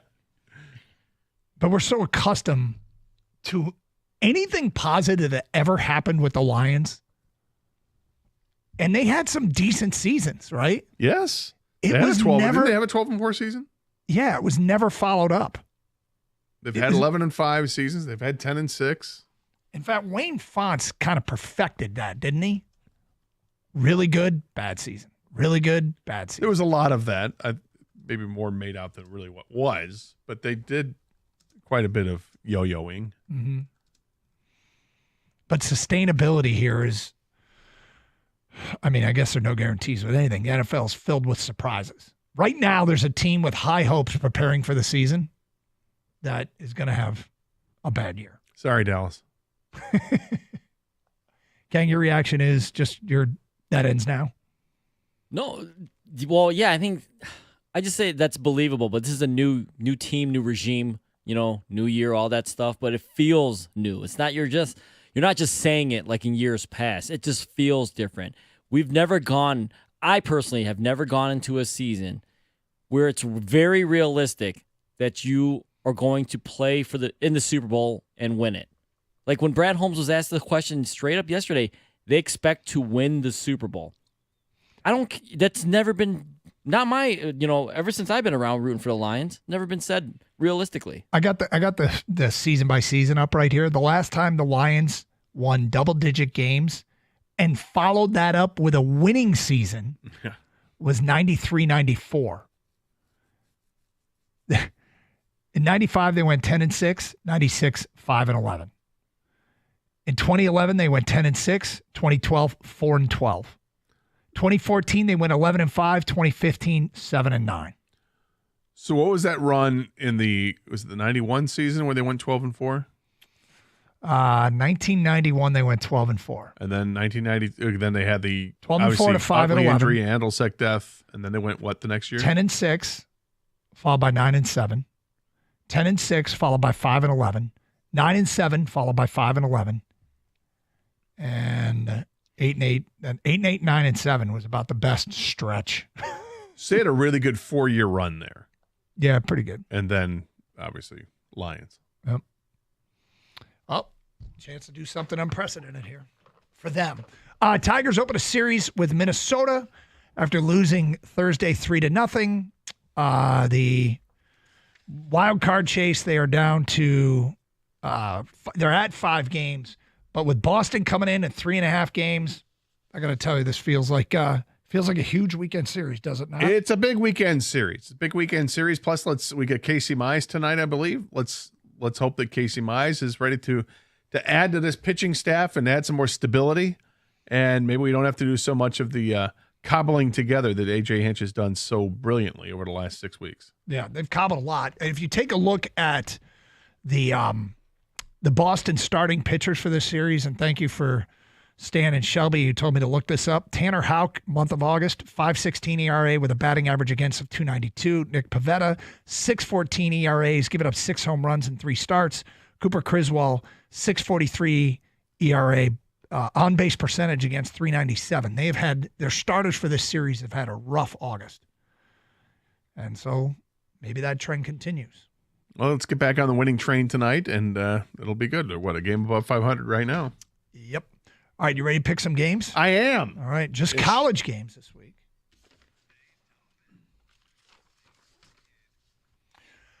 All right, Gator, I will start. I would have lost last night. You would have lost last night? Oh, I did lose last night. I had the over in the Nodak State Colorado game. There you go. That worked out well. All right. All right, I'm going to start major changes at Bama. And they're a 31.5-point favorite against one of the better teams from Conference USA, Western Kentucky, who I believe has an LSU transfer starting at quarterback. I think Bama will win the game, but I will take Western Kentucky plus the 31.5, an adjustment period for the beginning of the Kalen DeBoer era. I'll take Western Kentucky plus 31.5. All right, Doug, I'm going to start in the Big Ten game tonight. Michigan State hosting Florida Atlantic. The over-under total is set at 45. I like the over in this. I think Michigan State's going to score some points, and I think the defense is going to be a work in progress so that Florida Atlantic, the Owls, can get on the board too. But the total is going to be over 45, and I think Michigan State wins as well. But that's not part of the bet. Just the over 45. All right, tough task for Notre Dame as they go on the road to College Station and Kyle Field to take on a talented Texas A&M team. Texas A&M is laying 3. I like Texas A&M to win and cover the 3 against Notre Dame. Interesting. Georgia starts the season with a tough non-conference opponent. Yes. They're at home. Oh, they're at the Mercedes-Benz now. Well, right? they're in Atlanta. I think that's kind of home. Although, do they split the sales down the middle? Georgia's given up 11.5 points against Clemson. Georgia's a well-oiled machine. They've got the offensive players. You know they're going to be good defensively. I don't know what Clemson's going to offer in the first game of the year, but I think Georgia puts a whooping on them by more than 11.5 points. My final game, I'm looking at a total Nebraska versus UTEP. Nebraska, the Dylan Raiola era starting. The total in that game is 38. I'll play the over. Nebraska and UTEP over 38. Interesting. Lastly, I'll stay in the Big Ten. My pick to win the Big Ten is Penn State. They're giving up 8 points at West Virginia. I know West Virginia is going to be tough. It's on the road, but I think this is Penn State's year. It's my shoot the boot lock of the week. All right. And my lock of the week, by the way, is Texas A&M over Notre Dame. Carhouse lock of the week. Kang every week endorses a pick and hates on one. Oh, sorry, King. No, it's okay. Actually, I'm finding a hard time finding one of you guys' picks, man. I think you guys are doing terrible this week. You want to hate on 2 of them? Yeah, I do. All right, go for it. All right. Doug, Notre Dame, Marcus Freeman, 4-1-1 against the spread as an underdog. I'll take Notre Dame in the. Didn't you know that one? Yeah. Yeah, okay. Didn't take that into account. And I don't feel the same about Penn State. I think West Virginia outright wins this one, Gator. I'm sorry, man. There you go. We don't bet, but if we did, these would be the games that we would play. We do it every Friday here on Carson Anderson on 97.1 The Ticket. And next week, we weave in the NFL. Hey, here to talk a lot about FanDuel, America's #1 sportsbook. Well, we got a little something different for you. Now through September 22nd, all FanDuel customers can bet $5 and get a 3-week free trial of NFL Sunday Ticket from YouTube and YouTube TV. Then, with a YouTube TV base plan, you'll be able to watch every regular season Sunday afternoon out-of-market game. All you need is a Google account and a current form of payment, and you can cancel at any time. Just visit FanDuel.com/Doug to download America's #1 sportsbook. Must be 21 or over and present in Michigan. Full price of NFL Sunday Ticket will automatically be charged seasonally after free trial ends. No refunds, terms, restrictions, and embargoes apply. Gambling problems? Call 1-800-GAMBLER.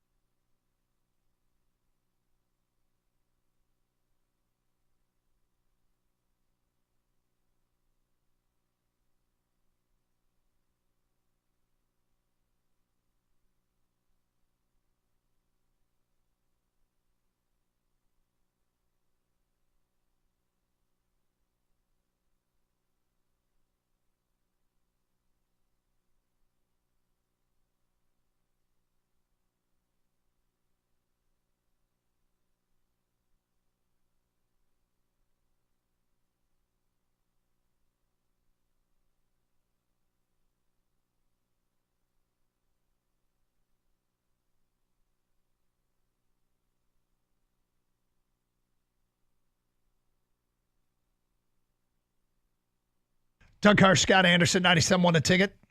248-539-9797. Let's go to Paul. You're on 97.1 The Ticket. Hi, Paul. Hi, guys. I love your show. Listen to it just about every day. 75 years old. I've been watching the Lions since I was 10. My dad was a big Lions fan. And I'm still concerned in the pit of my stomach. I'm really excited about the season. I was excited about last year's season. I really was hopeful. And, it seems though through the last 65 years, and you guys are talking about they've never won more than 10 games back to back. Still in the pit of my stomach, I feel something's going to go wrong. We had the flag in Dallas picked up. We had Eddie Murray missed the field. Seems like always something seems to happen. I'm very optimistic. But you know what, Paul? They've overcome that stuff this past year. In the last couple of years, they've overcome those things, and I think that's what the difference is that like even the Dallas game last year that they didn't hear them report, right? And they lost the game. Yeah. So what? You know what they did? They went out and they won the division. They went to the playoffs and they won two playoff games. Like despite the fact that everyone's against them, it doesn't matter. Yeah, well, that's true too. But again, Gator, 65 years of this, it's still deep down in the pit. I love the Lions. I've watched them. I'm just praying that they pull it off this year. You know what you need, Paul? Whether they get the Super Bowl. Paul, you need some Epicac. You need to vomit that out. Here's the thing, Paul. The Lions have changed, and so can you. You can change, Paul. You can change. Oh, Doug, I love them. There's no doubt about it. I pray that they're so successful you wouldn't believe it after these 65 years. It's still deep down inside. Well, you know what? Here's the deal. And in all seriousness, like I said a while ago, right now there are 2 or 3 teams planning on competing for the playoffs and making deep playoff runs who are going to have bad seasons. It's just the way it is. I think the difference is we are not predestined to be that team. In Detroit, we are no longer getting in our own way and doing ridiculous things that cost us opportunities and get in the way of the bottom line, which is winning. And for years, even when they were good, there was an undercurrent of disbelief. And so I guess that's why we might be that team. We really might be that team. But you know what? I would fully expect them to bounce back because of the way that they have drafted. I mean, the funny thing is, the Lions, I don't know if you heard earlier in the show, but the Lions had the top-rated practice squad.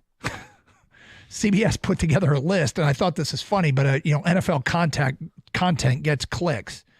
And the Lions practice squad, which would be like a 2-touchdown favorite over the Jets, is ranked the number 1 practice squad in the NFL. And you start thinking about it, and you go, of course it is. Brad Holmes builds a draft board, right? He builds a draft board, and he builds one every year. And on that draft board, when the draft is over, he's got a bunch of names with lines that don't go through them that are still available. And it doesn't mean he gets every one of those guys, but if your guy is building the draft board that is pretty elite consistently, would it also stand to reason that the players that he has left with no lines crossed through them are probably better than everybody else's, or most everybody else's? And just because he didn't get Jake Fromm out of college or didn't get an undrafted free agent to sign here initially, he still keeps tabs on those guys and brings in Jake Fromm a couple years later and goes and finds an Ukwu and a Lawrence Strickland and an Isaiah Williams who make the roster. And whether he wanted him this past draft or the draft prior, it stands to reason that he's doing a great job at player procurement, and I'm not surprised that we are rated as the top practice squad. We shouldn't be. No, what I am surprised is that those guys all made the practice squad, that other teams didn't try to pick those players up and bring them on their 53-man roster. Mm-hmm. But I'm glad, because I think they had some really tough decisions to make when it came time to cutting players. I do want to give a shout out to Adam Turner. Adam listens to our show. Yep. From Kalamazoo. And he said, if you remember the show, you guys helped me out in cashing out a parlay a little bit ago. He just wanted to say thank you in a funny way. He sent us a care package. And there were 3 items in the one for each of us. Kang got a Michael Jordan card of some kind from, what was it, from the 90s? Yeah. Mm-hmm. In a nice case. Oh, yeah. Nice one touch. Well, hold on. What does that mean? That's the case it's in. It's called the one touch. Okay. It's a nice case. He sent me a mini helmet of the Jets that was autographed by Zach Wilson. I thought that was really cool. It's awesome. It's like a silver Jets helmet, too. It's like an the alternate jet helmet. Yeah, helmet. it's really cool looking. And then Doug got a Garbage Pail Kids card. In a one touch. That was a hot Doug. Yes. It was a hot dog with Except it bits was of real Doug. It was a It's an animated, it's like a cartoon. Yes. Garbage Pail Kid, yeah. Of a hot dog bun with a person laying in it and mustard on them, and it says hot dog. He's like a hot dog. Right. Except it's a hot Doug. You see what they did there? It's a collectible. Yeah. It's Garbage Pail. Love it. And So- Doug, we all know Doug loves hot dogs as well, so it just plays perfectly into this, ever since you ate that hot dog. Right. Yes. And I did also want to take time to give a quick shout out to everybody at Henry Ford Hospital in West Bloomfield that helped make my dad's life a little bit easier at the end of it, because it was not. And obviously, I mentioned start the show that he passed on Monday, and it was very difficult to go through. But the staff there, and there were a ton of people with J names: Jaden, Josh, Jesse, Jessica, Janet, and Brittany. Okay. These were all the nurses that were there and helped, and all the doctors and everybody else. So we really, on behalf of my family, we really appreciate what everybody helped us go through there. Well, my favorite Hugh story, and I think of it all the time, every time now for the rest of my life, if I ever step on a boat. I know it's coming. I look around and try and figure out if there are enough cup holders. You got to know. If there aren't enough cup holders, then the boat's no good.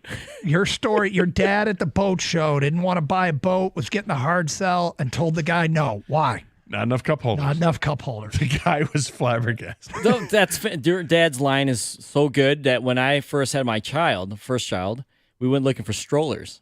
And we're taking them out, rolling them around the store. And I looked to my wife and I go, I don't think there's enough cup holders. Now you're like, is this going to hold a Stanley Cup? I don't know about that. Well, Stanleys weren't big then, I don't think. No. Well, you got to draw the line somewhere. That's right. Rico Beard is in studio. Hello, sir. Gentlemen. You're heading up to East Lansing after the show? I am. We asked people, what do the experts got wrong about your team? Michigan and Michigan State fans. What do you think the experts might have wrong about the Spartans? Win total too low. Okay. You just don't think, you think they're sleeping on them? I don't think they're sleeping on them, but I think that because they're Michigan State, they don't get the benefit of the doubt. Whereas, if Aiden Childs goes to another team, he would get all this hype. Like, oh, my God, look at this, look at that. Aiden Childs, the quarterback at Michigan, Klatt would have done at least 3 specials on him by now. So I think that's what it is. So are you taking a helicopter there tonight? How does this work for you? I am taking a Valenti 1. Yeah? Yeah. Valenti 1 is going to be waiting for me in the back patio. Nice. That's very nice. Yeah. Taking David with me. What do you guys? His good son, not the bad son. What do you got planned coming up next?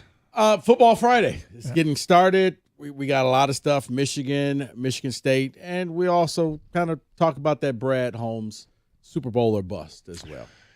All right, Gator, we doing it or not? Kang's got it ready to fire. It's your call. Okay, only because you said the Sunday game is, who's it, LSU? LSU and USC. Because that's the Sunday game, fine. We now begin the every Friday. Every Friday, Gator one day, we were recording promos, and he went on a bit of a rant because it was the beginning of football season. It is now the way we end every Friday show, trying to inspire you to get as much TV time as you can. So here it is for the first time in 2024. The Gator Rant. Have a great weekend. Stay safe, everyone, and treat each other with respect. 97.1.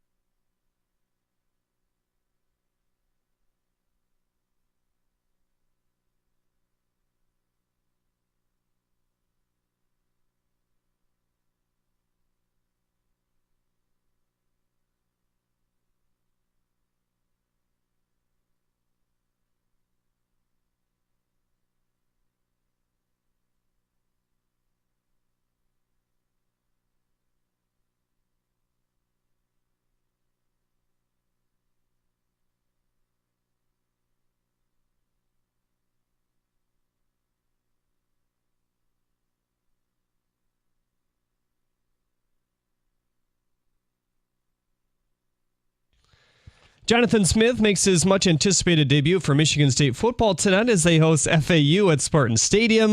His QB, Aiden Childs, will also make his debut alongside. In total, the Spartans have 61 new players. Kickoff is 7 p.m. Michigan football also begins their season tomorrow against Fresno State. According to an article in USA Today this afternoon, Sherrone Moore's contract has not been fully executed. The 38-year-old Moore is still working under a 3-page document he signed in January known as a Memorandum of Understanding, or MOU. The document outlines some of the basic parameters of Moore's future deal, including salary figures and bonus provisions, but it lacks some of the specifics and legalese that often serve as the backbone of a coaching contract.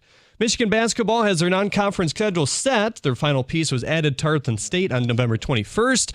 That'll mark just the second meeting between the two teams. The Wolverines began their regular season against Cleveland State a few weeks prior on November 4th. The Tigers take on the Red Sox tonight at Comerica Park. Boston currently the last team out of the AL wildcard race, just 3.5 games back. Casey Mize will make his first MLB start since June 30th. He made 4 starts in AAA to prepare for tonight. Hear the game right here on 97.1 The Ticket at 6:40. Pacers guard TJ McConnell is inked a 4-year, $45 million extension. At the Corwell House Sports Desk, I'm Jeremy Otto. For more, go to 97.1 The Ticket or Odyssey.com.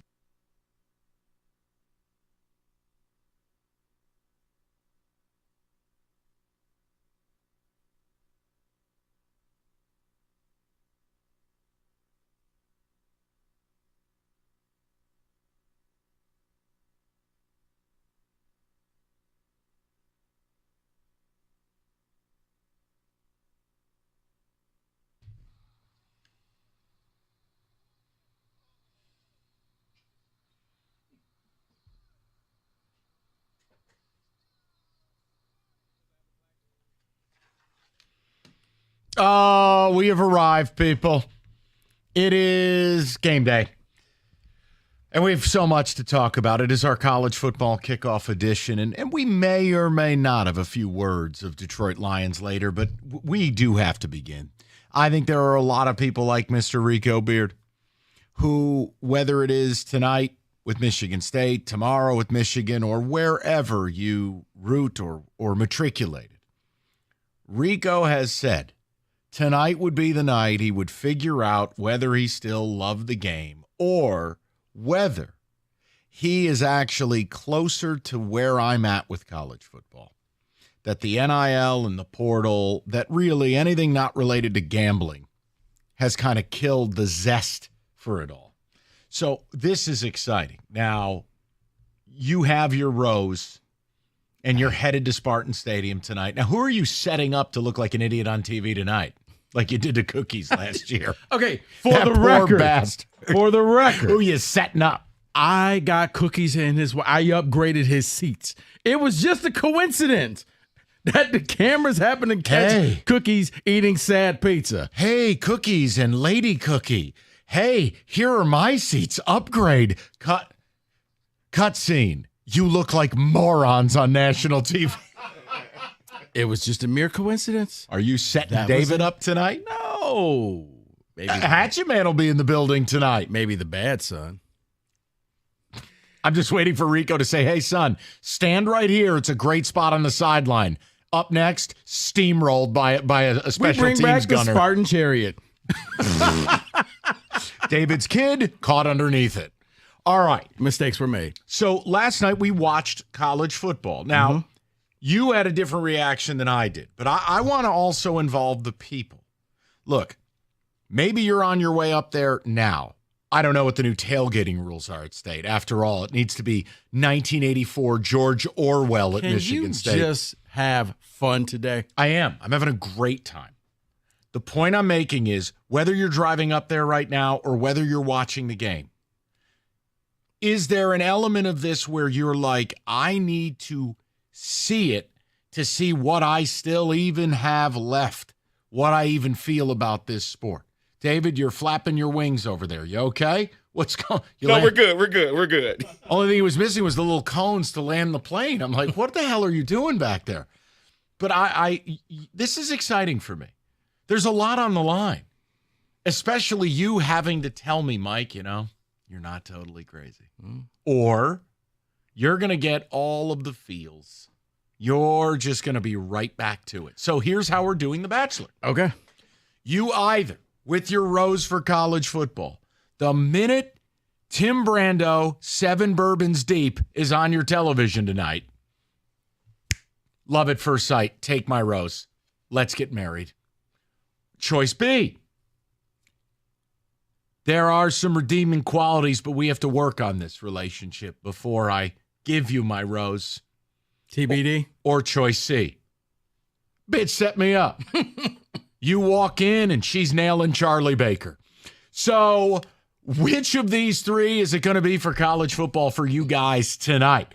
As Rico takes that long stem rose and brings it back to campus.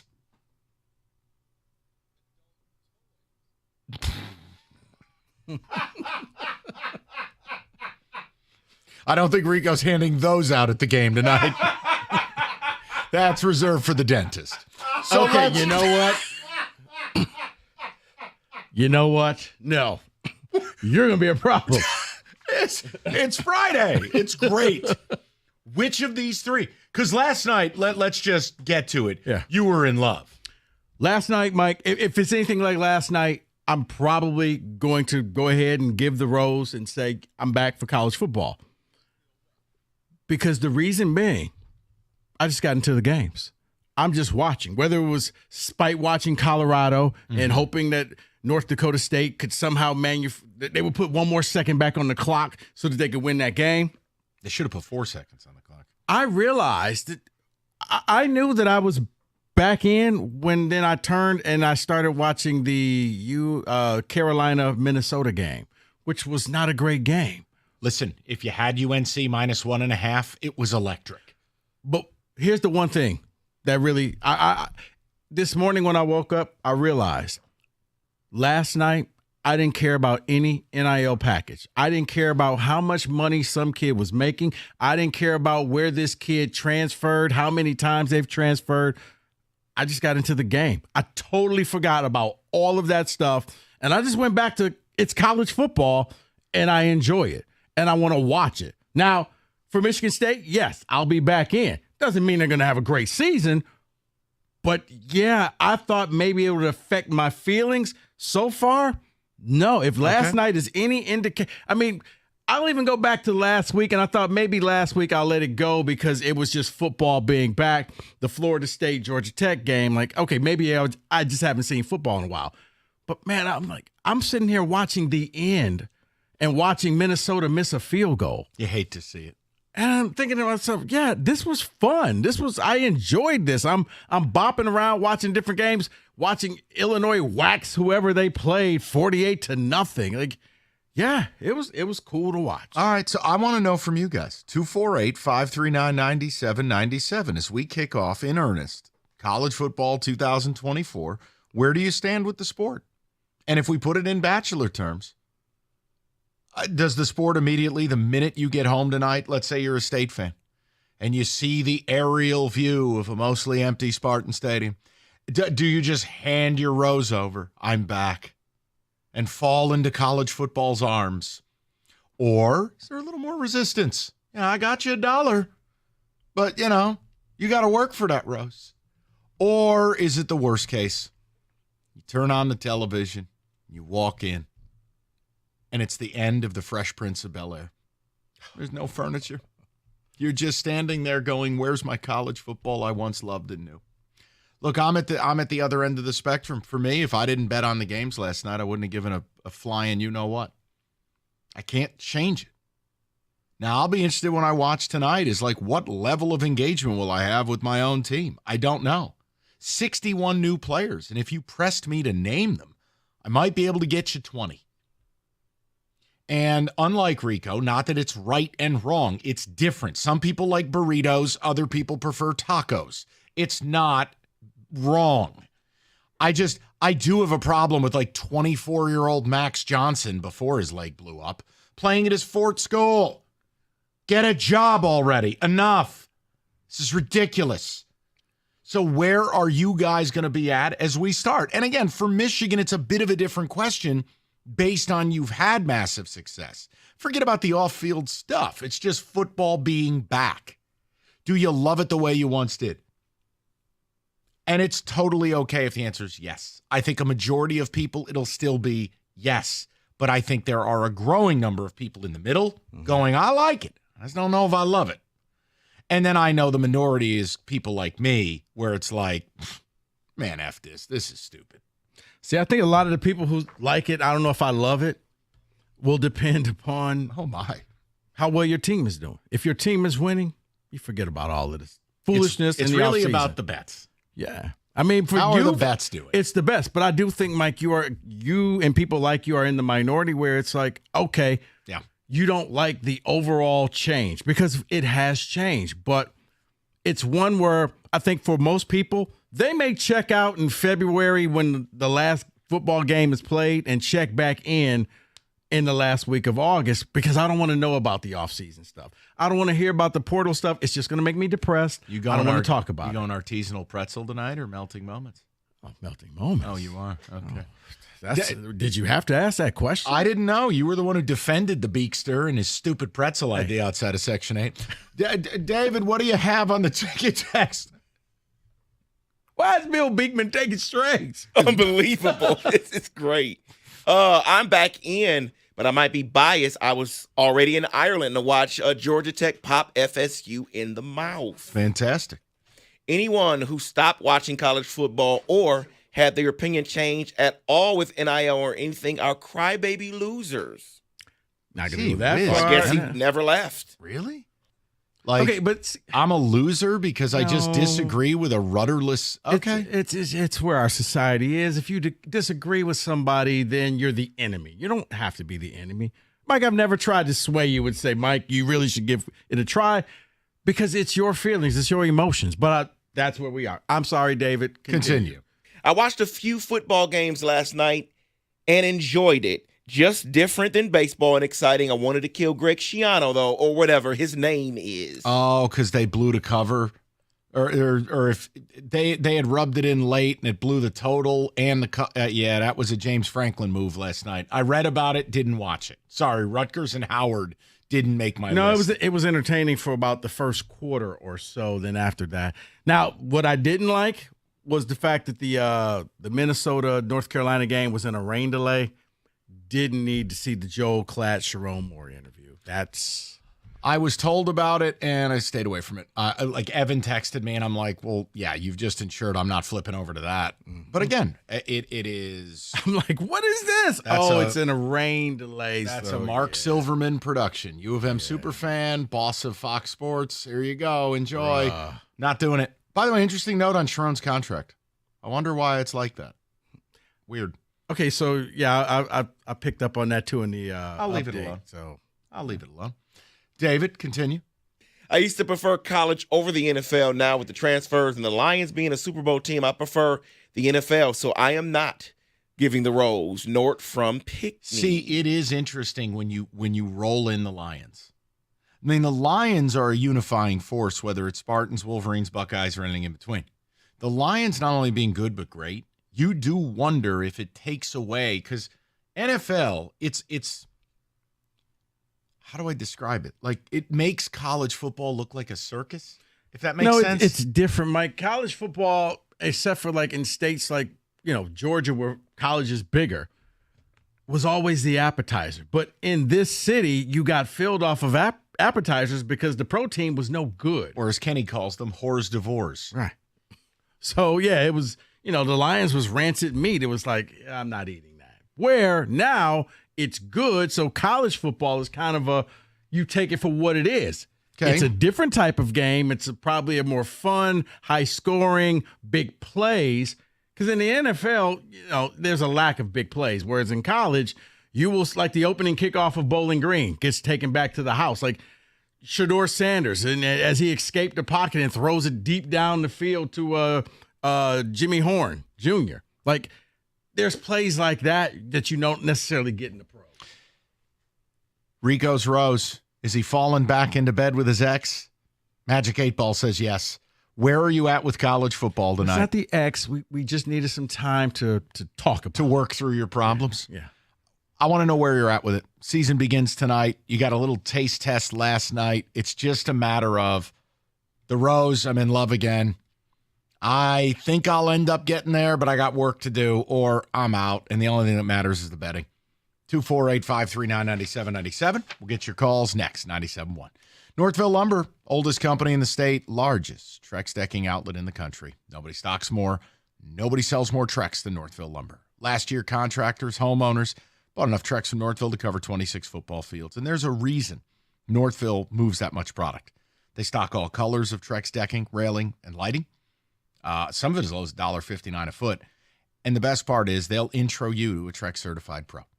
So you want to enjoy deck season deep into the fall. Get it built, get it done right, get it done with Northville. Call Northville Lumber today or go to northvillelumber.com. That's northvillelumber.com.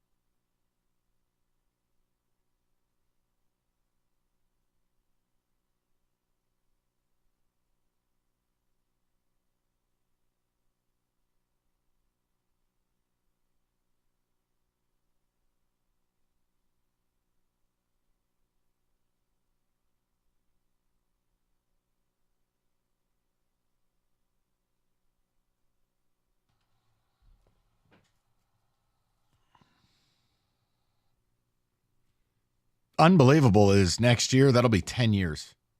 Oh, David, please. It shouldn't even hurt anymore. Who cares? You cheated your way to the top. You got what you needed. Let's go to the people, see what they have to say about it. Let's go to Kevin. 97.1. Kev, what's going on, buddy? What up, gents? Scumbag Kev here. That's going to be my claim to fame moving forward. Hey, I'm with you, Mike. I love football. I'm just not in love with Tennessee. I think we need a couple more top 10 recruiting classes, especially on the defensive side of the ball. When you run 400 and 1,010 offensive plays and hold the ball for 7 minutes, your defense is on the field for 35, they get gassed out. And until we can get a better defensive side so we can consistently beat Georgia and Bama, I don't think I'm going to get a Rose back anytime soon because, it's just heartbreaking every year to lose to your rivals. Well, and I think the other problem, you're right. I mean, Kev, you're right. And it's also, you're left in this state of what's the point of any of this? Like the bowl games being gone. Now, if you don't make the playoff, kids are opting out for Thanksgiving. It's just got such a different feel to it. It's very hard to invest. Agree. I'm happy we got Heupel. We're getting better. We got studs coming in. I think James Pierce might be the best defensive end in the country this year. But one guy can't beat 11, so we just got to grow more. But until then, that rose is wilting. Yeah, you're in the middle ground. No, I respect it. TBD. I mean, get it. Kevin, I bet you there's a lot of State fans who feel the same way. I mean, look, you play that clip from almost 10 years ago. MSU made the playoff and was in the middle of a 5-year run of, no, we're going to win the Big Ten. And if we don't, it's a disappointment. Well, now look at the space you're operating in. To Rico's point, college football has become very much like the pros. It used to be okay if your team wasn't great. There was a progression to becoming good. Mm-hmm. There was a roadmap. Players developed. You could set an expectation. I think part of, Rico, what's very difficult is, how am I supposed to set a low expectation knowing they shelled out millions for whatever's going to take the field tonight? That doesn't exist in the NFL. Why would it exist here? They've turned this into the NFL. Because it's still not the NFL. It's still not, because the NFL has a draft which evenly disperses players based off of record. College football doesn't do that. No, we just buy them. But the rich will still always be richer. Top kids will always want to go to Alabama and go to Georgia and go to those places. Now, what you have to hope is that maybe you can get some of those kids to leave those schools and come to yours. Yeah, but a case in point, if MSU approached NIL the way Ole Miss does, they would be Ole Miss. Ole Miss is not a power. No one's going to Ole Miss over Bama or Georgia, ever. Now they are. Why? Money. Mike, they get some, but still the top talent still goes to the main couple teams, where it is the Ohio State, it is the Alabama, it is Georgia. You get some. You get kids who want the money. All you need is some. They're number 6 in America. That is not a place that should be getting those players, but they take it serious. Not that State's not trying. No, but see, here's the thing. First of all, it's the most useless thing ever. It's the preseason poll, which means nothing. Second, if they fall on their face like Texas A&M did and like Miami did, now you're losing and you owe these kids money. You know what you just created? The college football version of Javi Baez. That's perfect, because unlike Javi Baez, it's not a guaranteed deal. You're gone. No, I'm just saying, but that year is like, oh, look at Aiden Childs is bad at the half. A&M spent all of that money. Miami spent all that money. They didn't win. Miami is winning. How dare you? This is Mario Cristobal's year. Let's go to Dave, 97.1. Dave, what's up, buddy? Hey, guys. Love the show. You answered my initial question was, please tell me the difference between college and pro. I think I got it now from your opinions, but still don't believe it. But that's cool. But secondly, from a dad standpoint, like college football, Mike, you always talk about your dad with the Giants and this and that, like knowing players. I'm a dad, okay? I got a son, and I want to get vested in a team. That's gone. I cannot follow a friggin' player. I say Joe Bob's a great quarterback, and Joe Bob plays for 5 different teams. Yep. And it's done. Like, I cannot follow State. I can't. 40 teams in, 40 guys out. It's a joke because, honestly, I can't put it in my life scale. I can't talk to my son about it. I can't talk to my buddies about it. I can't talk to my son. I mean, it's just like a revolving door. At that point, just go to pro football. I think college football has lost all of it. I'm with you, Dave. You and I are of the same ilk. I mean, look, I'm watching UNC in Minnesota because I bet UNC. For Brock Heward, who was a very good college quarterback. For Brock Huard to openly deadpan and go, look, this is a transactional sport now. Yeah. That's disgusting. It is. But I think you and the last caller are still in the low end of the minority because most people will follow. It's tribalism. We've said they will follow their team no matter if they only win 2 or 3 games. They will go to the tailgate. They will hang out. Why? Because it's still your team. Do you know all the players on the team? Nah, I don't. But they play for my school. At least they play for them this year. Now, next year, if they leave. There's your problem. Next year, if they leave, I'm still going to root for the school. I'm just rooting for new players. Like bottom line, let's say Aiden Childs gets off to a great start at Michigan State. Immediately, I'm not going to be able to invest because automatically he's gone. What if he decides he wants to stick around? Well, then he'll go down as a legend. It's just that's the 1% of players. That's like the Colorado State QB, Nicolosi. He turned down $600,000 to stay at Colorado State because he likes trees. That's a rare kid. I hope that would happen. But the problem is, look, last year, even the brightest stars, even the players we paid, they still went back and pimped my ride. We lost both our D tackles after we paid both. I can't do it. But because those two did, we're acting like everybody does it. Everybody does it. A lot do, but some stay. I want to stick around. I want to play. I like this school. Kenny, your thoughts on this? I'm with what? What? No. We're not glossing over that.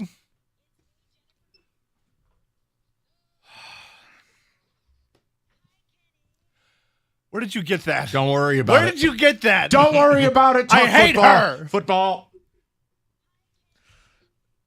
He can't even talk. This is Kenny's. I'm baffled. This is Kenny's. I did not expect my Friday to look like this. This is Kenny's hellscape. This is my nightmare. I was wondering why you kept saying that pre-show, You but now I wanted, get you it. wanted to be closer to Jennifer Coolidge. No. We got you covered. We tried to get her to come in studio. This is the best we could do. I hate this. I hate all this. Football, please. Talk it. Football, yes. So I kind of align more with Rico. The only thing that draws me away from the sport is that my team can't seem to follow basic traffic laws. That's a problem. Beyond that, once the ball's kicked off, I'm fully on board. I'm ready to go. None of this. I know it doesn't seem like it's real to you, but Rico said something that I completely agree with. Actually, if your team was really good, if your team was one of the top 4, 5, 6 in the country, I don't think you care who's transferring in and out if there's new faces in new places. It really doesn't bug me all that much, presuming, we're But one I of the think top that's 2 or the 3. problem for me is that for most of my life, Kenny, look, we've worked together long enough to know I shouldn't even be here today. If I still love this sport, I wouldn't be here today. You'd be at a tailgate. You'd have already set it up. Exactly. Like, I loved my team when they were bad. I loved the idea of them getting good or chasing something. But now, I will say it again, it's unthinkable if you're a Georgia fan, or certainly, like right now as a Michigan fan the last few years. If you're not making the playoff, there is no purpose to existing. That's not college football. That's pro. It's 100% true. And that's very difficult for me. It's going to turn into a lot of haves and a whole lot more have-nots. Hello, Jennifer. But yes, Kenny, I do believe a miracle happens. You cross that bridge later. Aiden Childs is at advertise. Cross the bridge later, whether he's going to stay. But, Mike, if they're sitting there with 8 or 9 wins, you're going to start paying more attention to this team. I'll pay attention. It's just a matter of whether I'm betting on them or against them. And don't test me. I absolutely bet against them. I said they're winning. Are you betting on them tonight? I'm betting on aspects of the game. Oh. You know what? Perfect segue. Prop Bet Casino. Let's just go. Let's do that. 248-539-9797. We will do the first edition of the Prop Bet Casino next. David Femininio, injury attorney deluxe.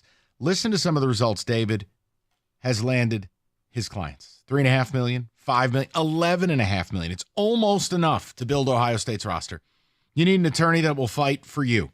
You can call and talk to David right now at 855-65-CRASH or go to that website, getdavidgetpaid.com.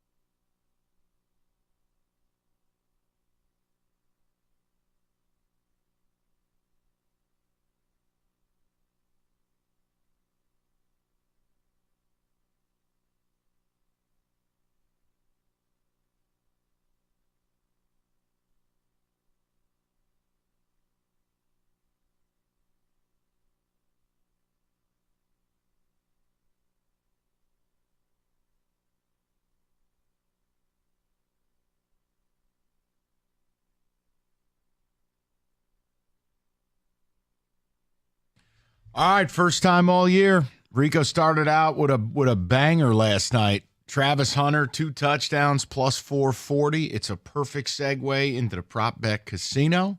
David Music.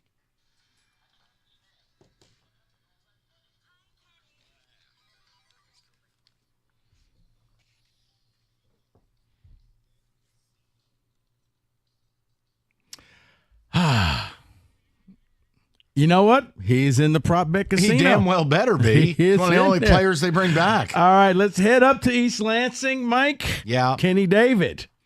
Over under Nate Carter touchdowns, 1.5. I'll take the under, not because I don't like him or I don't think he's good. It's that generally in week 1, you're using lots of players. So I'll just say under. I will also take the under. You know what, Jennifer? You can go to hell. I'm going to go with the over because of what the possible weather will be. So I'm going to go over. This is great. I'm going to go under because I agree with Mike. I think they're going to split the backfield up. Over, under touchdowns tonight for freshman Nick Marsh. 0.5. Well, considering you have been squawking about a Nick Marsh touchdown tonight at plus 300. Plus 240. You're moving markets then. The value's all but gone. I'm going to say over. You have all but said factually they're going to target him 17 times in the red zone tonight. I'm going with it. Over. Rico often sets up rakes for us, so I'm going to agree with him this time. I'll take the over. I'm going to go the under. Why? Just because you're a piece? No, because of like I said for the first one, I think the weather's going to slow that passing game down. It wouldn't take much. Yeah, I don't think he's going to end up scoring. No, I'm kidding. You son of a. No, I think this could be a breakout game for him tonight. Give me the over. He will get at least 1. Plus 240. Jack Belling. Tight end transferring in, over under 44.5 receiving yards. This is where I'm going to be terribly wrong. I have waited so long to have a real tight end at Michigan State and an offensive coordinator that knows how to use him. I'm going to say over. I think Velling's an NFL tight end, and if they are going to run this thing like Oregon State ran it, he's going to get targets. I'll say over. How many yards did you say it was, Rico? 44.5. 44.5. Hello, Jennifer. I will agree with David in this aspect that the weather will slow the passing game down, so I'll say under. No, Kenny, no. Yeah, but here's the thing with this one. While it will slow it down, he can get 44.5. They will have to throw at some point, so he'll get his. Yes, I'll go over. David, I'm going to go over as well. I think he's going to be the third down, move the chains guy, play action pass, especially if they can get the running game established. You can get to see him picking up like 4 catches for like 12 yards apiece. Give me the over. That's more than State's tight ends had all last season. That's not true. Malik Carr. Aiden Childs passing yards. That guy was a mutt. Over, under 214.5. It's going to go under. I think they're going to pound the rock. I think they're going to rotate 2, 3, 4 different backs. I would love to be wrong. I love fun, and I want to throw the ball, but I'll say under. Yeah, pound the rock, bad weather. They will not run the passing touchdown play very often. I love that play. It's a great play for other teams. I'll say under. Yeah. This sucks for my son because it's going to be under. He won't have fun tonight. Why, he likes Aiden Childs? Yeah, he really wants him to play well. I'm going to go over. I think there's going to be a lot of big touchdown-type plays in this game. As a matter of fact, David, for you, sounds amazing. MSU will score on the first play of the game. No, I'm kidding. Bro, those days are a long that used to way upset away. David so much. Florida, Atlantic.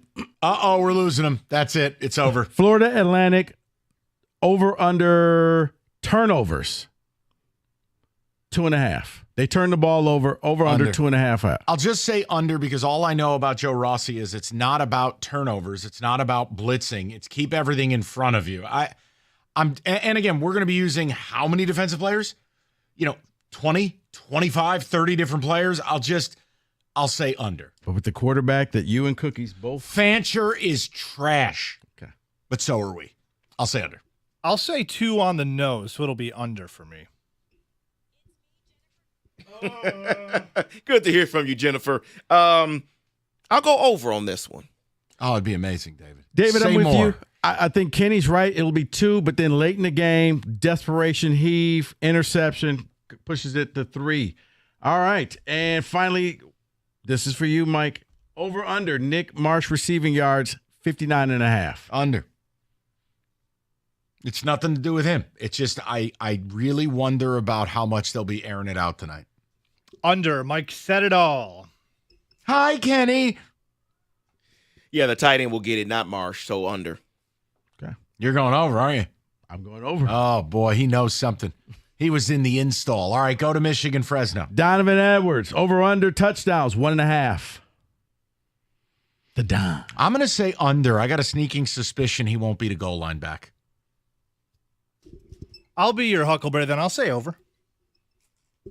I wish I could say over, but no.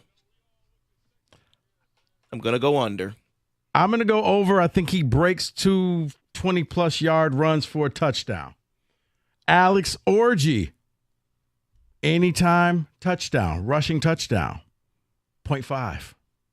I'll say yes. Even if he's not the starter, they'll put him in a package near the goal line, a little QB power or something. I'll say yes to that. I have no idea how often he's going to see the field, so I'll just pick the safe route and say under. Wow. They have to get he's the points. starter. They have to get points from somewhere, and it will be an orgy in the end zone.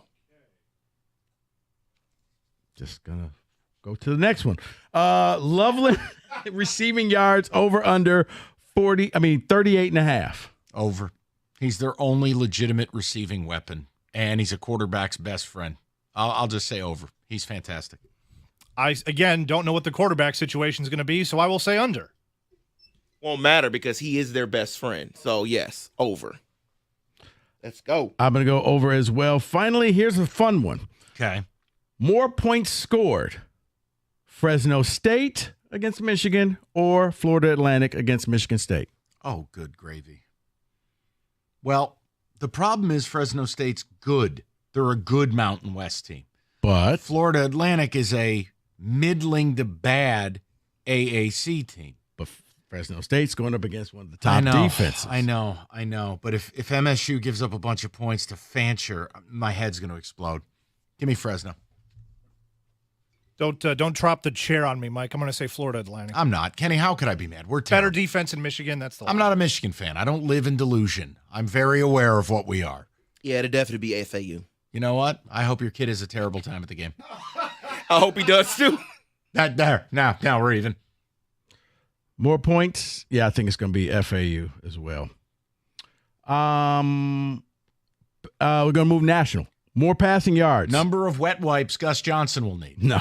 Okay. Graham Mertz or Cam Ward in their game? Who has more passing yards in that game of Florida versus Miami? I will say Graham Mertz because I don't believe Florida's going to be able to run the ball on Miami's front. And conversely, Miami with Damian Martinez, they have the advantage on that side of the line of scrimmage. I think they're going to run it more. I'll say Mertz.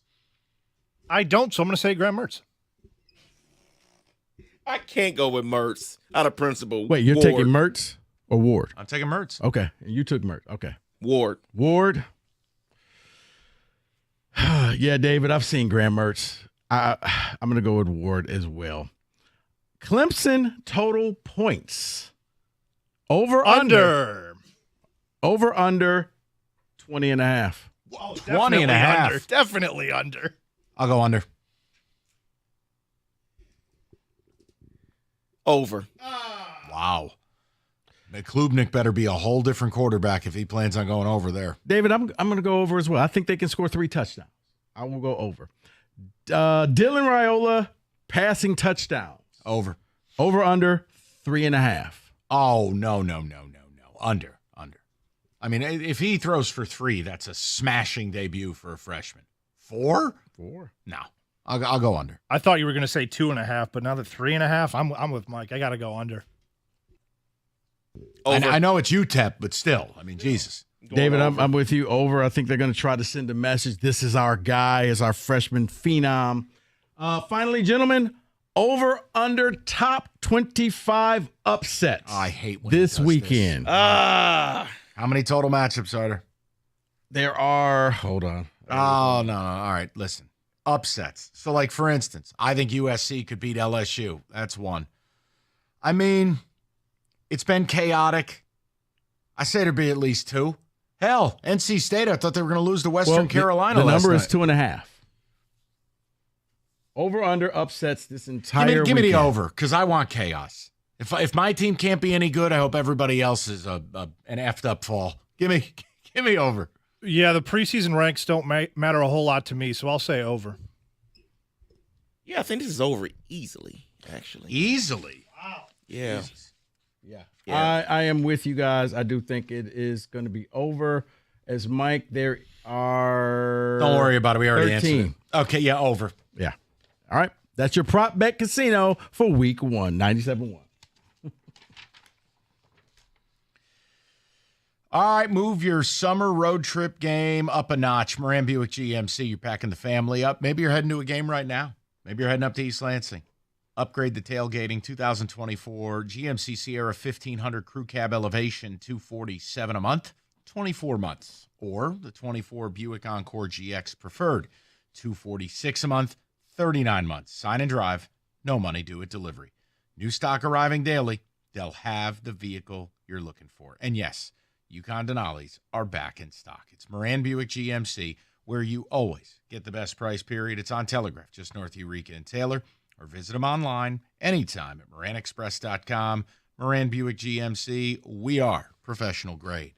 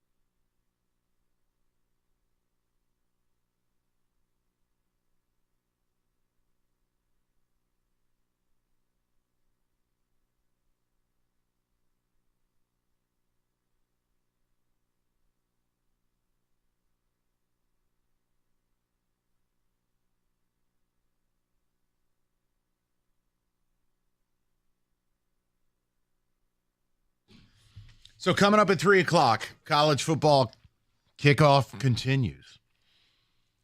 Want to get into some, not preview, but like the thing you feel is going to happen in college football this fall, but you're afraid to say it because you think you're going to get mocked.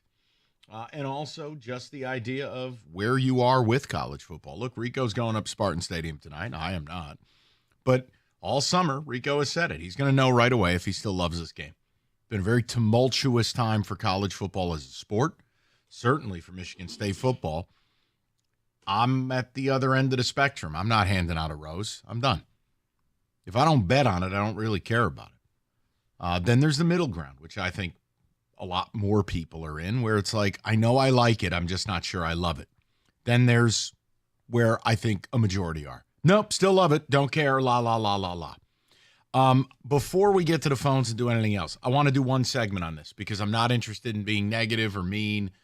We're having fun today, but I can't let that Sharon Moore contract update go and act like that's not worth 6 minutes of a 4-hour radio show. Very weird to me. From USA Today, more than 7 months ago, University of Michigan announced that it promoted Sharon Moore to be the head coach, giving him a 5-year deal worth roughly $6 per year. As of Wednesday, however, that contract was yet to be fully executed, leaving Sharon Moore in a state of contractual limbo as the Wolverines get set to open the season. An athletic department spokesperson confirmed this week Moore is not yet under contract. He's still working under a 3-page document he signed in January, known as a Memorandum of Understanding, or MOU. The document outlines the basic parameters of Moore's future deal, including salary figures, bonus provisions, but lacks specifics and legalese that serve as the backbone of, an actual contract, such as the circumstances in which Moore, who is facing punishment from the NCAA. So, look, I think if you're cynical like me, you immediately go, oh, well, that's obvious why they did that. He's a repeat offender, and there might be a show cause, and they can hit him with a garbage can and get out for nothing. Yeah. That's the cynic in me. That doesn't mean I'm right. But, Rico, look, you don't even work under a 3-page document in this line of work. Yeah. Like, think about what we're talking about. Jim Harbaugh left how many months ago? January. Yeah. Sharon Moore was promoted. He was the obvious choice. Namely, all the rest of the rats scurried, and he was the one guy left, right? Mm-hmm. Okay. You hire Sharon Moore, you give him a contract, you move forward, right? Mm-hmm. I'll tell you what this sounds like to me. Can't prove it, and I'm not trying to upset anybody. We're just talking. This sounds like kind of what they wanted to do with Harbaugh. We'll bring you back, but if you get popped, we'll go this route, and you'll be immune from this, but sort of this. This feels like, yeah, well, when it sorts out, maybe we'll eventually give you that deal. I got you $1.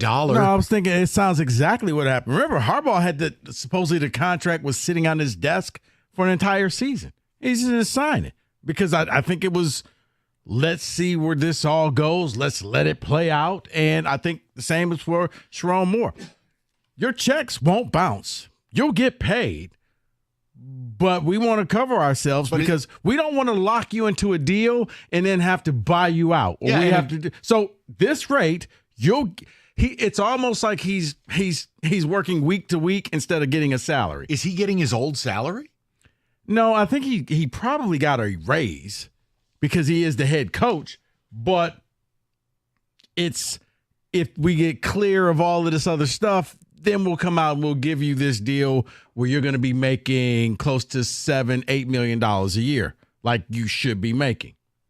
Or he may even get more than that, depending on what happens. But yes, right now, this sounds as if Michigan is just trying to mitigate the circumstance and say, just in case this goes bad, we're not on the hook for an additional $60 million that we have to pay you.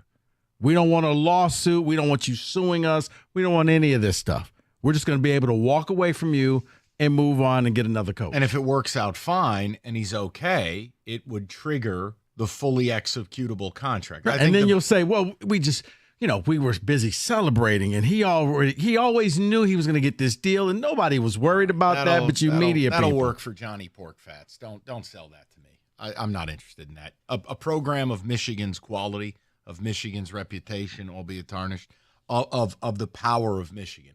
This is not a normal situation. Anyone who sells you that this is normal, I'm not interested in listening to. That's not normal. No, that's how it gets spun. Not you. I'm saying to the people. Like, they can spin whatever they want. I don't have to believe it. I mean, David, what was your takeaway when you heard it in the update? When I first heard it in the update, my first thought was, you walked right into it. Then I guess I wasn't too far off by saying firing, because it sounds to me like the university has protected themselves. And the question that I have is on the other side, on Sharon's side and his lawyer, agent, whatever. There's been no ruffling. From what I understand, we haven't heard anything on why hasn't there been no contract. Seems to be nothing on their side, which means they must understand what the university is telling them, that let's just wait and see what happens with the punishment here. Well, and again, the problem for Sharon is he was already suspended during the COVID gate. He is now a repeat offender. Yes. So obviously, there is clear good lawyers are involved with this. I'm not attacking the strategy. It's the leverage is on Michigan's side. Well, I'm attacking the idea that this is normal. It's not. It's not normal at all. And I'll just quote Tom Mars. Tom Mars, in contrast, he tweeted, "It took 2 days to finalize Coach Cal's employment agreement with Arkansas." Well, yeah, because that's normal. This isn't. And it would have seemed very easy. So, yeah, it makes you wonder. I don't know. There's this large chasm between the two parties where if you're in the Michigan encampment, you believe Sharon will be fined, like you're not allowed to eat hot dogs and you're going to miss half a game. Then there's the rest of the world looking at this going, wait a minute. To put it in perspective, I don't think that Dusty May is doing this whole little charade. Dusty May came in afterwards, and he's locked up. Michigan basketball coach, he's getting paid. We know but he's also not under NCAA investigation. But like that's what I'm saying. This is one where, if you knew this was going to be your guy, it's already over with. So basically what you're saying is this isn't happening because, okay, well, they need a new board of regents or things to meet, or it isn't because of that. San Ono's not on vacation. Because that contract was done for May. Yeah, it was. So, yeah. It's again, everything, it's all weird. All of it's weird. I don't have all the answers. It seems like they just can't do anything the normal way, but if you question it, it's like, we're Michigan. We know what we're doing. Do you? Well, yeah, they executed the caper. They did. I mean, the bottom line in all of it. Allegedly. Maybe. Keep your eye on it. And God, if I were a higher up at U of M and I had the power to name the head coach and make a statement to slap this report down, we'd be like, guys, I don't know what you're talking about. Here's a redacted version of Sharon's deal. He's our head coach. Yeah. I mean, the idea that the CEO of Michigan football, which is $100 million a year programs operating on a contract shorter than what a phone screener signs at this station, I'm sorry. No. Like that stupid drop David plays. That's crazy. But it would say they're leaving a window to get out. Mm-hmm. I think we all see that. 248-539-9797. You just hope you don't have to use it if you're U of M. But, yeah, bizarre to me. All right, that's that. We'll get back to having fun. FanDuel, America's #1 sports book. Something a little different now through September 22nd. All FanDuel customers bet $5. You get a 3-week free trial of NFL Sunday Ticket from YouTube and YouTube TV. Then with the YouTube TV base plan, you can watch every regular season Sunday afternoon out-of-market game. All you need is a Google account and current form of payment. Cancel anytime. Visit FanDuel.com/ticket. Download America's #1 sportsbook. 21 and up, present Michigan. Full price of NFL Sunday Ticket. Automatically charged seasonally after free trial. No refunds. Terms and restrictions do apply. Gambling problem? Call 1-800-GAMBLER.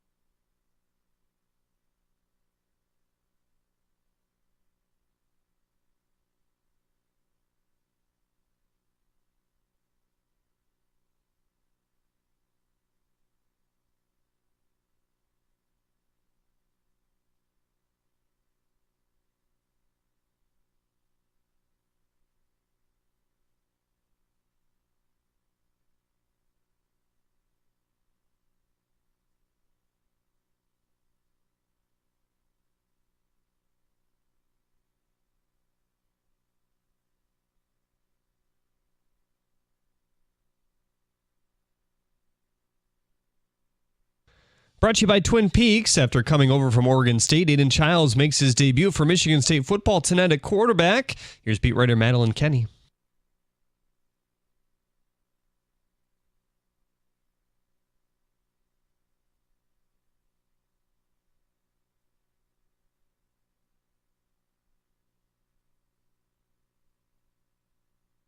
Kickoff at 7 versus FAU tonight. Michigan has their opener tomorrow versus Fresno State. Sam Webb confirming through multiple sources that the Wolverines still have not named a starting quarterback, even privately. The Tigers are winners in 7 of their last 9 as they begin a series with the Boston Red Sox tonight. The probable pitchers in the series are Casey Mize tonight, Taylor Skubal tomorrow, and Ty Madden on Sunday. Hear the game right here on 97.1 The Ticket. First pitch at 6:40.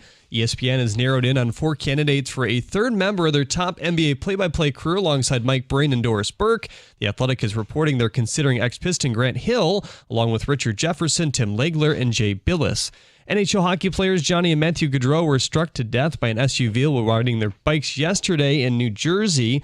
The driver, who was trying to pass a semi that was moving out of the way of Gaudreau's, reportedly had 5 to 6 beers before the crash. At the Corwell Health Sports Desk, I'm Jeremy Otto. For more, go to 97.1 The Ticket or Odyssey.com.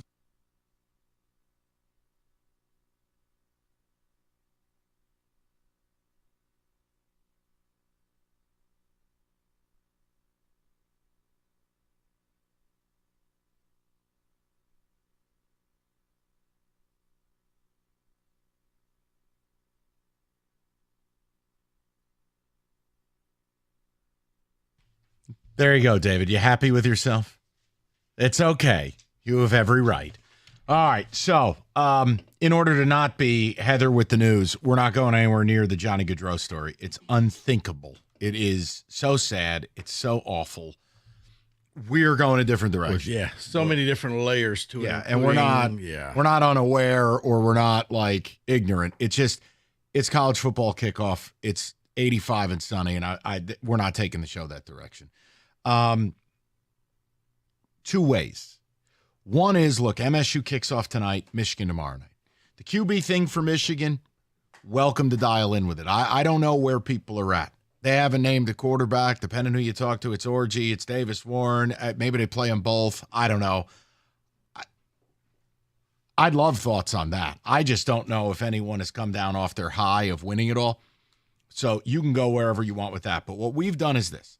For Rico, all summer, he's been like, look, there's a chance I walk into Spartan Stadium tonight. And I call you and I say, you know what, Mike? I've arrived at where you've arrived at, which is I don't love the sport anymore. Look, last night I watched North Carolina, Minnesota. I cared because I bet on it. I was disgusted by watching it. I mean, Minnesota's quarterback is from Nowheresville 1AA. You got Max Johnson starting for USC. He's on his 5th school. He's 24 years old. It's all just this goofiness. And yes, the NIL, the portal, the new players tonight, Michigan State, Florida Atlantic combined, there'll be 100 new players on the field. That's ridiculous. So I'm in a different spot. The middle ground is I like it, but I don't love it like I used to. Or you're going full bachelor mode. You're handing the rose the minute you turn on the TV and you go, I love you. You're just involved. So it's going to be interesting to see what Rico does. Now, I know the minute you bite into that melting moments, it'll be like, you will give a rose to that cookie. I'll sound like David at that point. Right. That first bite. It'll just be a cascade of moans. So we're asking you that. As a matter of fact, David, good son has a melting moment on me. I like the fact you're going to buy. David's one kid likes Michigan State. He's going to get a free ice cream. Oh, yeah. The other kid you will stare at and go, not for you. Eat it in front of your And child. he's going to say your something. brother. Believe me. Watch. I know. Oh, yeah. You know how I'll he have does. something for him if he wants. Oh, boy. So the other way we wanted to do give me this, that pretzel you dropped. We are going to open this up. I want all summer, whether it's in your group chat, whether it's when you're watching college football, listening to a podcast, whatever it is, watching preview season, you've thought to yourself some pretty crazy stuff, but you just don't want to share it. I want to know what that is. Like, example, I've thought all summer, and I just didn't want to deal with Kenny, and I didn't want to deal with slander. I don't think Georgia's going undefeated. I don't think there'll be a single undefeated team in college football. I just think it's too difficult. It's too varied. There's too much parity. And I do believe Ole Miss is going to beat Georgia and Oxford. Sorry. So here's my point. That's my thought that I don't want to share. What is the thing you didn't want to put in the group chat or you didn't want to talk about at the water cooler that for fear of being slandered? You have a bold college take. I got two, Mike. One, you kind of know because it's up on that board. I think that this is Ohio State's year. That budget for all the players they have, it will pan out. They will win the Big Ten. They'll lose to Oregon the first time around, beat them in the Big Ten championship game in Indianapolis. I swear to God, if you gave me a choice of it's Oregon State year, it's Ohio State's year, they're going to win the Big Ten, they're going to win it all, or they're not going to make the playoff, I'd go choice B. I understand the money. No, it's the beauty of college ball. And that's why I said that's the thing that I realize it's polarizing. But I do think the Buckeyes will end up winning this thing. The second go around against Oregon, they'll beat them in Indy. They'll lose that first time. The other one, and this is one that I didn't want to put in the group chat, those middle four games that MSU has, they're going to win one of them. Iowa. One, yeah. Ohio State, Oregon, Iowa, Michigan. Iowa. They're going to win one of those 4 games. Iowa. I refuse to accept Iowa beating us. I can't take anymore. Kenny, the take that you've been harboring that you did not want to share. Well, I have two. One is actually the exact opposite. Hello, Jennifer. It is the exact opposite of your take, and that's that Georgia will go undefeated. That's not bold. I know it's not bold. Doesn't qualify. I think going undefeated is bold. No, not for you it isn't. But I also believe, and I think you might agree with me here, Michigan wins 9 games, gets it back into the college football playoff. They'll get dump trucked in the first round. But I think them having to win 9 games after dealing with all this scandal and everything, I think that's a tough thing to do for them. Can you do me one favor? Just change the phraseology of dealing with, they're dealing with adversity right now. No, they. I was quoting Sharon Moore. If it makes you feel better. Thank you. That's all I needed. I'm with you on the 9-3. Yeah, I am, just based on, let's say they lose to Ohio State, lose to Oregon. I don't know that they're losing to Texas. It's possible, but I'm saying they'll drop a game that'll surprise us, but I don't see them dropping 2 or 3 more than that. Can I ask a question? And David, I'm going to go to you because you're the Wolverine fan some days. And I went to Michigan State, so what do I know? Right, you're just an illiterate moron. It's very problematic to me that we still don't know who the quarterback is, and I think we're going to do this flip-flop thing all year. The defense is elite that Michigan has, but eventually you have to score points. I don't know if you have that guy that can lead you down the field to get points. You don't have the guy who can just basically eat up time and Blake Corum and just wear the team down. I question, when Kenny is like, they'll win 9 games. Like, I don't feel confident in your offense right now. Am I just being a Sparty? No, I don't think you're being a Sparty. I think that's fair, which leads to my bold prediction. Oh, you're not a Michigan fan today, by the way. Leads to my bold prediction is they win less than 8 games this year. In fact, they probably do 6. They'll probably be 6-6 this year. Okay, you know what? Of all the predictions that we've had, that's bold. David, you win. You just said there's no confidence in the offense, which is what I've been feeling all season. I don't. You're saying the quiet part out loud, and I respect that because going into this game, you have no idea. And Mike, David, I think they're going to do the or thing where you're going to see both quarterbacks playing in the games, and they're going to have different packages. That's a deadly sin for me. I can't have that. Which is fine when you played that schedule before where you played nobodies, but you got Texas. You better have somebody ready. I think the thing that's really weird to me is how can you be the defending national champions and your quarterback competition is Orgy and a former walk-on? Look, North Carolina went and got Max Johnson to battle the other kid they got, Harrell. I'm not telling you that's great shakes. Cutscene. It's North Carolina, a middling ACC program. Duke went and got Malik Murphy and said, "Hey, come here, be our guy." Yeah, it seems odd because look, I don't know who the prohibitive favorite is. I don't know who Michigan fans want. I don't much care. I'm just willing to let it play out and see who the hell wins the gig. it just seems problematic because you're Michigan. You would figure you got this. You're on a high. You're on a roll. You got your guy. You would have gone to the portal and gotten a guy who goes, well, that's our starter. Or you know what? We got this guy, and he's him. Okay? Or he do you think to Orgy's that guy? He had to sit behind JJ, but if JJ wasn't here, he would have been our quarterback last year. I mean, and you still, because I still think that if those two fail, you got to go with Tuttle. And it's like, do you really have a quarterback if you got three guys in the mix? I think Orgy gives them the best opportunity to just play the ground and pound and have that RPO and have the quarterback run game be involved. Right. Because I don't trust their pass catchers. And look, if you're going to lean on the defense, well, what do you do offensively? You run the football. Right. Well, I mean, but now basically you go back to the days of Denard where it's just every now and then he drops back and throws a pass, but mostly it's just some type of a run option between him and the running backs. Listen, yes, I know I went to DeVry, so I'm not allowed to speak on this.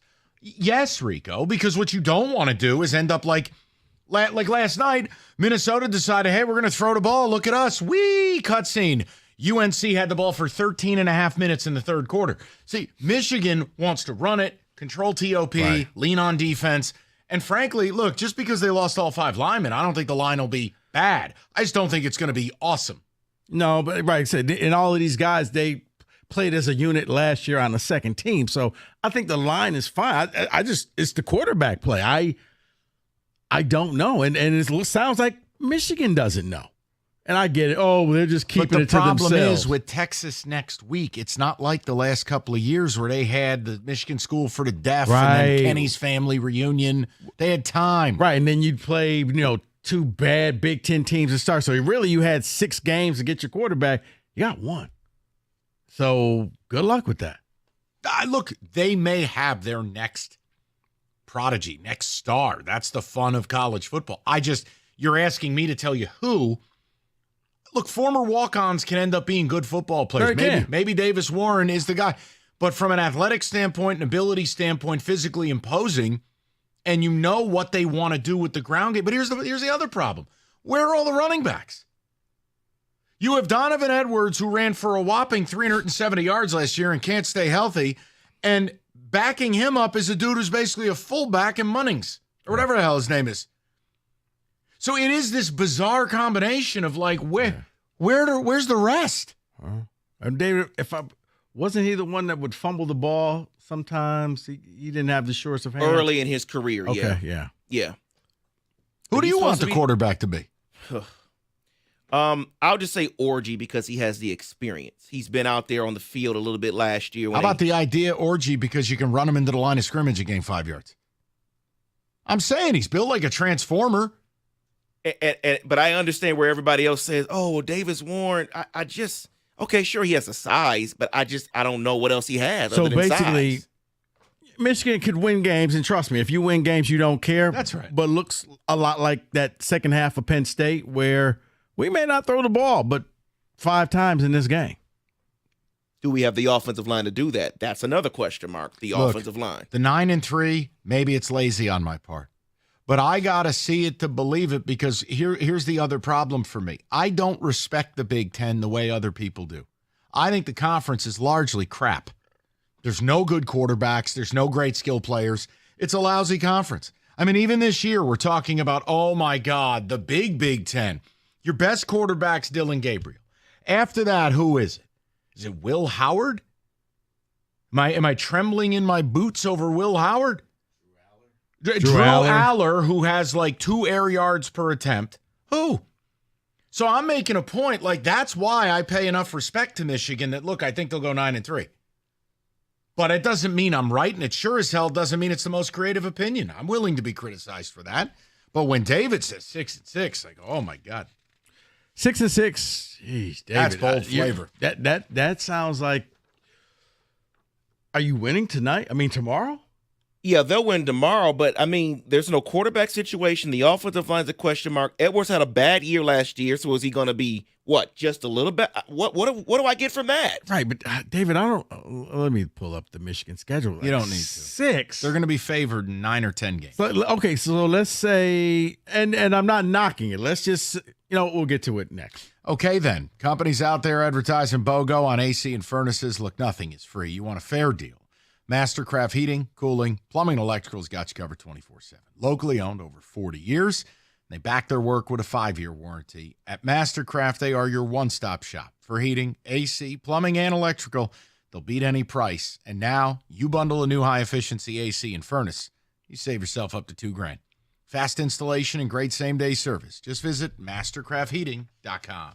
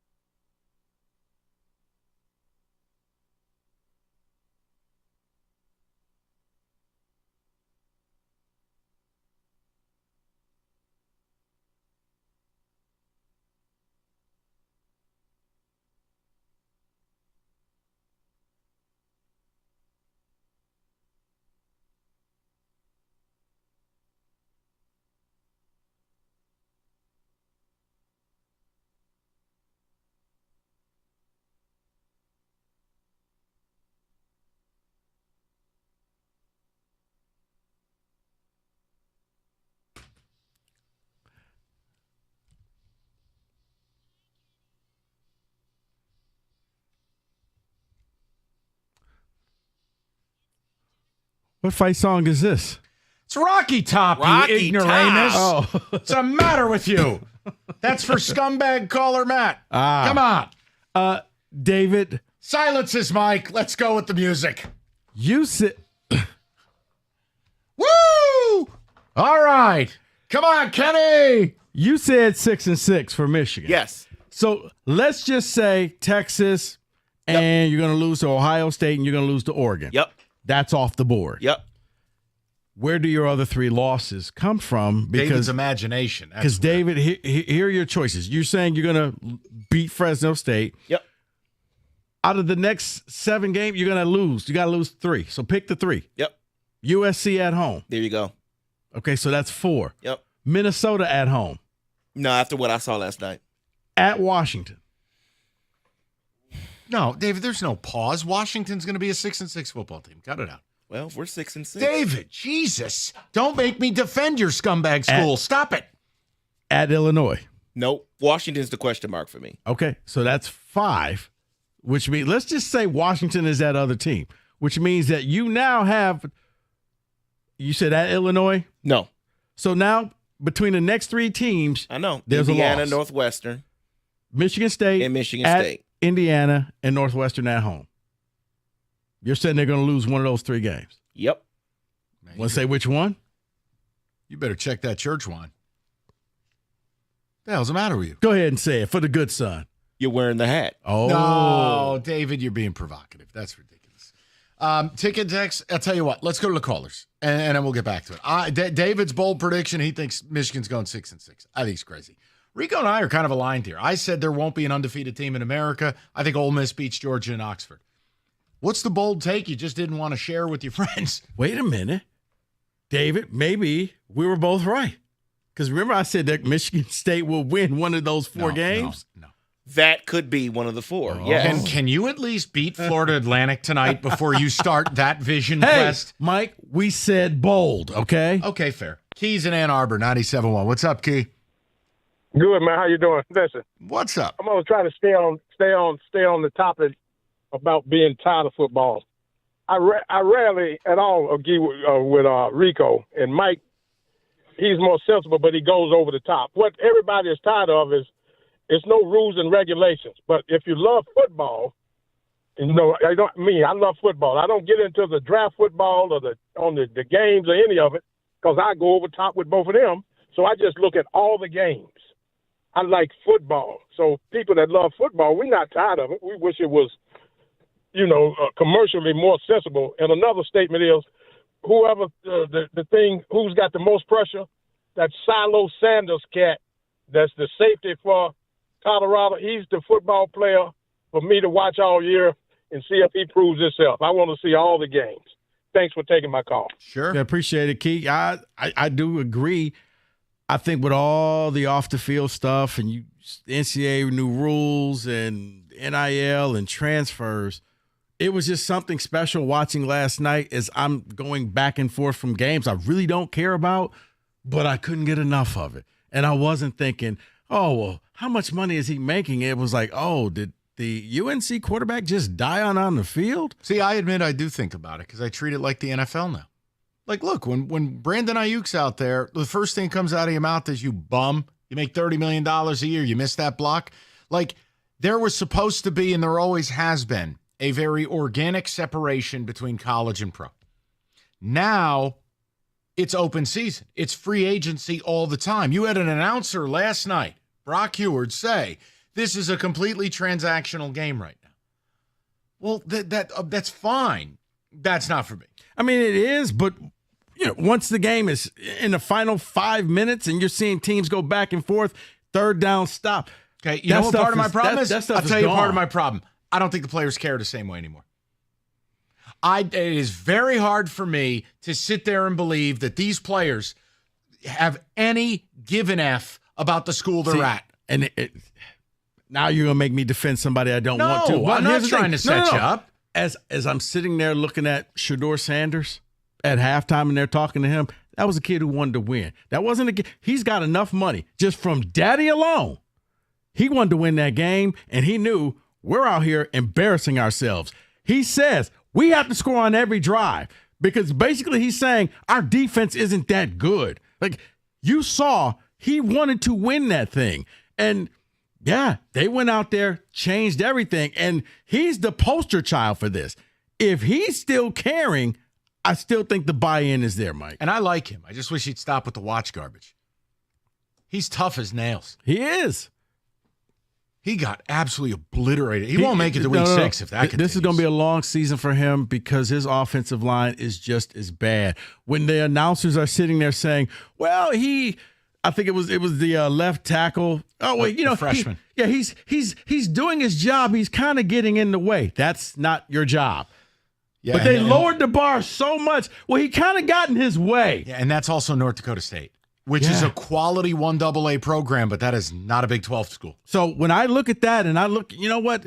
At the end of a half, like, he cares. So I do think that the players care about the sport, and it's not just about how much money's in my bank account. Let's go to Chris, 97.1. Chris, what's going on, buddy? How you doing, Mike? Rico? Hey, what's Chris. up, Chris? Hey, thanks for taking my call. First of all, let me say I'm definitely a Michigan homer, and I'm not crazy about you guys, but you're great at your job, and you do a hell of a radio show. Oh, thank you, Chris. So what's on your mind? What do you want to rap about? Anyway, what I want to say is I think, Mike, on the running backs, I think we're going to be really good on running backs. We got that Jordan Marshall coming in from Moeller. I think he's going to see some time. We'll see how it goes, though. But I think our defense is going to win us 8 games minimum. I'm with you there. Now you got 3 first-round picks on defense. Yeah. Now, do we get lucky and beat Texas? I think we might surprise some people there. The other games, Ohio State's out to get us. We beat them the last 3 years. That's going to be tough in Columbus. I don't know about that one, that's for sure. Oregon's got probably the most talent besides Ohio State in the Big Ten. And, them are the 3 losses I think we'll have. I'm not chalking Texas up as a loss, Chris. I'm not. I got to see it to believe it with Texas. They lost their wideout core, need to see who they've replaced it with, and they did not do, in my opinion, an effective job replacing the NFL players along the defensive front. I want to see it. I'm not going to get my answer against Colorado State when they're favored by 35. It's kind of like how they went out and got A.D. Mitchell. I think Isaiah Bond, they brought him in from Alabama. They're Texas. They keep bringing in receivers. All right, bottom line is there ain't no Xavier Worthy on this team. And I don't think there's an A.D. Mitchell. And Isaiah Bond is a nice player. Is Isaiah Bond going in the top 15 in the first round? No. That's all I'm saying. Neither did A.D. Mitchell. Adonai is what his mama named him. 248-539-9797. We'll get with the people. We got the picks coming up this hour as well. We got Who Said It. We got a lot left to do, and Kenny is just still buzzing from his special message. All righty. Kenny's so angry. 97.1. Guys, you've heard me talk about Specs at LTU. If you want to have fun on a football Friday, you want a radio career, Specs at LTU could be the first step in you gaining that career. Or television is your thing, or you're a graphics design artist, Specs at LTU can help you as well. It can help get you started. Here's what you need to do. You need to be curious. You need to go and visit the website, ltu.edu/specs. You're going to learn more about the broadcast media arts, digital media arts, and graphics communications program taught through Specs at LTU right here in Southfield on the campus of Lawrence Tech. You can be taught by people like myself who actually work in the business. What does that mean? It means we're not going to waste your time. You're going to learn from day one what it takes when you're going to do a lot of lab work, a lot of hands-on approach. And with that hands-on approach and expert faculty, you're going to learn all the practical skills you need to succeed in today's media industry. So once again, what are you waiting for? Be curious. Go visit the website, ltu.edu/specs to learn more, and then make magic by enrolling in Specs at LTU certificate program today.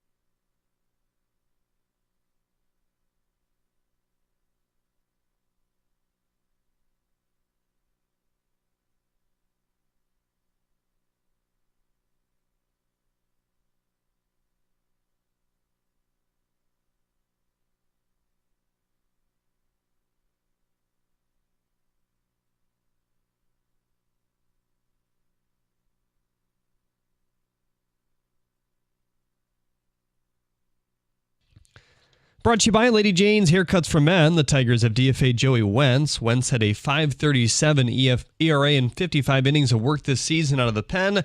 That makes room for Casey Mize as he returns to the big leagues following a 60-day IL stint. Here, Tigers and Red Sox right here on 97.1 The Ticket. First pitch at 6:40. Hall of Famer Alan Trammell was on the morning show today. He was asked about Trey Sweeney.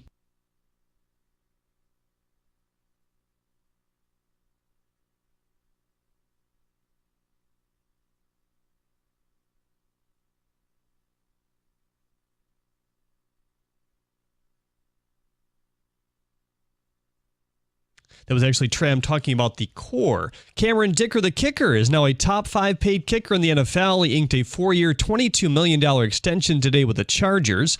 MSU kicks off their season on the football side as well. They're 13-point favorites over FAU tonight. Kick at 7. USA Today also reporting that Sharon Moore is starting the season without a contract. At the Corwell Health Sports Desk, I'm Jeremy Otto. More at 4 or at 971theticket.com.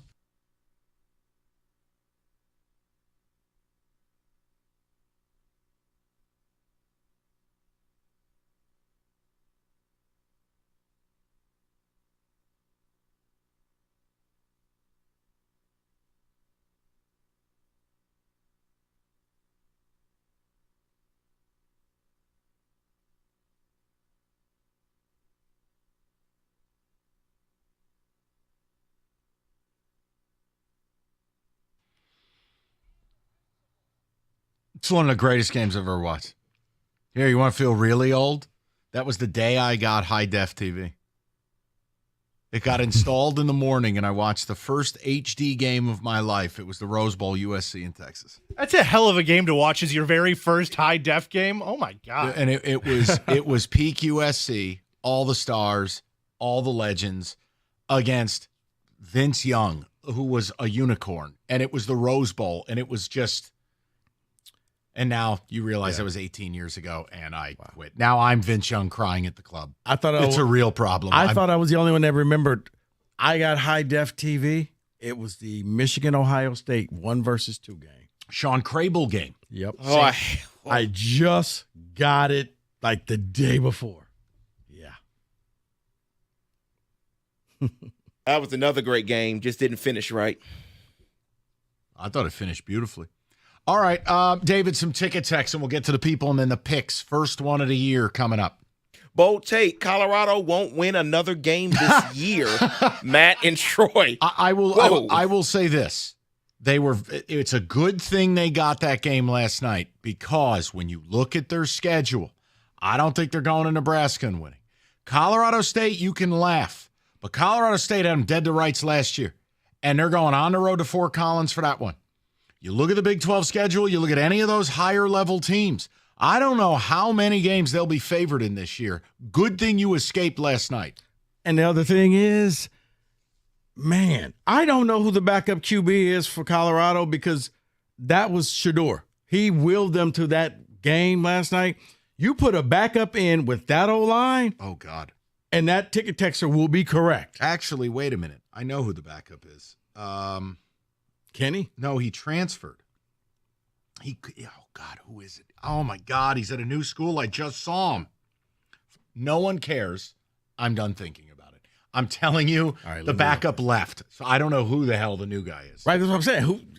Whoever goes back there with that line, good luck. Shador is so tough, man. That kid, you could say a lot of things. You cannot question that kid's He will toughness. be ready for the NFL, because he's like, wait, these 5 guys are actually going to help me out and block for me? Yes! This is amazing. Wow. By the way, all right, is this a hot take or is this acceptable? We have to start talking about Travis Hunter as the number 1 overall pick, don't we? And not just at one position. If I took Travis Hunter, I'm playing him both ways. He is a long, rangy corner. He is an elite wide receiver. Right, but if you play him both ways, Mike, are you burning out his career? I don't care. My point is, I'm taking him number 1 overall. I'm selling tickets. I think the kid's incredible. Is it wrong? Okay, whatever your scouts told you, is it wrong to say Travis Hunter? No, I don't think so. I think that he is a top 5 pick. Quarterbacks go high. We all know that, whether they like him or not. But Yes, if let's just say it's a team that it's New England and they really believe in Drake May and they end up with the number 1 overall pick, yeah, they're taking him. He's amazing. He really is. He is amazing. I would just play him at receiver and return and have him as my return man. That's what I would do. But I hear what you're saying. He can play both sides. He's incredible. Yeah. And I like the fact he looks bulked up this year.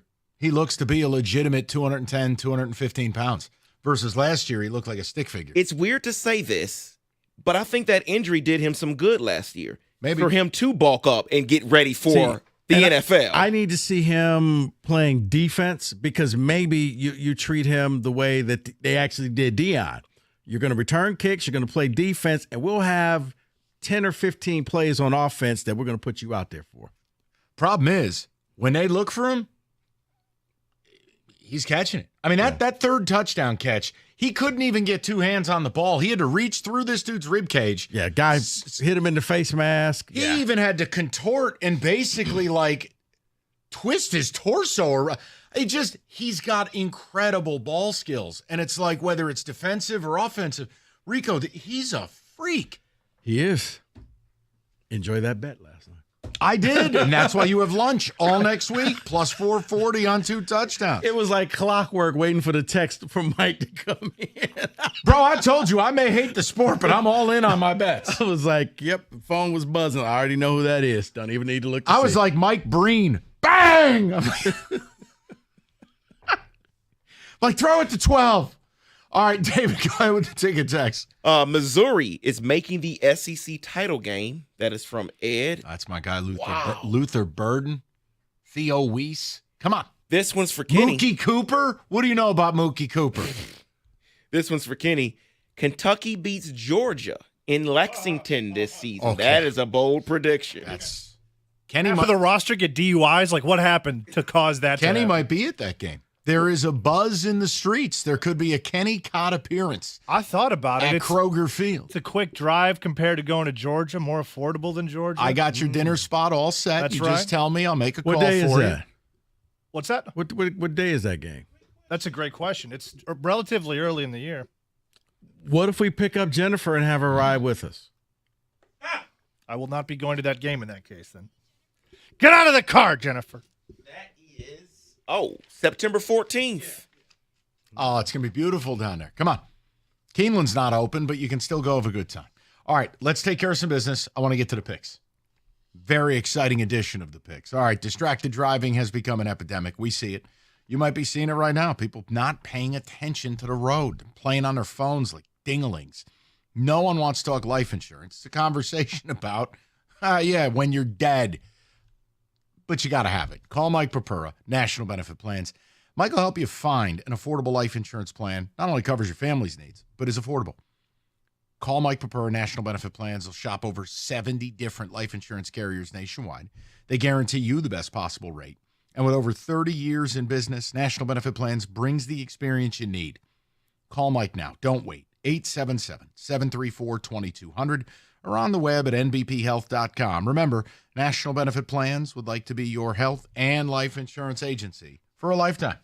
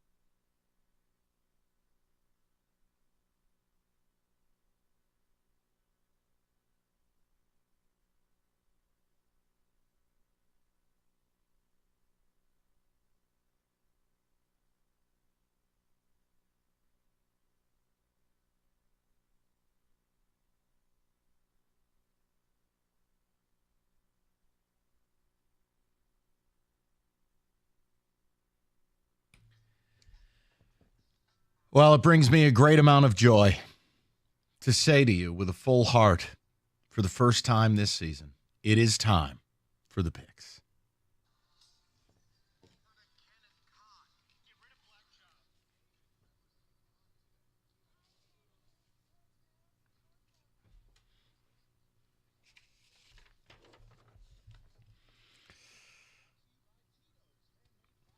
Oh, it's an exciting time. All right, we got a full slate of college games.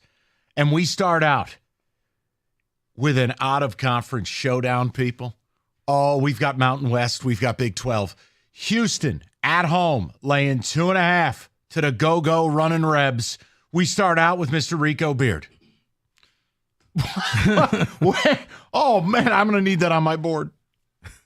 Go ahead. I am going to go with the Fighting Ricky Whites and the go-go offense. Give me UNLV. Over to Kenneth G. Cott. Houston has a few more. Hello, Jennifer. Houston has a few more returning players than UNLV does. That'll be enough to cover the 3. Give me Houston. Over to Hatchet. You're exactly right there, Kenny. They do have a few more remaining players or returning players. So I'm going to go Houston for the family down there. You family. Suck. Give me UNLV. I can't help it. Barry Odom. I love their offense. It's really hard to stop. And Willie Fritz, this is his debut at Houston. It takes him a bit to get things going. Give me the Rebs. UCLA laying 14.5. They're headed to the Big Island to take on Hawaii. And because I'm a nice guy, I'll tell you why the line moved 2 points. Stevie McBride, Hawaii's best player, is not going to play. Their slot receiver, probably about an 85-catch guy this year. Go ahead. That's still not enough for me, Mike. Hawaii's already played a game. UCLA, if you're anything like your head coach at Big Ten Media Day, you will not be prepared for this game. Give me Hawaii and the points. You may not know anything about us, Coach. It doesn't sound like you do either. Right. Kenny, go ahead, buddy. It is 14.5 in Hawaii, but I don't care. That's too many. That's not enough points. Give me a UCLA. Over to David. Ooh, that is very dangerous, Kenny. But I'm with Rico. Hawaii has played a game already, and I'm not sure they know where they are in UCLA anymore. So if they're like their coach, they're what? Hawaii. Wait, we're in Hawaii? Is that why we were at the beach? The problem, look, I don't take anything out of last week with Hawaii because there was Tropical Storm Ho-Ho or whatever it was called. But without their best player, it neuters what Timmy Chang wants to do. F it, I'm kidding. I hate UCLA. Give me Hawaii. I can't do it. All right, Boston College at Florida State. This is Monday night. FSU laying 16.5. During the summer, this number was 21. Rico. FSU got embarrassed. They lost the game that they shouldn't have. I think that they right the ship. This is one where if they lose this, their season is over. They will win. They will cover. Over to Kenneth Cott. Everything Rico just said, they're going to be playing with their hair on fire. Give me Florida State. David. Rico, their season is over. They had to actually do tour. They had to be a tourist after that loss in Ireland. Yep, they're going to be miserable. So Boston College. I'm taking BC. Castellanos is a real problem at quarterback, and Bill O'Brien is just damn good. Give me the points. I think FSU blows. All right, LSU, number 13, laying 4.5 against USC at Allegiant in Vegas. Mr. Rico Beard. Mike, I do not think that USC will be able to quickly replace Caleb Williams. I do not believe in their defense whatsoever. Here we go. This is for you, your namesake, Mike the Tiger. Give me LSU in the points. My family, Kenny Cott. Well, the way Rico doesn't believe in USC is the way I don't believe in LSU, so give me USC. All right, we go to David. Well, I went with my family earlier in the picks. I can't go with Brian Kelly and his family, so I'm going to go USC. Danton Lynn should be the difference. Good DC hire for USC. You saw the results in the bowl game. And look, I'm sorry, going from Jaden Daniels to Nussmeier is a hell of a lot different than going Caleb Williams to Miller Moss. It just is. I'm going to get garbage canned. Give me USC. I'm going to be so wrong on this. All right, Notre Dame, A&M. In College Station, A&M laying 2.5. Rico Beard. I know we've talked about how Notre Dame is missing their offensive tackle. I still do not believe in Texas A&M. They are the epitome of overhyped every year. Give me the Irish and the points. Over to Kenny Cott. No, I'm just going to move past that. I don't believe I don't believe in A&M the same way Rico doesn't. Give me Notre Dame. Mr. Hatchetman for the congregation. Freshman left tackle for Notre Dame equals Texas A&M. You know what the number 6 is? The total amount of career starts. Caller Rob, if you're out there. I hope your head doesn't explode. 6 career games started for the entire Notre Dame offensive line. And you're opening up at College Station. No. A&M. Gig 'em. All right. Miami laying 2.5 as they travel to the swamp to take on Florida. Mr. Rico Beard. Mike, this was a pick-em type of game. We did the Cookies and I did the weather report this morning. It's going to be sunny. Give me the Florida Gators. I think that they will have it's at home. They're Florida Gators in the points. They're going to win this thing. I don't believe in Miami. Crystal ball, find a way to lose. Can we just hope that an asteroid strikes this game and all of it is obliterated? I'm going to take Miami. Jesus, Kenny, what the hell have these schools done to you? I know why he hates Florida, but Miami, I don't understand that. Unbelievable. Go ahead, David. Miami's going to take over Tallahassee, so Miami. Miami's better on both sides of the line of scrimmage. Damian Martinez, limit what Cam Ward has to do. I just can't with Florida, man. They got problems. And Rico's right. Cristobal will screw me over, but give me the U. All right. Penn State laying 8.5. They travel to West Virginia, Milan Putzker Stadium. Rico. Mike, I look at this game. West Virginia is not a ranked team. That means that Penn State and Drew Aller are going to go out there and they're going to get the job done. Give me Penn State to cover. Let's go to a man who knows all about loose moral standards and the state of West Virginia. We go to Kenny Cott. Absolutely correct. I agree with Rico once for the third time, I think, in a row. Penn State, it is not a ranked game, so it doesn't really matter. They'll play really well. Give me Penn State. Guys, really? We're just rolling into tough environments with an unproven offense and a new offensive coordinator? No, we're not. Old Country Road is going to be West Virginia. Grab your teeth. Somebody take your cousin for a dance. All right, I am going. Sister cousin. Mountain Mama. We are going West Virginia. I understand Aller might be great, but week 1 under Andy Kotelnicki's new OC, the Kansas, Aller's going to have guys running all over the place. He's never seen motion like this. Right, and then you know where they're going to be running in the end zone. Touchdown. Kenny, get your musket. Let's eat some roadkill. Give me the Mountaineers. All right, Clemson. Georgia in Atlanta. Georgia laying now 12.5. The number's gone down. Rico. I look at Clemson. You know how I feel about them. And Dabo, I think their run is now over. Georgia, they're angry.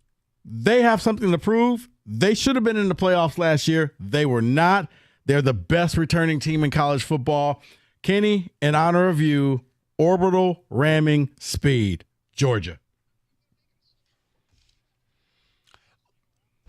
Oh, whoa. Jeez. Kenny? That's what the plan is. Dabo, check your orbitals. Rico said it beautifully. Ramming speed. 28-13. Over to David. I really want to go against Georgia, but I can't. Georgia. I will. One time. Georgia's going to win. But Georgia, I think there's going to be some suspensions here. I don't think ATN's going to play. I got to see it to believe it. And look, Clemson, the O-line's going to be a lot better. We're done with the Will Shipley nonsense. Give me Mufi or whatever his name is, the power back. I just think Clemson can hang. Give me the 12.5. All right. Their white uniforms are. Wow. FAU and MSU. Oh, this is going to be real special stuff. Just kidding. MSU laying 12.5. Here's Rico. Point spread came down at one point. It peaked at 14, Mike, but I do think that Michigan State can cover by 2 touchdowns. They're going to run the ball. You got the running game, and I think this is Aiden Childs to Nick Marsh. You're going to see a lot of that. Give me the Spartans. Kenny? Just so you two and David's kid aren't miserable, I'll take MSU with you guys. Wow, thanks. What a blessing. Over to David. But what about me, Kenny? Nope. FAU. Make me happy tonight. Let's go. Mm-hmm. You really want to see the good child crying in the car? I just refuse to pick against State in week 1. I'll probably do it the next 11 weeks, but I just laid it. If they can't beat Florida Atlantic and this trash quarterback Fancher by 13 points. Go back to Oregon. Fresno State at Michigan. Michigan laying 20.5. Rico Beard. I had Michigan, Mike, until I heard the update where they still don't know who the quarterback is. I think that they will end up not covering late in the game. So give me Fresno State in the points. Kenny. I have them at 9 wins. A 9-win team just absolutely destroys Fresno State. Give me Michigan. David. Yeah, Fresno State will cover. It's a look-ahead spot. Texas next week. Sharon and his 2-page contract written in crayons. He ain't going to show anything. And Fresno's going to contend for the Mountain West. Michigan wins, but I'll take almost 3 touchdowns. Give me the 20.5. Those are the picks. Rico, tremendous job by you. 97-1.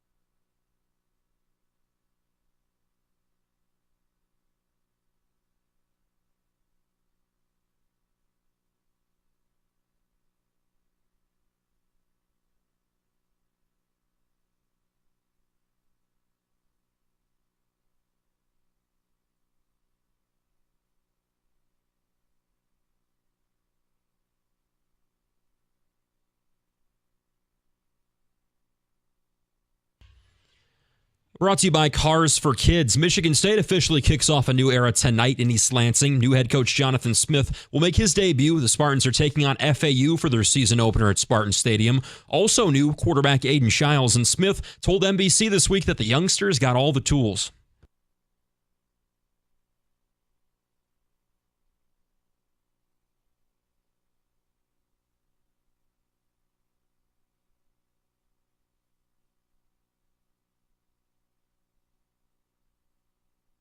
FanDuel's got the Spartans as 12.5-point favorites over FAU. Kickoff at the Woodshed, 7 o'clock. Newly minted Michigan State fan David's going to be there, wearing his green and white and eating melting moments, I think, as well, we're hearing. Meantime, the Wolverines kick off their new season tomorrow at the Big House, defending national champs, 20.5-point favorites over Fresno State. Tigers open a 3-game weekend series with the Red Sox at Comerica Park tonight. Casey Mize off the injured list, will start tonight for the first time in 2 months. Joey Wentz has been DFA'd to make room on the roster. Detroit's 5 games out of the last wildcard spot entering this one. First pitch at 6:40, pregame at 6:15 right here on 97.1. At the Corewell Health Sports Desk, I'm Luke Sloan. For more, go to 97.1 The Ticket or Odyssey.com.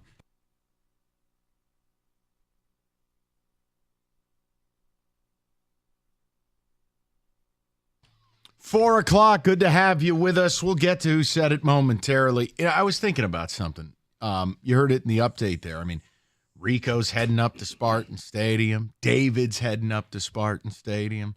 Now, Evan usually goes, but he has a family event he needs to be at this weekend, as I know many do. But it really got me thinking. We were talking earlier, is like, I don't know, like, what happened, but I feel like I got old in a hurry. But, like, it is so weird to think about for years on end. I would put in for the day 6 months in advance for State's home opener. I would be up there. I'd be up there right now cooking. We'd be set up and ready to rock. And I think about it, and it's like, I didn't go to a game last year. I've gone to one, I think, in 5 years. I don't care. I don't want to be up there. And then there's part of me where I go, you know what? It would be fun to be with you two today. And admittedly, I don't like kids, but David's a very good father and his kids are very good people. I would like his one kid. I'd like to see him have fun.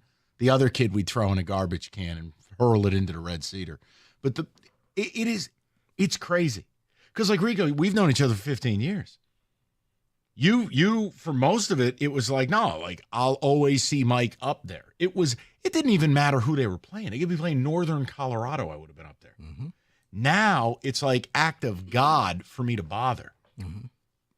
But I do think about it, and it's like, whose tailgate are you going to crash with your little man bag today? This is exciting. I won't have time. You're right. You're right with traffic. Mm-hmm. You're right. But like David, you hate Michigan State. How the hell are you going to be on that campus? This is really what parenting is about, isn't it? It is. Sacrifice. It truly is, because the minute he became a fan, I knew what that life was going to be like. I'm not going to take his fandom from him. How did he become a Spartan fan under your roof? He hates Michigan. He's just hated him since age of 4. That means he's got a good compass. Mm-hmm.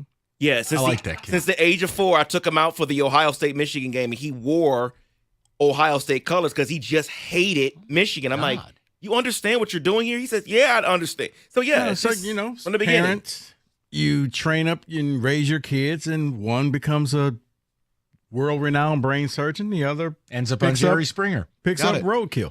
Yeah. But I can't listen. It's going to be a gala weekend. Like I'm going to attempt to leave the house as little as possible. Tomorrow, I got to tell you too, I got a new run. You ever smoke chuck roast? Yeah. Shredded beef sandwiches? Yeah. We talked about that. Yeah. Doing that tomorrow. I'm excited just to chill out, watch football. Unfortunately, doing a podcast with cookies, we're going to be gambling our ass off, which is probably not a great idea. The point is, as you smoke the chuck roast, cookies coming over? There's a chance Jim Costa makes a live appearance. I don't know. Well, see, it's a little different with Jim. Jim, how do I say this respectfully? Jim needs permission slips. It's very difficult. It's hard to watch. I was just about to ask if he had permission. It's hard to just wondering that.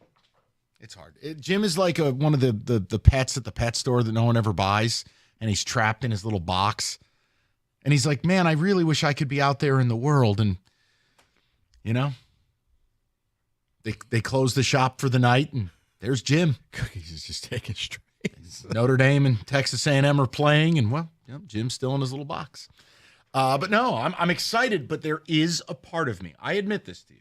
There is a part of me that if I wasn't A, old, and B, my life hadn't gotten way busier the last 6-7 years, I do miss the idea of being on campus for tailgate. I do. There's a part of it. But, man, it's so much easier at home. No drive, no traffic, no weather elements, no peeing in a trough. Yeah, but Mike, I wish I knew the person because what's up, man? Your tailgating parties were exquisite, and then they just wore you down, and you soured, and you've never come back. Somebody really upset you, and you've taken it out. I think a lot of people in college football at a lot of schools across America have upset a lot of fans. I think that's why there are attendance problems at a lot of places. But no, I am hoping I get to see you on TV tonight. Now, just be real. You set up Cookies. You set him up. No, I set up Cookies with better seats. But what are you doing to David tonight? Are we going to get to see Surrender Cobra David tonight as State's up 40? I simply told David to tell the good son, wear green. You're in the green section. They're striping the stadium. Oh, you know what? I got to give him that message. If not, I may forget. I'll buy him something. Now, David, green. hold on. Can I ask one favor of you? Sure. And I'm just asking. Please do not be the Michigan fan who shows up at a game that Michigan's not playing in, I won't be out in Michigan And don't let gear. your son do that either. No, I can't stand that fan. In fact, I'm just going to wear black because I'm mourning being up there. So I'm just going to wear black. There's nothing wrong with that. It's fashionable. Yeah. Or that or earthy tones. Can't have white David, on, can't have green on tonight. David, no. And there have been several times in a distant life long ago where I was in the big house. I never wore Michigan colors. I didn't wear State colors. I chose tactical earthy tones. And that's it. But no, I respect what you're doing because I tell you, I don't like anybody enough to go to the big house. Yeah. And if my nieces or nephews Even decided to be were Michigan free, fans, yeah. well, they're dead to me. So that's how that works. But I hope you have a decent time tonight. I know you won't have a good time. I'm going to be the only one sitting down the entire game while everybody else You cheers. will not. Yes, I will. Not when Nick Marsh catches a touchdown for plus 300 on the prop bet. Yeah, well, fine. Come on now. That will bring me joy. Ching. But David, long ago, or if he catches the first one at plus 1,200. Long ago, you'd be arriving at this game, and I'd have a plate ready for you on your way into the stadium. Unfortunately, that guy's dead. I mean, Mike, guy's gone. And David, it wasn't just regular tailgates either. No, we did. I mean, right. Mike, this week it'll be a moose. Next I was about week, to say, was it themed? Yeah, we always did the themes. We're going to do Alaskan black bear. No. It was just, man, we did it right. We're playing Prairie View. We got to get an actual Longhorn. I miss the people more than anything else, and obviously time moves on. Like you don't get to negotiate time, and we've had a couple people pass away, or a couple people decide to step away, and age happens. And don't let him undersell his tailgates.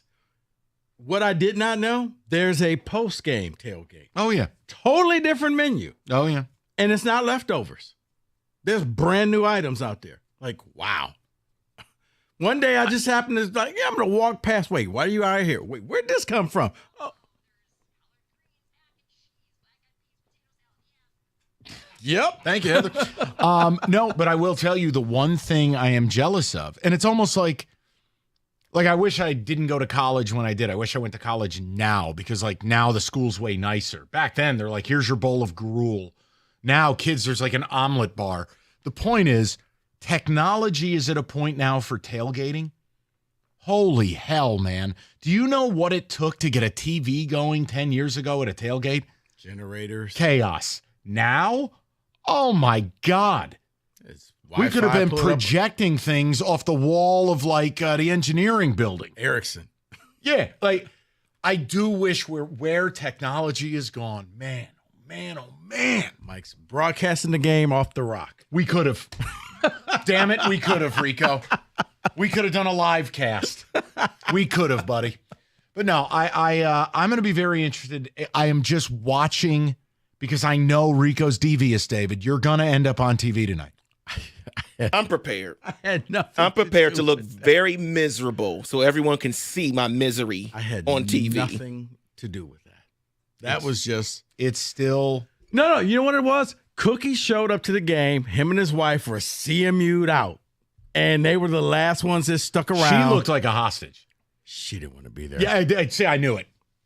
She didn't want to be there the entire game. But Jim had his bet. I was like, hey, I can move you to a different seat. She was like, I really don't care. She's like, just move me out of this stadium. Rico, you realize if he shows up on TV, you have no more legs to stand. Nobody will believe a word you're saying from here on out. You know, lightning does strike twice. Now, David, let me ask this question, and then we'll get to who said it. Would tonight be a good promotional opportunity for Tireman merch? Oh, I should have brought Greater some. Life Church should make an appearance at Spartan Stadium. I should have brought. I could still text the wife. I could wear something. You should, because then we put you on TV, and it's a win for everybody. Rico's credibility is shot, and he's a total shyster.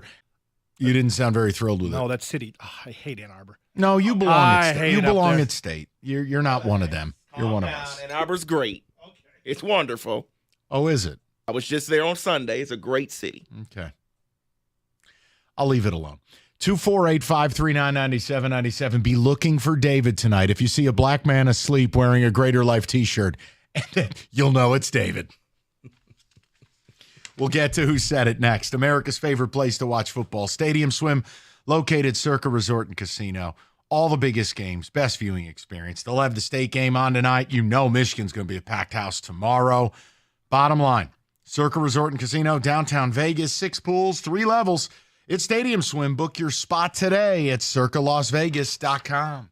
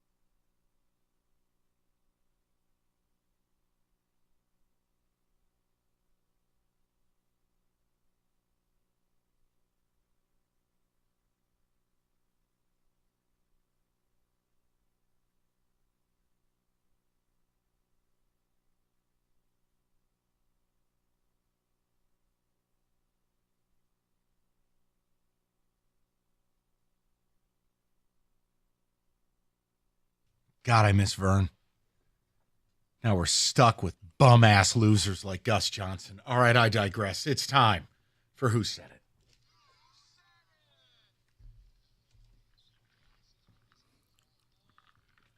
You know the drill. Our coworkers say things. We got to somehow put it together. It usually features pretty toxic commentary. All right. Evan not joining us. He's knee-deep in video editing right now. Go ahead, David. So let me let you know now, everyone is eligible but Gator. Gator is out this week. Gotcha. Here we go. Yes. Just enjoy the moment. Enjoy the fact that they are fun to watch. They are putting up some offense, and it's coming from what we believe is the core. Just enjoy the moment. But I know who it sounds like. But he ain't eligible. No. I think that sounds like Doug being very respectful. Guys, don't ask for much more. Just sit here and enjoy this because we may have a core. I'm going Doug Carter. All right, Kenny. I think this is Wojo responding to Rieger being negative about the Tigers not spending. Just enjoy the moment. Everything's great. Just my two. That's what I think. Hold on. Can you read it one more time? Because now I want to imagine Wojo saying this. David, if you wouldn't mind. Just enjoy the moment. Enjoy the fact that they are fun to watch. They are putting up some offense, and it's coming from what we believe is the core. Rico, Doug is not a bad guess by you either. And he was down. They did a game, down on Comerica Park, a broadcast. Ooh. All right. Oh, man, I'm going to lean this way because here's the problem. All Rieger and Wojo do is argue with each other. Nobody can actually get anything out. They just argue. I'm going to go with Rico on this. The Tiger broadcast one tipped the scales. Okay. David, who said it? Oh. It's when you realize it was right there the whole time. Yep. It was right there the whole time. Damn it. We overthought that one. David, number 2. April was cool. The rest of the season's been a drag. This is fun now. This is promising. Who uses the term been a drag? Seems like a Cookies thing to say. Yeah. No, I heard Rieger. No, because nobody nowadays says the word that's a drag. And Rieger's like 50. Well, Cookies acts like he's 50 sometimes. Damn it, you're right. I think it's Cookies because it's kind of the you know what? I'm going to give you the positive sandwich. It's April was fun, then it was sucked. And now look at us. We're good. Both sides of the fence, Cookies. Okay. Now you convinced me. If you're wrong, I blame you. Dave, I'm opting out. Who said it? No, you're a drag. Yeah. Dealing with you is a drag. Cookies always gives you the sandwich. A compliment sandwich, yeah. It's this, then it's that, and then it's this. All right. Number 3. For this season to be successful, they have to win a playoff game again. Considering they've won 3 since 1957, and 2 of them were last year, I say you got to win 1. Now, who would lower the bar? The only way this season is successful is if they make the Super Bowl, period. Was that Hater Rico? Could that have been you, Rico? Would you have said something like that? No. Okay. No. We're eliminating people now. No, I just don't think it was him. No, I wouldn't have said anything like that. I just remember you having an opinion of the Lions have to do it twice or they have to win 2 years in a row or something like that. No, I've said they need to get back to the NFC title game. Right. And then your season's a success. All right, so would this be a Doug? Doug is friendly. Doug will lower the bar. I don't know. Doug talks a ton of Lions. A ton. When there's really nothing to talk about. I give him credit. I don't know how he comes up with the topics. Is Tim Patrick a nice person? 248. One more time, David. For this season to be successful, they have to win a playoff game again. Considering they've won 3 since 1957, and 2 of them were last year, I say you got to win 1. I think the logic is there for Doug. 3 of them they've won 3 and 2 of them were last year. That sounds like a Dougism. Okay, help me out with this. Could you hear Gov? Like, I don't know where Gov stands. He's pro-Lions. Didn't sound angry enough to be Gov. Okay. I'm staying with Doug. You're going Tecumseh? I'm going to go with Tecumseh. Kenny? Doug, lock it in. Come on, let's get this. I want to get 2 right. David, who said it? Oh my God. Rieger lowered the bar? Why is he lowering the bar? That's stunning. That's why I used it. I heard this driving home yesterday, and I said, is that Jeff come back from vacation and he's just weak all of a sudden? That's really It was surprising. strange. Wow. I would have guessed Mark Ryan before Jeff with that opinion. Right, because Jeff is all about, you got to win this whole thing. Well, in fact, he went on to say, he said, that's the tough part. I actually just think they should make the playoffs. That would be successful. Not even win it. What? Yes. Jeez. I don't think any Lions fan would agree with that. No. Any. What did Jeff do? Go on vacation and do a bunch of heroin? What the hell's the matter with him? It was weird. Next. The receivers, they have 3 solid guys you can count on. Not sure after that. Either Doug or Kang. They talk so much 3rd, 4th receiver. Okay, so you know So what I was much. saying. Yeah. Like, Doug is able to come up with Lions topics that I don't even know exist. Like Tim Patrick's favorite sandwich, 248. I don't get it. Yep. I'm with you, though. I think it's Kang. Yeah. Why Kang, though? Because it didn't seem logical and regimented enough of a sentence to be Doug. And Kang talked more this week. He was the host, man. I'm going to go Kang. Rico, any Clean sweep. No, Kang. You're leaning into this? Yeah, I was thinking Kang. If this is Doug, I'm going to be upset. I got to tell you. But I think we got the right show, right? Have to. All right, David, who said it? Yes! Layup.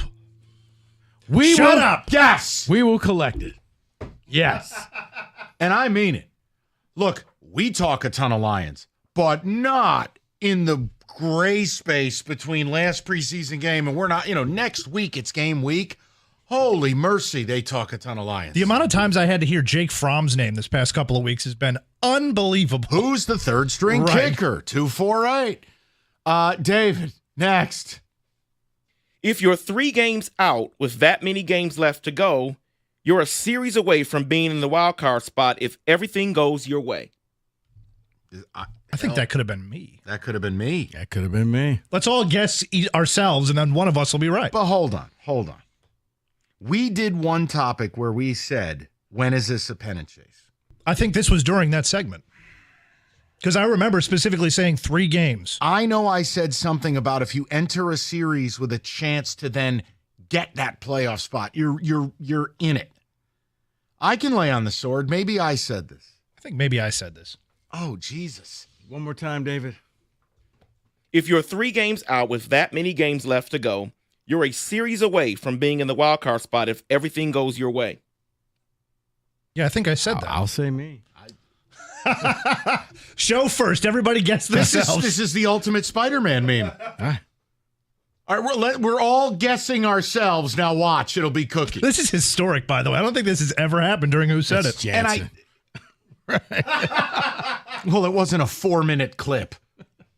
All right, David, who said it? Let's go. I knew I said something. Unbelievable. I could have pulled any one of you because at one point in the segment, Kenny was right. Everyone kind of had the same idea. I looked at David during the segment. And I was like, I think we're all saying the same thing except different. I know. Yeah. Damn it. Nice job by you. But see, forget it. I was going to accuse you of cheating. How? You're all on the show, too. I know. David, is there one more, or is that who said it? That is who said it today. That's not bad. At least we got a couple right. Yeah, we did. Jesus, that game's difficult. 97-1. You've heard us mention Northville Lumber for a long time. Oldest company in the state of Michigan, largest Trex decking outlet in the country. Nobody stocks more or sells more than Northville Lumber. Last year, contractors, homeowners, they bought enough Trex from Northville to cover 26 football fields. And there's a reason. They can move the product because it's in stock. They don't have to wait for shipping and delays and supply chain. You get it, you buy it, you build it. You need someone to build that Trex deck for you, they'll intro you to a certified professional. All you need to do is call Northville Lumber today or go to northvillelumber.com. That's northvillelumber.com.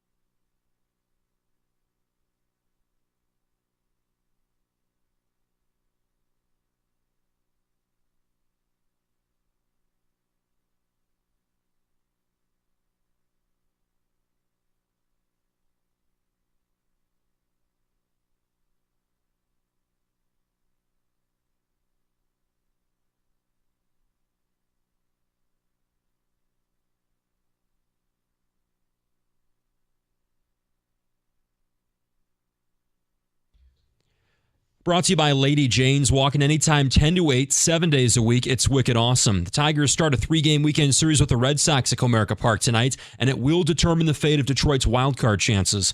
Tigers enter tonight 5 games out of the last wildcard spot. Boston's 1 spot ahead of them, 3.5 games out of the playoffs. Casey Mize off the injured list. He'll start tonight for the first time in 2 months. Joey Wentz DFA'd to make room on the roster. And tomorrow at the ballpark, a very special day. Tigers honoring the 40th anniversary of the 84 champs. And we asked Alan Trammell this morning what pieces of this Tigers core could lead them to their next title.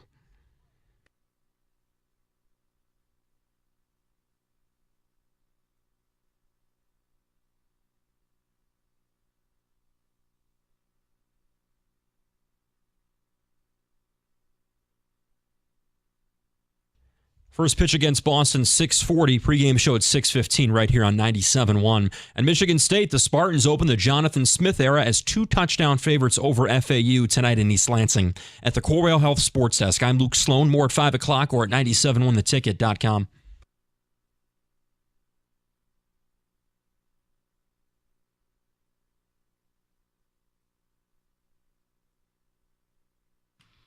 All right, we get to the prop bet casino in a couple of minutes. It's all college football today. Michigan State tonight, Michigan tomorrow night, and a great slate of games. Cash the ticket. You've got damn near every game you could care about and ones you didn't realize were even being played. Those episodes are up. I know the 5-Star Zone has you covered on the Big Ten exclusives. It's all there wherever you get your podcasts. And admittedly, Cookies and I are off to a good start, so hopefully that continues. Unlike Jim, I actually care about my listeners. David, ticket text, please. Mike, well, how long are you going to smoke the chuck roast at what temperature? That is from Greg. Oh, Jesus. I think it's going to be 3 hours at 3 1/4, and then you're going to put them in a pan. I go in and use a little bit of Dr. Pepper and then a barbecue sauce of choice, tent it, pop it in for another 3 hours. Should be good to shred, good to go. It's just a good alternative to pulled pork, and it's done quicker, and it tastes different. Dan in House says, tactical earth tones? What are you, Mike Stallions on Saturdays for some extra cash? Great football show today, though. Tactical earthy tones. By the way, it didn't go well for Connor. No. Mumford lose by 50 last night? Mumford is not good. Hate to see it. They just want to be in the news. They are trash. All right, take so it easy. He didn't David, memorize all the signals of the PSL? David has a bias. That's the No. I'm serious. No. They used to be a competition for us. No, They're Mumford no longer. is trash. They're no longer. They're trash. They're homecoming games for everybody. Kind of feels well, like your school's made up. Yes, Kenny. Get him. Get him, Kenny. Where'd that come from? I went to Southeastern Lutheran Tech. Detroit Lutheran West. It's not even real. No, it's closed, but it was a fine, prestigious university. I mean, school. Someone says, make sure if he comes over to the house, you tell Jim to charge the car before he comes over. Might get stuck somewhere. Dude, that was the saddest thing I've ever seen. When we did the Michigan State stuff, and this kid had to charge his car halfway to East Lansing. I go, how do you live this way? It was the most amazing because thing I've he ever was seen. afraid it was going to not. Because when Jimmy pulled me in his office and said, hey, you want to hear something funny? Cookies is driving. The electric car? Yeah. So you know what's going to happen. Cookies was so worried that the car would run out of juice. That's why he stopped halfway. I watched the end of Penn State, Ohio State in a Meyer parking lot, and this kid got a roughly like 3% into that clown car he drives. Unbelievable. I go, how do you live this way? He was like, what do you think is that? I was like, Jimmy, this is gold. We could just forget the Michigan State game. We already know who's going to win. I just want to hear about what happened in the car. I just was like, how does a human being, how does an adult live like this? I got to pull over and get some juice. I'm like, dude, we've traveled 18 miles. Right, what is this? You don't just keep a couple 9-volt batteries with you? It's unbelievable. It really is. All right. You had something? You have an update Yes. here before we get to the prop bet casino? Kenny, you were mean to me, but that's okay because I'm going to come back and offer you an olive branch. The listeners are listening. Caller Chuck, my frat brother says, tell Kenny I have a ticket for tonight's game for him, free of charge. And Chuck has great seats. I did say that during Who Said It, we discovered that I actually said if we're 3 games out of a wild card spot, then we're in a pennant chase. So I got to go watch that. I got to go see. You're not 3 games out. We're close, though. No, But that's not 3 games. You're 5 games. We're close. 5 and 3 are not the same. I have plans with buddies. I already promised them. I got a bunch of things. Please, they're losers. You could go to a college football game with royalty tonight. My friends are losers. I bang on garbage cans for drums. Whoa, I thought you were heading a different way there. Wow. No, I'm catching strays all week. No, I don't know your friends, and I don't care to. The point I'm making is, I know factually you're going to the Tigers game Sunday. That is correct. So why do you need to double up when you could be sitting on the 50-yard line tonight at a college football game? Well, also consider the fact that I don't really care about MSU football. You don't need to. That's what makes it even more fun. And the fact is, it's like a 15-minute drive from here to Comerica. He has a point. Now, are you providing? Hold on. Are you providing transportation? Yeah, you can ride with me. It's a long car ride, man. Do you understand that when Rico's papal vehicle enters the East Lansing perimeter, everything stops? Cops block streets. The marching band stays out of the road. The Spartan Walk is on pause when the Pope of East Lansing is driving through. They release doves when Rico enters lot P36. You guys sat next to Kenny yesterday during the afternoon game. You saw how he is. It's wacky. He's all in. That's why he's going to this game tonight. Here's the thing. You know what, David? You just brought the point. Kenny will be on his phone watching the Tigers the entire time. He's all in with the Tigers right now, yes. Right. So, yeah, he will be guy on phone watching the Tigers while sitting there in great seats at Spartan. What have we been saying? It depends how this Boston series goes. I want to go to this Boston series. Is that a problem? Yes. Sorry. Look, dude, it was pretty reasonable. Okay, I don't know. Your team has a 3.9% chance to make the playoffs, according to Fangraphs. 3.9.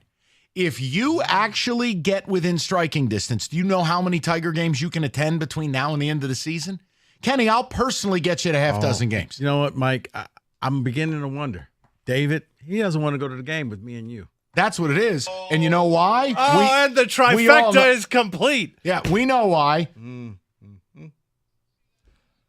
I'm a hillbilly. I have loser friends. No. And I hate black people. You're the one who admitted to liking Willie Nelson. So what? Who cares? All right. Yeah, that's actually Kenny with his friends at Comerica tonight. You won't believe it. I got put in a pickle on the air. They offered me a free ticket. Those people. And Prop Bet Casino coming up next. 97 won the ticket.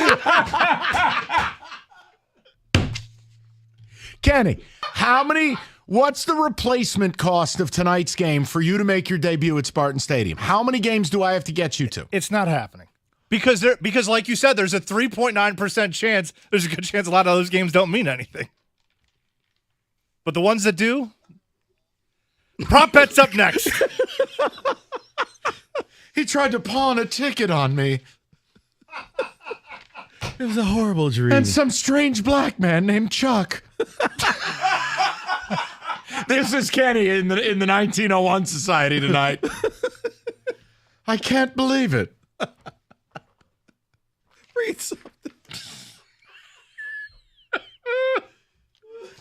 All right. Well, I'm sure FanDuel really appreciates the segue. Number one sportsbook. Got something a little different for you now through September 22nd. All FanDuel customers bet $5, get a 3-week free trial of NFL Sunday Ticket from YouTube and YouTube TV. With that YouTube TV base plan, you can watch every regular season Sunday afternoon out-of-market game. All you need is a Google account, current form payment. That's it. FanDuel.com/ticket. Download America's number one sportsbook, 21 and up, present Michigan. Full price of NFL Sunday Ticket, automatically charged seasonally. Free trial, no refunds, terms and restrictions do apply. Gambling problem, call 1-800-GAMBLER.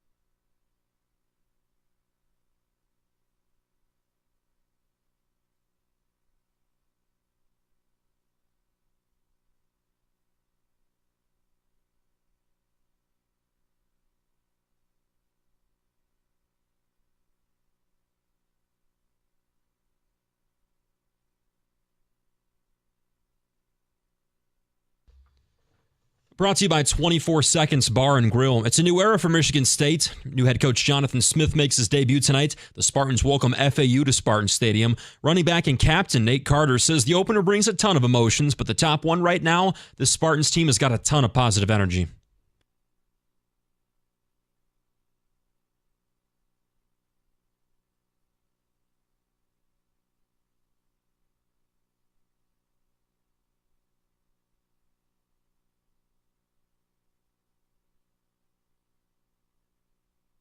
FanDuel's got the Spartans as 12.5-point favorites over FAU. Kickoff at the Woodshed, 7 o'clock.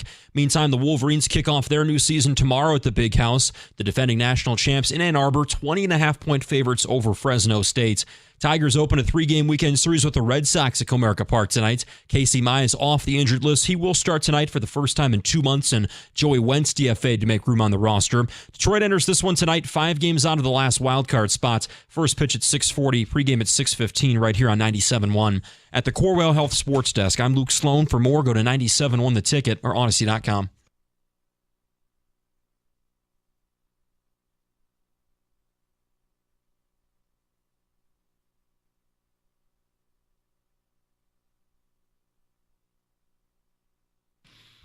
All right, 5 o'clock. Great to have you. Little college football kickoff today. We've tried to cover everything, and obviously Michigan State tonight, Michigan tomorrow. Talked one segment on the Sharon Moore contract mystery is that he doesn't have a contract. It's like a 3-page addendum written in crayon. It's not executed yet. I know what I think it means, but we're trying to stay in a decent mood, so we'll avoid it. But where we are, twofold. All right, Rico's going up Spartan Stadium tonight. David, a rare moment where Hatchet Man, known Spartan hater, known enemy of the state, is taking the good son, a.k.a. the kid who likes state, and he'll be in the house tonight. So if you see a black guy asleep wearing a Greater Life Church shirt, you'll know Rico set up another one of his coworkers like he did the Cookies last year. It was not a setup. It was a matter of coincidence. Cookie's wife was just looking miserable. She didn't want to be there. She wanted to leave. Cookies wanted to stay. So I said, you know what? They were like jammed in this little corner. I'm like, I didn't know these seats existed. That's what those CMU losers deserve. And I'm like, you know what? Nice cushy seats. The new seats that they have. Why don't you sit here? Yeah. Up next, now you're a meme.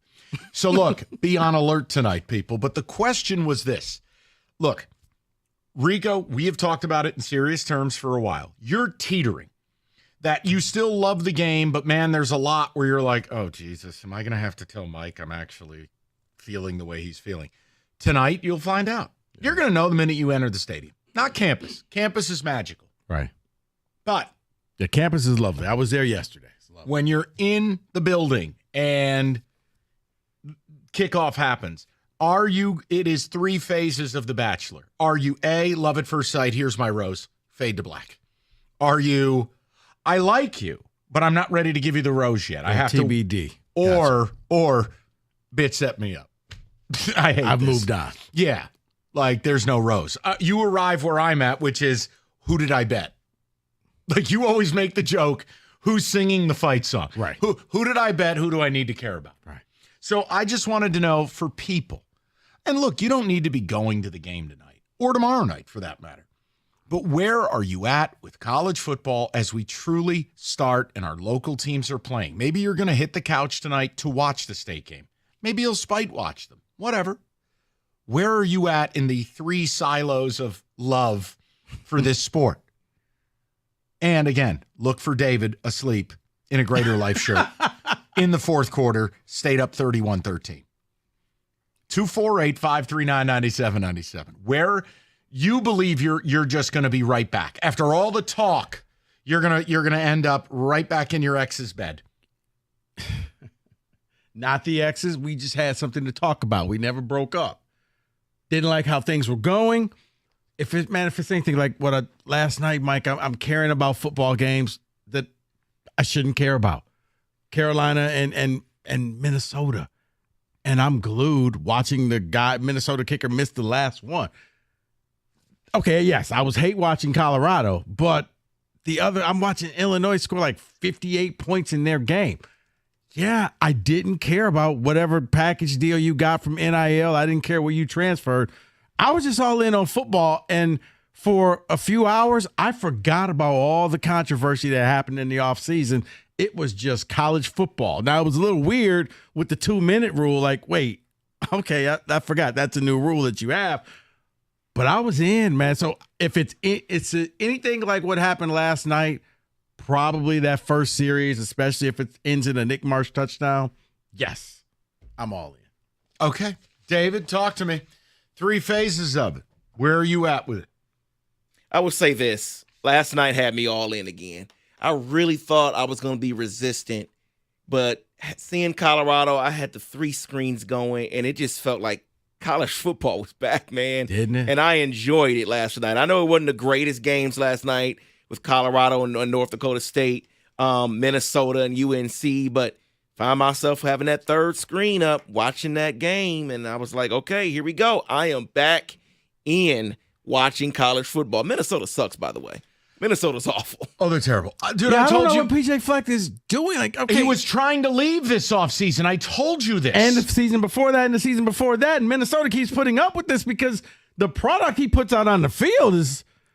How do you guys put? If I'm a Yeah, but Minnesota fan, hold on. Here's why. Again, you don't want to hear this, but I'm have to. It is 3 of the last 5 years they've won 9 or more games at Minnesota.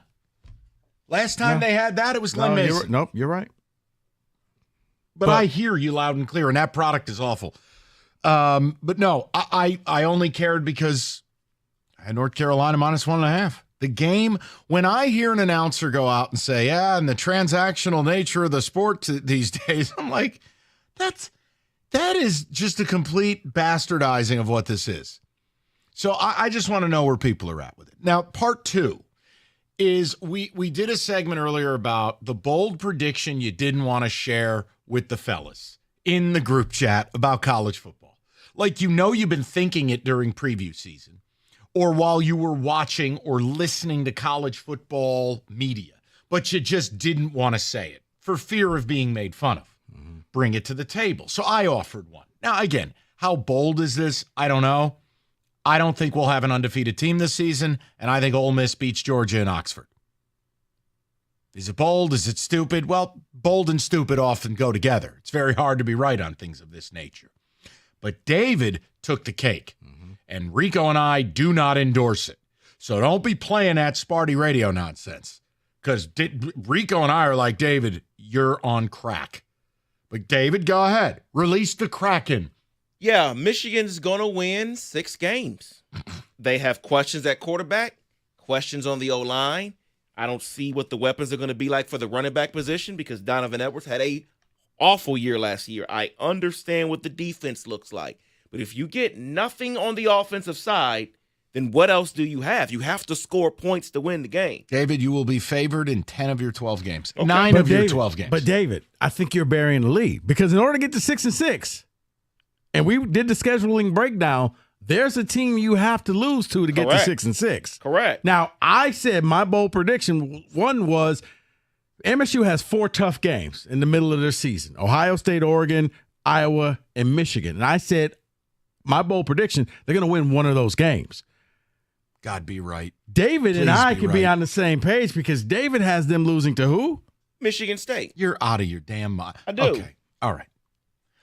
Look, and we also, part 3, because, guys, this has been a all, like, college football kickoff show. We've kept it very open. Look, we talked a lot about U of M. Even internally, they haven't announced who the starting QB is. I'm not freaking out about it, but the only thing I would tell you is you have to be sure what you're doing. You don't have a runway like you've had the last 2 years. You're not playing the Michigan School for the Deaf. Next week is Texas. And I don't think as much of Texas as some people this year. I think they could beat them. You can't ease your way into this. Fresno is not a picnic. I don't believe Fresno's beating you. I'm saying that is an upper echelon Mountain West team. If it wasn't Fresno and it was Boise State, you'd probably have a little more respect. But it's Fresno, it's Boise, maybe UNLV out there. Fresno's not bad, man. They're not. Mikey Keene, their quarterback, UCF transfer. They have a defense. I'm just saying, like, you got to pick your QB and go. There's no mistakes. They haven't picked a QB yet, and I don't know if it's just this Gotta cutesy be little orgy, game, doesn't it? Mike, I think what you're going to see is a combination of quarterbacks. I don't think they have one. I think they certain if they're running the ball, it's orgy. If they need to pass the ball, it's going to be Warren. They don't have one guy, and I think that's going to be problematic. Defense is elite, but eventually you have to score points consistently because you don't get 6 cupcake games before you finally play a real team. You get one, and it's not really a cupcake, as you just stated. Yeah, and again, please, let's not get it twisted. I'm saying there's a difference between being favored by 40 or 38 like you have been the last couple of years, and now 20. And again, you're at home, you're very good. I'm just making a point. You would have to do a lot wrong to lose that game, but you don't have 100 pass attempts over 3 weeks or 4 weeks before you have to be ready for somebody. You got to be big game ready in 8 days? Because no matter what, and again, I have my beliefs about Texas last year are last year. I look at for what they are now. I have doubts about Texas. Like, I don't think Texas is a playoff team. I think Michigan has a credible shot to beat them. But I'm like you. Just show me what we're doing here. I think part of the problem is, and rightfully so, if Sharon can get away with doing the Penn State game again, show nothing. Like, if you have 8 concepts on the ground, you're only going to show 3 or 4 of them from a conceptual level tomorrow. So I just wonder, like, God, if you have any doubts about your quarterback, that would concern me, along with the fact it's 5 new linemen. I thought it was going to be orgy just because you could just pound the rock. And then you could use his feet, get the RPO game in, hand deliver some throws to him, get him out on the edge. I don't know. They haven't announced it. You're going to have to pass the ball to beat Texas, though. That's the thing. How do you know that? How do I know that? Texas got gutted up the middle of their D-line, and they didn't replace it with high-level players. Now, they may have the next guy. Maybe they have another Puna Ford sitting there. I don't know. Because here's the thing. I mean, if Michigan can just roll out another 5 offensive linemen, Texas is a school that I think can roll out new defensive tackles. And the difference is I don't subscribe to either. That's where Michigan fans get mad at me, and then they don't hear what I'm saying about their opponent. Like, I just don't believe anybody in America not named Georgia gets to, quote, run it back when none of the players are there anymore. But that's a me thing. Right. Doesn't mean I'm right.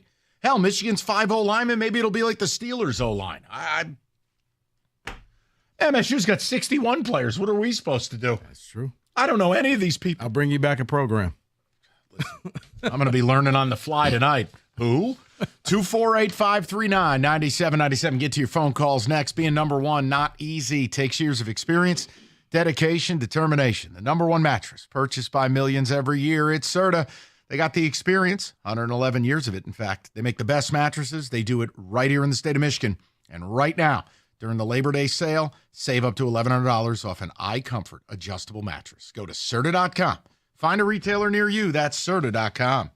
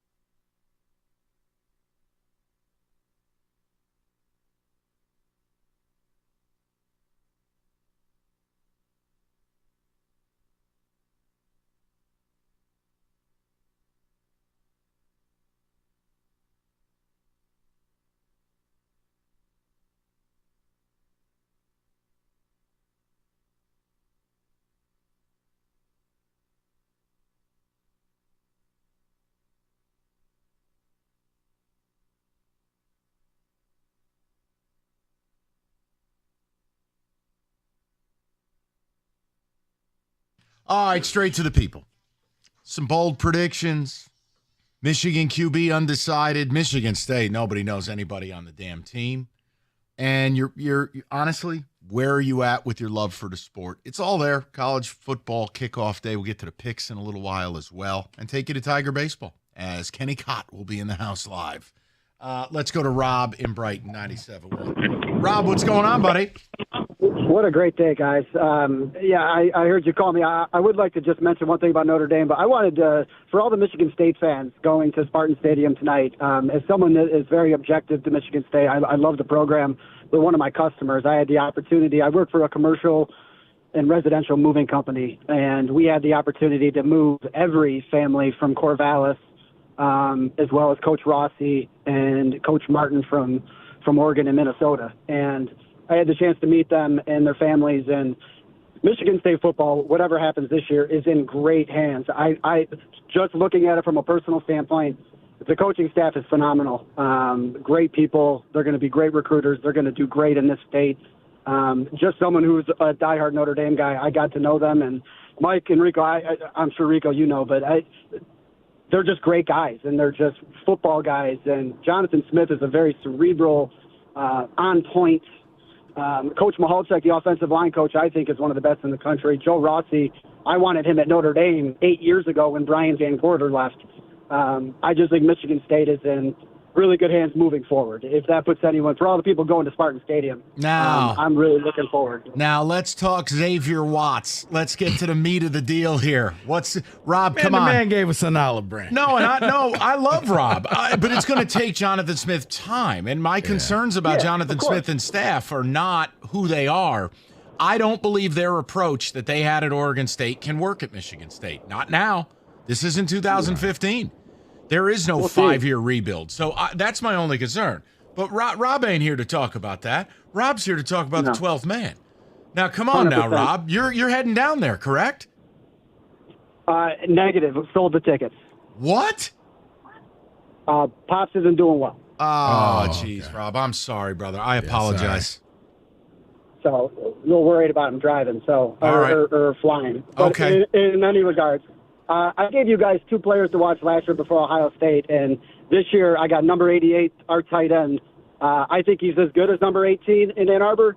And he's talking Mitchell Evans, the kid who blew his knee out? Yeah. Yep. And I think he's going to have a good game, not because of catching the ball, but I think just taking the load off either the left tackle or the right tackle. I think that's going to be a big part of this game. And I think it's going to come down to their OC against our defense. And it's a brand new offensive coordinator. He's young. He's inexperienced, and I'm just hoping I think we're going to learn a lot about Notre Dame football, guys. I think this could be a 2012 Notre Dame, 2013 MSU type defense. I said that before. I think they're as good. I think this is the best defense I've ever seen. So I'm just hoping the offense can compete, and we'll see where it goes. But Rob, you know the guy I'm excited about. You know the guy I'm excited about is R.J. Oben. You're going to like him. He's a terror off the edge. He's a really nice player. I forget the core Michigan State front defensive line guys from 13, but on Notre Dame, Lewis Nix, we have dogs in that defensive line room, and they're deep. So I really hope our defense can just be that. That's why MSU was so good in 13, and Notre Dame. Why Manti Te'o's And the good part is this, Rob, the new era of college football that Rico has ushered in. The truth is, as badly as you want to win that game tomorrow, you will be favored in at least 10 of your last 11 games, if not all 11. Guess what? Yeah. Take care of your business. You're going to make the playoff. Yeah, even if you lose this game. But, Rob, I don't think you will. I think you're going to win. Yeah, you'll make the playoffs because your schedule is going to set up nicely for you. And you may not get one of the first 4 games, the byes, but you'll get a game in South Bend that you can drive to. One thing I like about this is I'm going to learn what my team is tomorrow. Can we get by with these guys? Is this Anthony Knapp and the other right tackle? It's flipping my mind. But are we just going to get dominated by teams with good defensive lines, or can these guys give Riley Leonard the time to do something? And we'll find out tomorrow. Texas A&M's defensive line is I think they have a kid from Purdue who led the Big Ten in tackles last year, I believe. Yeah, and it's Elko. So we'll see. And you know Elko's And it's deal. Elko. But Rob, Correct. listen, all the best to you and your father. And Fantastic. I know we'll be talking to you, so try to enjoy it as best you can. We'll talk to you soon, all right, brother? Hey, go green tonight, boys. Go green. Hopefully. Right. I'd like one day to be happy. Just one before we start the sadness. Let's go to Ryan. You were happy last night.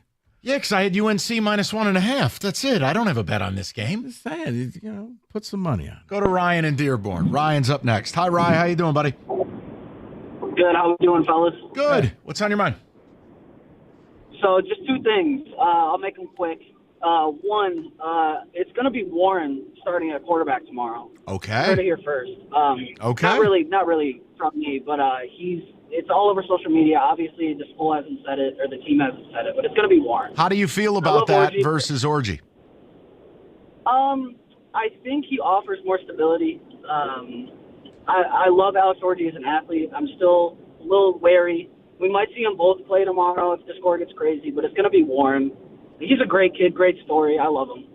And the second thing is, you guys brought up the offensive line, which is fair. A lot of new kids, a lot of new faces. But it got me thinking. I'm 27. I've been watching Michigan my whole life. Yeah. I've never once looked at our offensive line and been like, man, these guys aren't good. I think I've never once done that. And I know could be you've wrong, been maybe when I was like, you've been living a charmed life. No, you got it rolling, right? Like you've been stacking yeah, chips. so I'm and not it's, worried about them. I think worry's the wrong word. Here's the difference. So Ryan, I think your offensive line the last two seasons, primarily 2 years ago, and last year was still good, but 2 years ago might have been the best O-line in school history. Last year, it was very, very good. All I'm saying is if you take a step down from very good to good, that's a far cry from what you've been looking at. And we know, unless Davis Warren is the next Stetson Bennett or something we are not prepared for, that's where I go, okay, what's the ceiling? Like the defense, if it all clicks, Ryan, the ceiling's a top 5 unit again. Mm-hmm. Versus the offense, like last year, do you realize Michigan's offense didn't crack the top 60 in America? What if this year? What if they don't crack the game? I know. Right. So what if they don't crack the top 75 this year? That's all we were talking about. Believe me, I wish I had your O-line problems. Right. And the last thing I'll say, the previous caller said that he had a tight end that was just as good as Loveland, and that is just not true. Well, listen, Rob loves his Golden Domers, and the kid, it's okay. We don't need to get up in arms about it. Mitchell Evans is a really nice player, but I'm with you, and Evans is off a torn ACL. So, Ryan, respect. But you can't sit here. Guys, all right. If you curb check every point that every caller makes at every turn, you'll take 2 calls a day. You'll never get anywhere. No. I understand it. Loveland is excellent. Only Mitchell Evans is very good as well. Only check callers when you slander Prince. That's it. Oh, please. Enough of that. Yesterday's show got completely out of hand with that. Let's go to Armin, 97.1. Armin, how you doing, buddy? Gentlemen, enjoying the show. Ironically, Thanks. I kind of got hooked in yesterday with the whole Prince talk, which really had me laughing on my way home. I am new to Big Ten country because I moved up from Florida earlier this year. So I'm a true SEC guy, Gators fan, all that good stuff. But now working for Michigan, by default, I guess I have to root for them. But one thing that I think that not many people talked about, and you guys brought it up here just as a little tidbit and everything too, from the Pens, really for the entire season, can you remember Michigan taking true downfield shots? Like, no.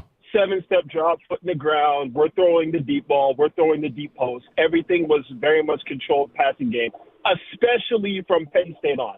Mm-hmm. I know Sharon Moore is very much just like, we're going to line up in pistol formation, we're going to run it right here and try and stop it. And that's his MO. And I get it. You have NFL offensive lineman, NFL running back, really 2 NFL running backs if you're really high on Donovan. But now, with a lot of talent that's gone, and like you guys said, very questionable quarterback play, I think it's very fair to say that Michigan loses 3 or 4 games this year, just based off of the fact that you cannot play a phone booth style game in today's college football. You just can't.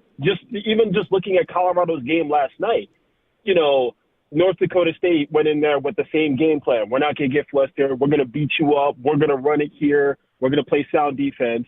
And even on plays where Shedeur is having somebody in his face, he's able to complete, deep posts with guys wide open. Michigan just didn't really do that last year. Yeah. And now you're having a whole gang of talent that's gone to the NFL and graduation. So I think it's very realistic to say, hey, listen, 10 wins I think would be outstanding. 8 to 9 wins I think is very much realistic. Yeah, and look, here's the other thing, and Armin, none of us know, but Sharon Moore was working for Jim Harbaugh last year. You don't look, I used to hammer Dave Warner, and Rico would always bust my chops. This is pre-Rico joining the show, and Dave Warner's line was, hey, you got to talk to the boss. You are executing what the coach wants you to execute within a framework. Well, now Sharon's the head guy, at least for right now, because I don't know, his contract is like a ground round placemat. But the whole idea is Sharon has his own ideas. So there will be changes here. Even if the personnel demanded changes, there would be changes. You know what I mean? So it's all the fascinating part of, okay, let's get a look at what the hell this actually is. Especially tonight for State. I have no idea what I'm about to watch. Summer, it's busy. It's time to get out there. Here's the deal. Maybe you have no intent on leaving the house this weekend for college football. No problem. Hungry Howie's has got you covered. $14.99 any large pizza on the menu, including the limited time only, which are really coming to a close, summer pizzas, the pickle bacon ranch backyard burger. Anything you need this weekend for football, Hungry Howie's has you covered. Any large pizza, $14.99, your choice of flavored crust. Dinner on the table, game time snack on the table, 20 minutes. HungryHowies.com or download that app today to start your order now. Limited time only at Hungry Howie's.